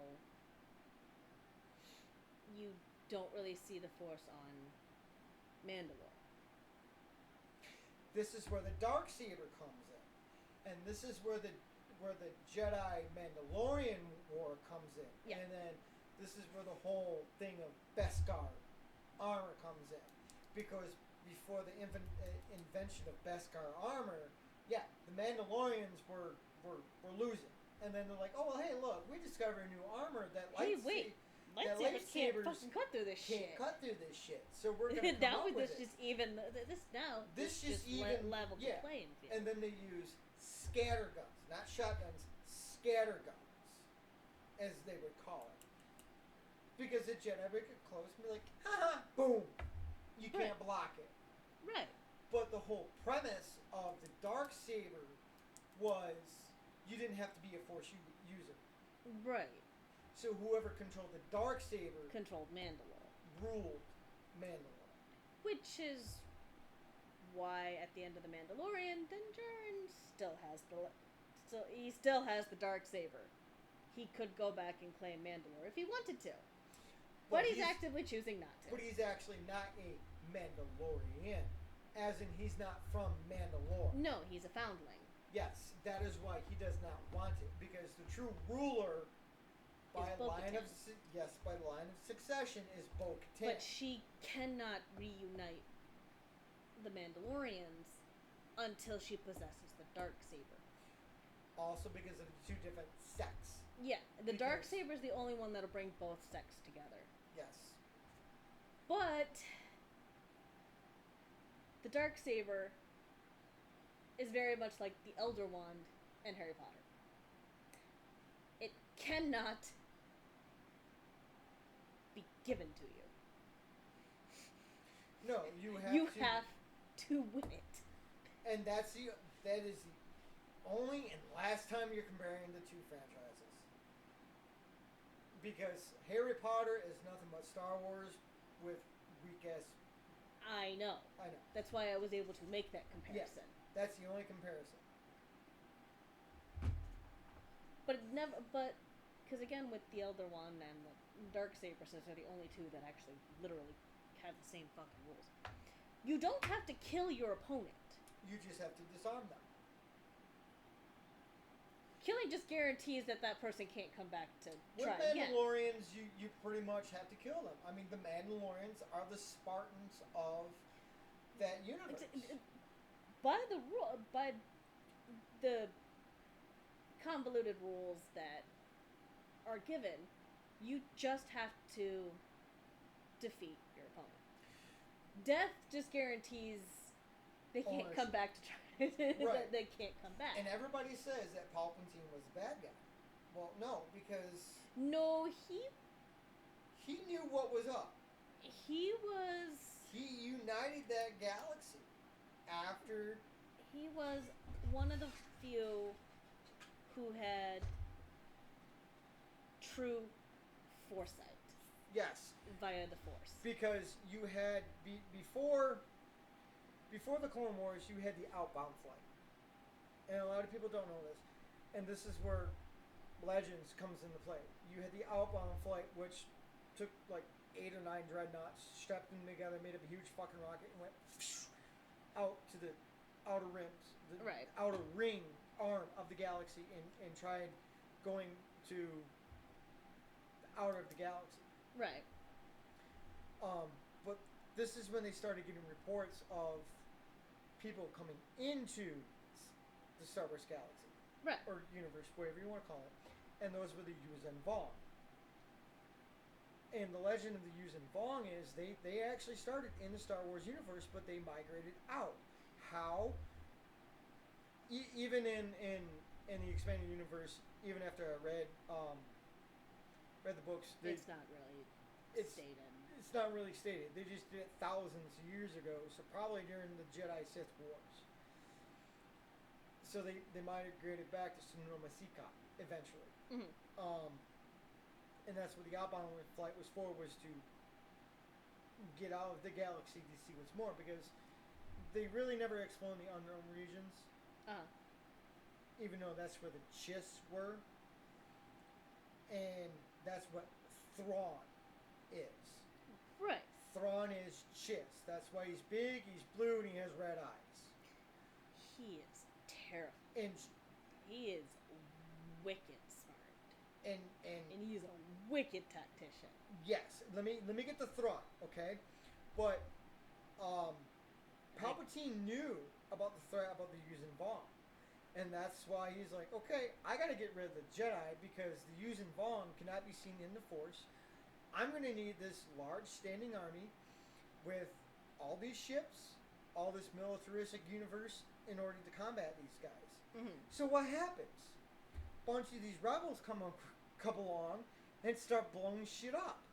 Kind of goes against his plan. Well, that backfired. 25 years later, the Yuuzhan Vong invade. Right. If Palpatine was around, it would have had a different outcome. But 10 years before that, Thrawn comes into play. Thrawn's whole premise was, I'm not going to kill them with overwhelming firepower like Tarkin does. I don't need to. Which was Tarkin's doctrine. And Tarkin's doctrine was no retreat at all costs. Thrawn's idea was, I'm just going to send in scouts. I'm going to infiltrate their planet. I'm going to learn about their culture through their artwork, through their literature, through everything there is to know about them, and I'm going to study their weakness, and I'm going to exploit that weakness in order to defeat them, one planet at a time. He knew the long game. Thrawn has got a better chance of uniting the galaxy under a single banner. Yes. Because of the fact that, again, he doesn't just...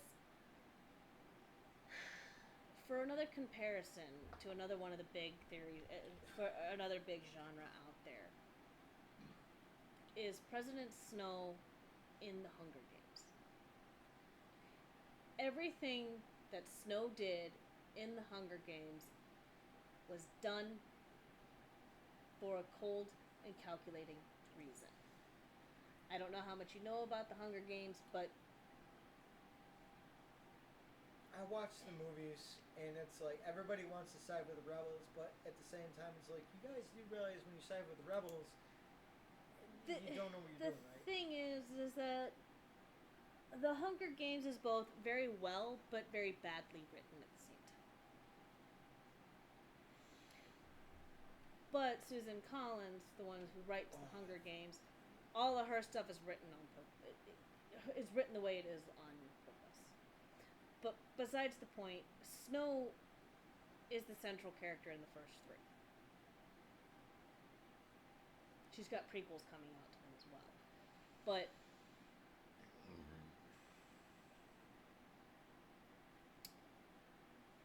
Snow in The Mockingjay, which is the last book,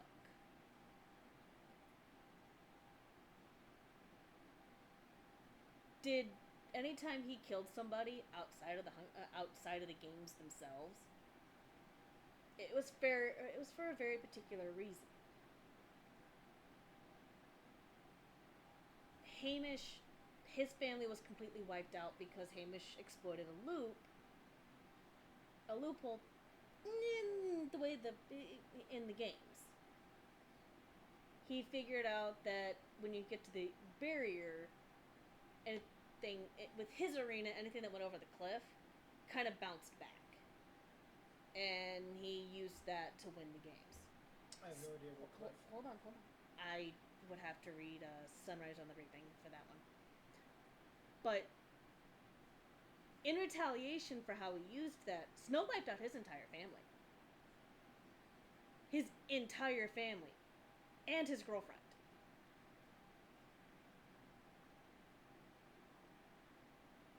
To make Hamish obey, as punishment. He did the same thing to one of the girls from District 4. No. Either way. Now, Katniss, who is our protagonist and a very unreliable narrator, he left her because of their defiant move in the first book, where he originally promised that if 2 people from the same district were alive, they could get out of the games if they were the last 2 people alive. They'd be 2 winners that year. Well, P.A. later redacted that when it came down to just Katniss and Peeta. She did the rebellious move that she did, which was to go through, the 2 of them were going to go through and eat nightlock berries. Kill them both, no winner that year. Instead of killing her entire family, Snow left him alive and realized because she had kickstarted a movement.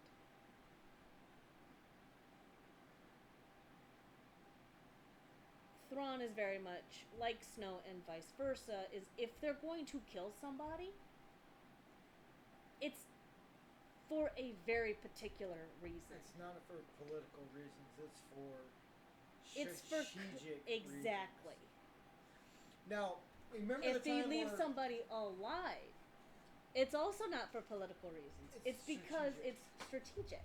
You remember the time where I asked John what would happen if Thrawn came to Earth? Star Destroyer, an Imperial fleet just pops up and orbits Earth. All the military is on the fence. At the same time, we can't fucking touch them because we don't really have a space program that can get up there and do it. It would be one of those we watch and wait. Because Thrawn's going to be starting this. He's going to be starting a reaction. But at the same time, he's going to send people down covertly because he could probably do it, even though we fucking track him the entire time. We'd sniff out as human undercover agents quick, fast, and in a hurry because they have no concept of our culture. Right. But at the same time, if he manages to infiltrate... They also only come in really one shade. And No. He's the only chiss. No, but... Yeah, they're all white. Yeah, They're like I all said, pretty much they white. really only come in one shade.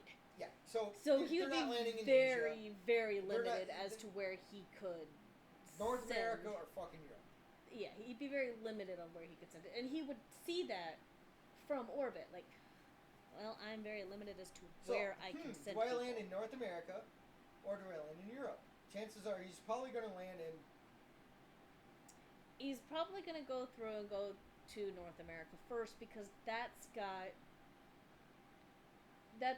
to go through and register as having more likely of a chance to take out any. Not only that, it's also going to have a higher chance of taking out any fleet that he sends down, because he will probably send down unmanned flights first, just to see what the aerial response is going to be, because again, Thrawn is not going to needlessly sacrifice his people. TIE droids. Yeah, he would send down the droids to figure out exactly what is going to happen. They'd find out just how fast any Air Force can get scrambled, and how fast they can get in the air, as well as the capabilities. But like I said, he's not going to do that until he figures out what our culture is. Right. And he's going to start looking at the American culture and American history. We've been in a country for 249 years, and we've been at peace 18 to 24 of those years. And he's going to look at them and be like, and they're still a fucking country and never been invaded but twice? And they've won both This is the country times? I need to get secured first. He's either going to say, I need to either invade these guys, or maybe I should make friends with them, because that was his play. Either I need to wipe them out, or I need to recruit from them. Well, he would probably be more likely to recruit rather than wipe out, because of the fact that we also wouldn't come out of the gate swinging either.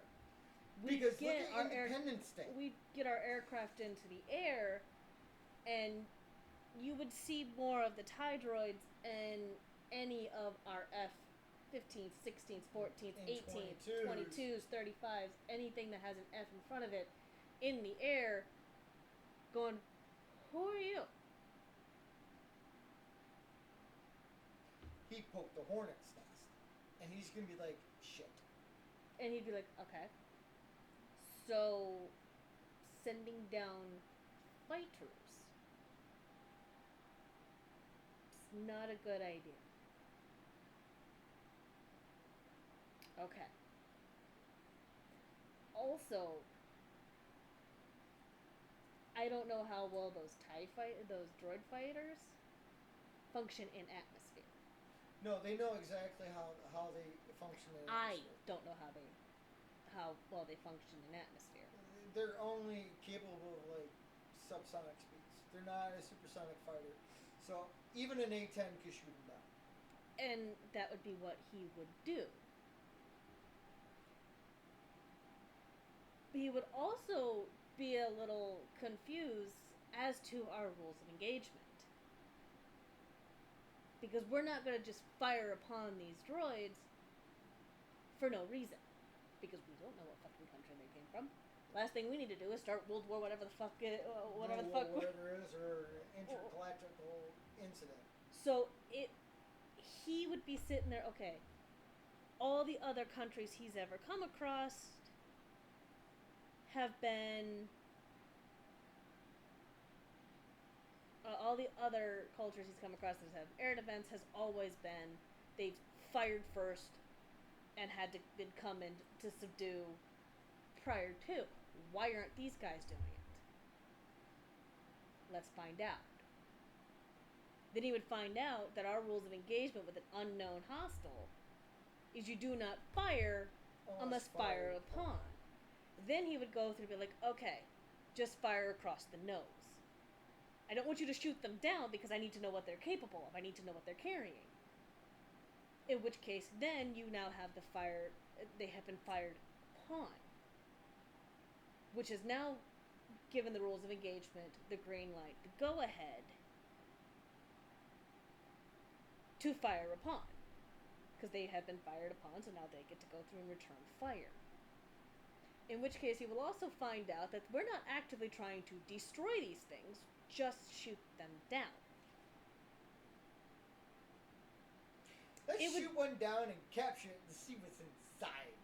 In which case, once he's got like maybe one or two actually go down, he'll pull the rest back.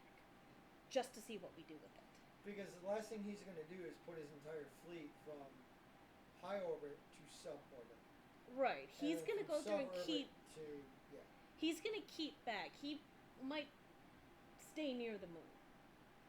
Close enough he can still watch what's happening, but far enough back that nothing we have on Earth can get him.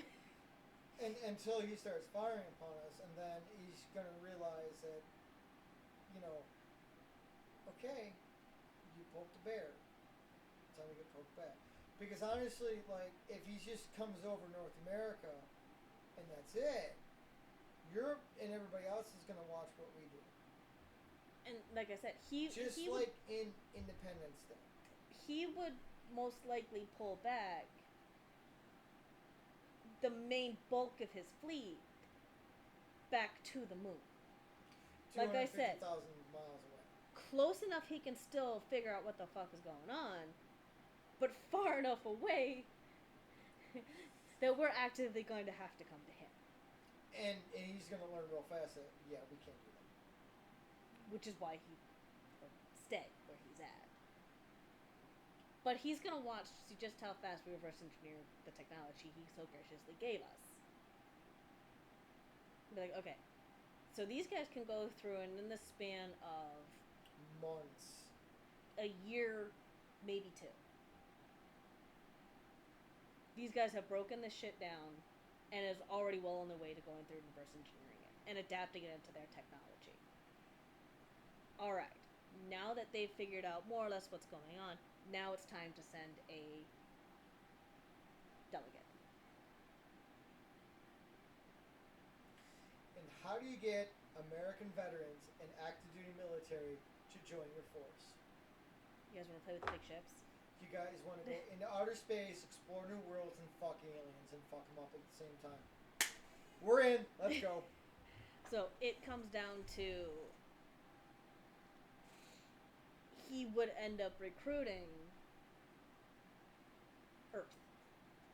Or Terra, as he would call it. Terra. And the thing is, he would actually have to start with the United States. I'm not being biased with the United States. No, because the U.S. is the ones that they have been throughout history, so long as the U.S. has been established, has been We're known. the most warring nation.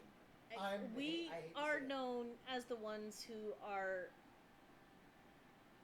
gonna go through and we're going to study it and fight it. And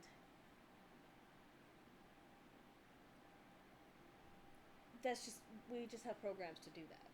Yeah. Because, sorry, Europe doesn't have that. The Chinese and the Russians might. So he would probably go through and see what he could gather on the U.S., Russia, and China. which are the three big superpowers.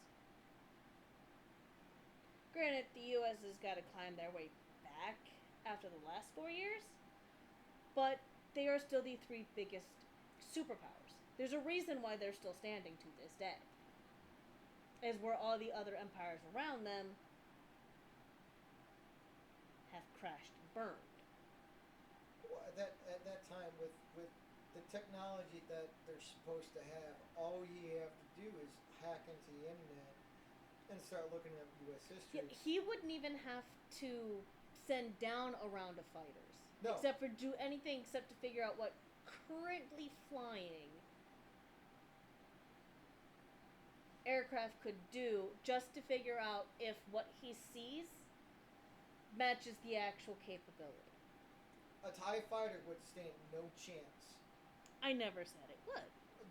The only thing that would probably... Now, Thrawn liked the TIE Defender. And not even the X-Wing had... There's nothing in the Star Wars universe that had supersonic capabilities in atmospheric flight, because they don't have afterburners. They have...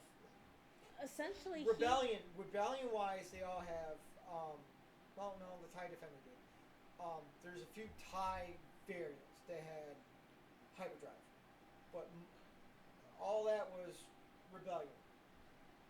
Nothing has an afterburner. he would probably go through and trade FTL for the ability for our afterburner and supersonic in atmosphere.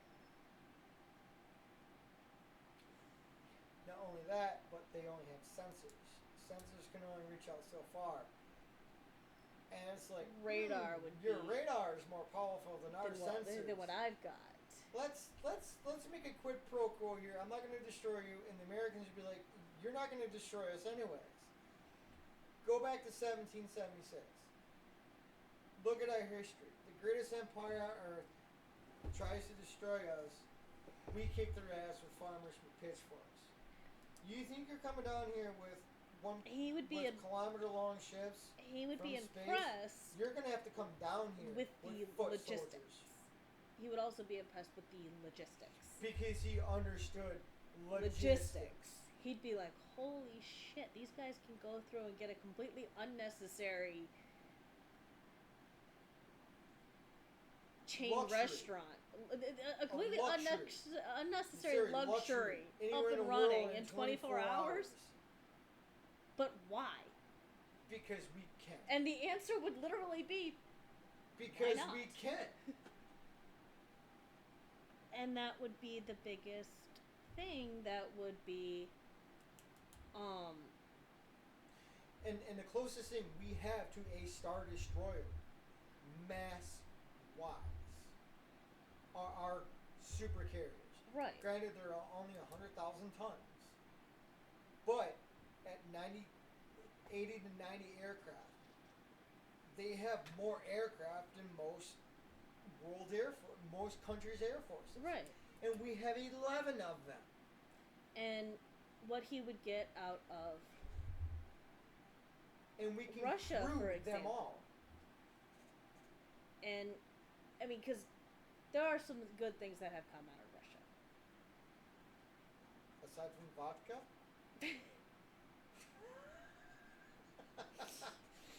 Caviar? There are some things that are Russian engineered that just don't fucking break. Yeah, the fucking Automat Kalashnikov Model 47. That's the AK. The AK fucking 47. They would go through and he'd probably get better weapon logistics. You combine Out of American that. ingenuity, German ingenuity, and Russian ingenuity, and you throw them in the Star Wars universe along with American logistics, and Thrawn's unbeatable. You wouldn't have to worry about the what the fuck was invading? Using bomb. You wouldn't have to worry about that.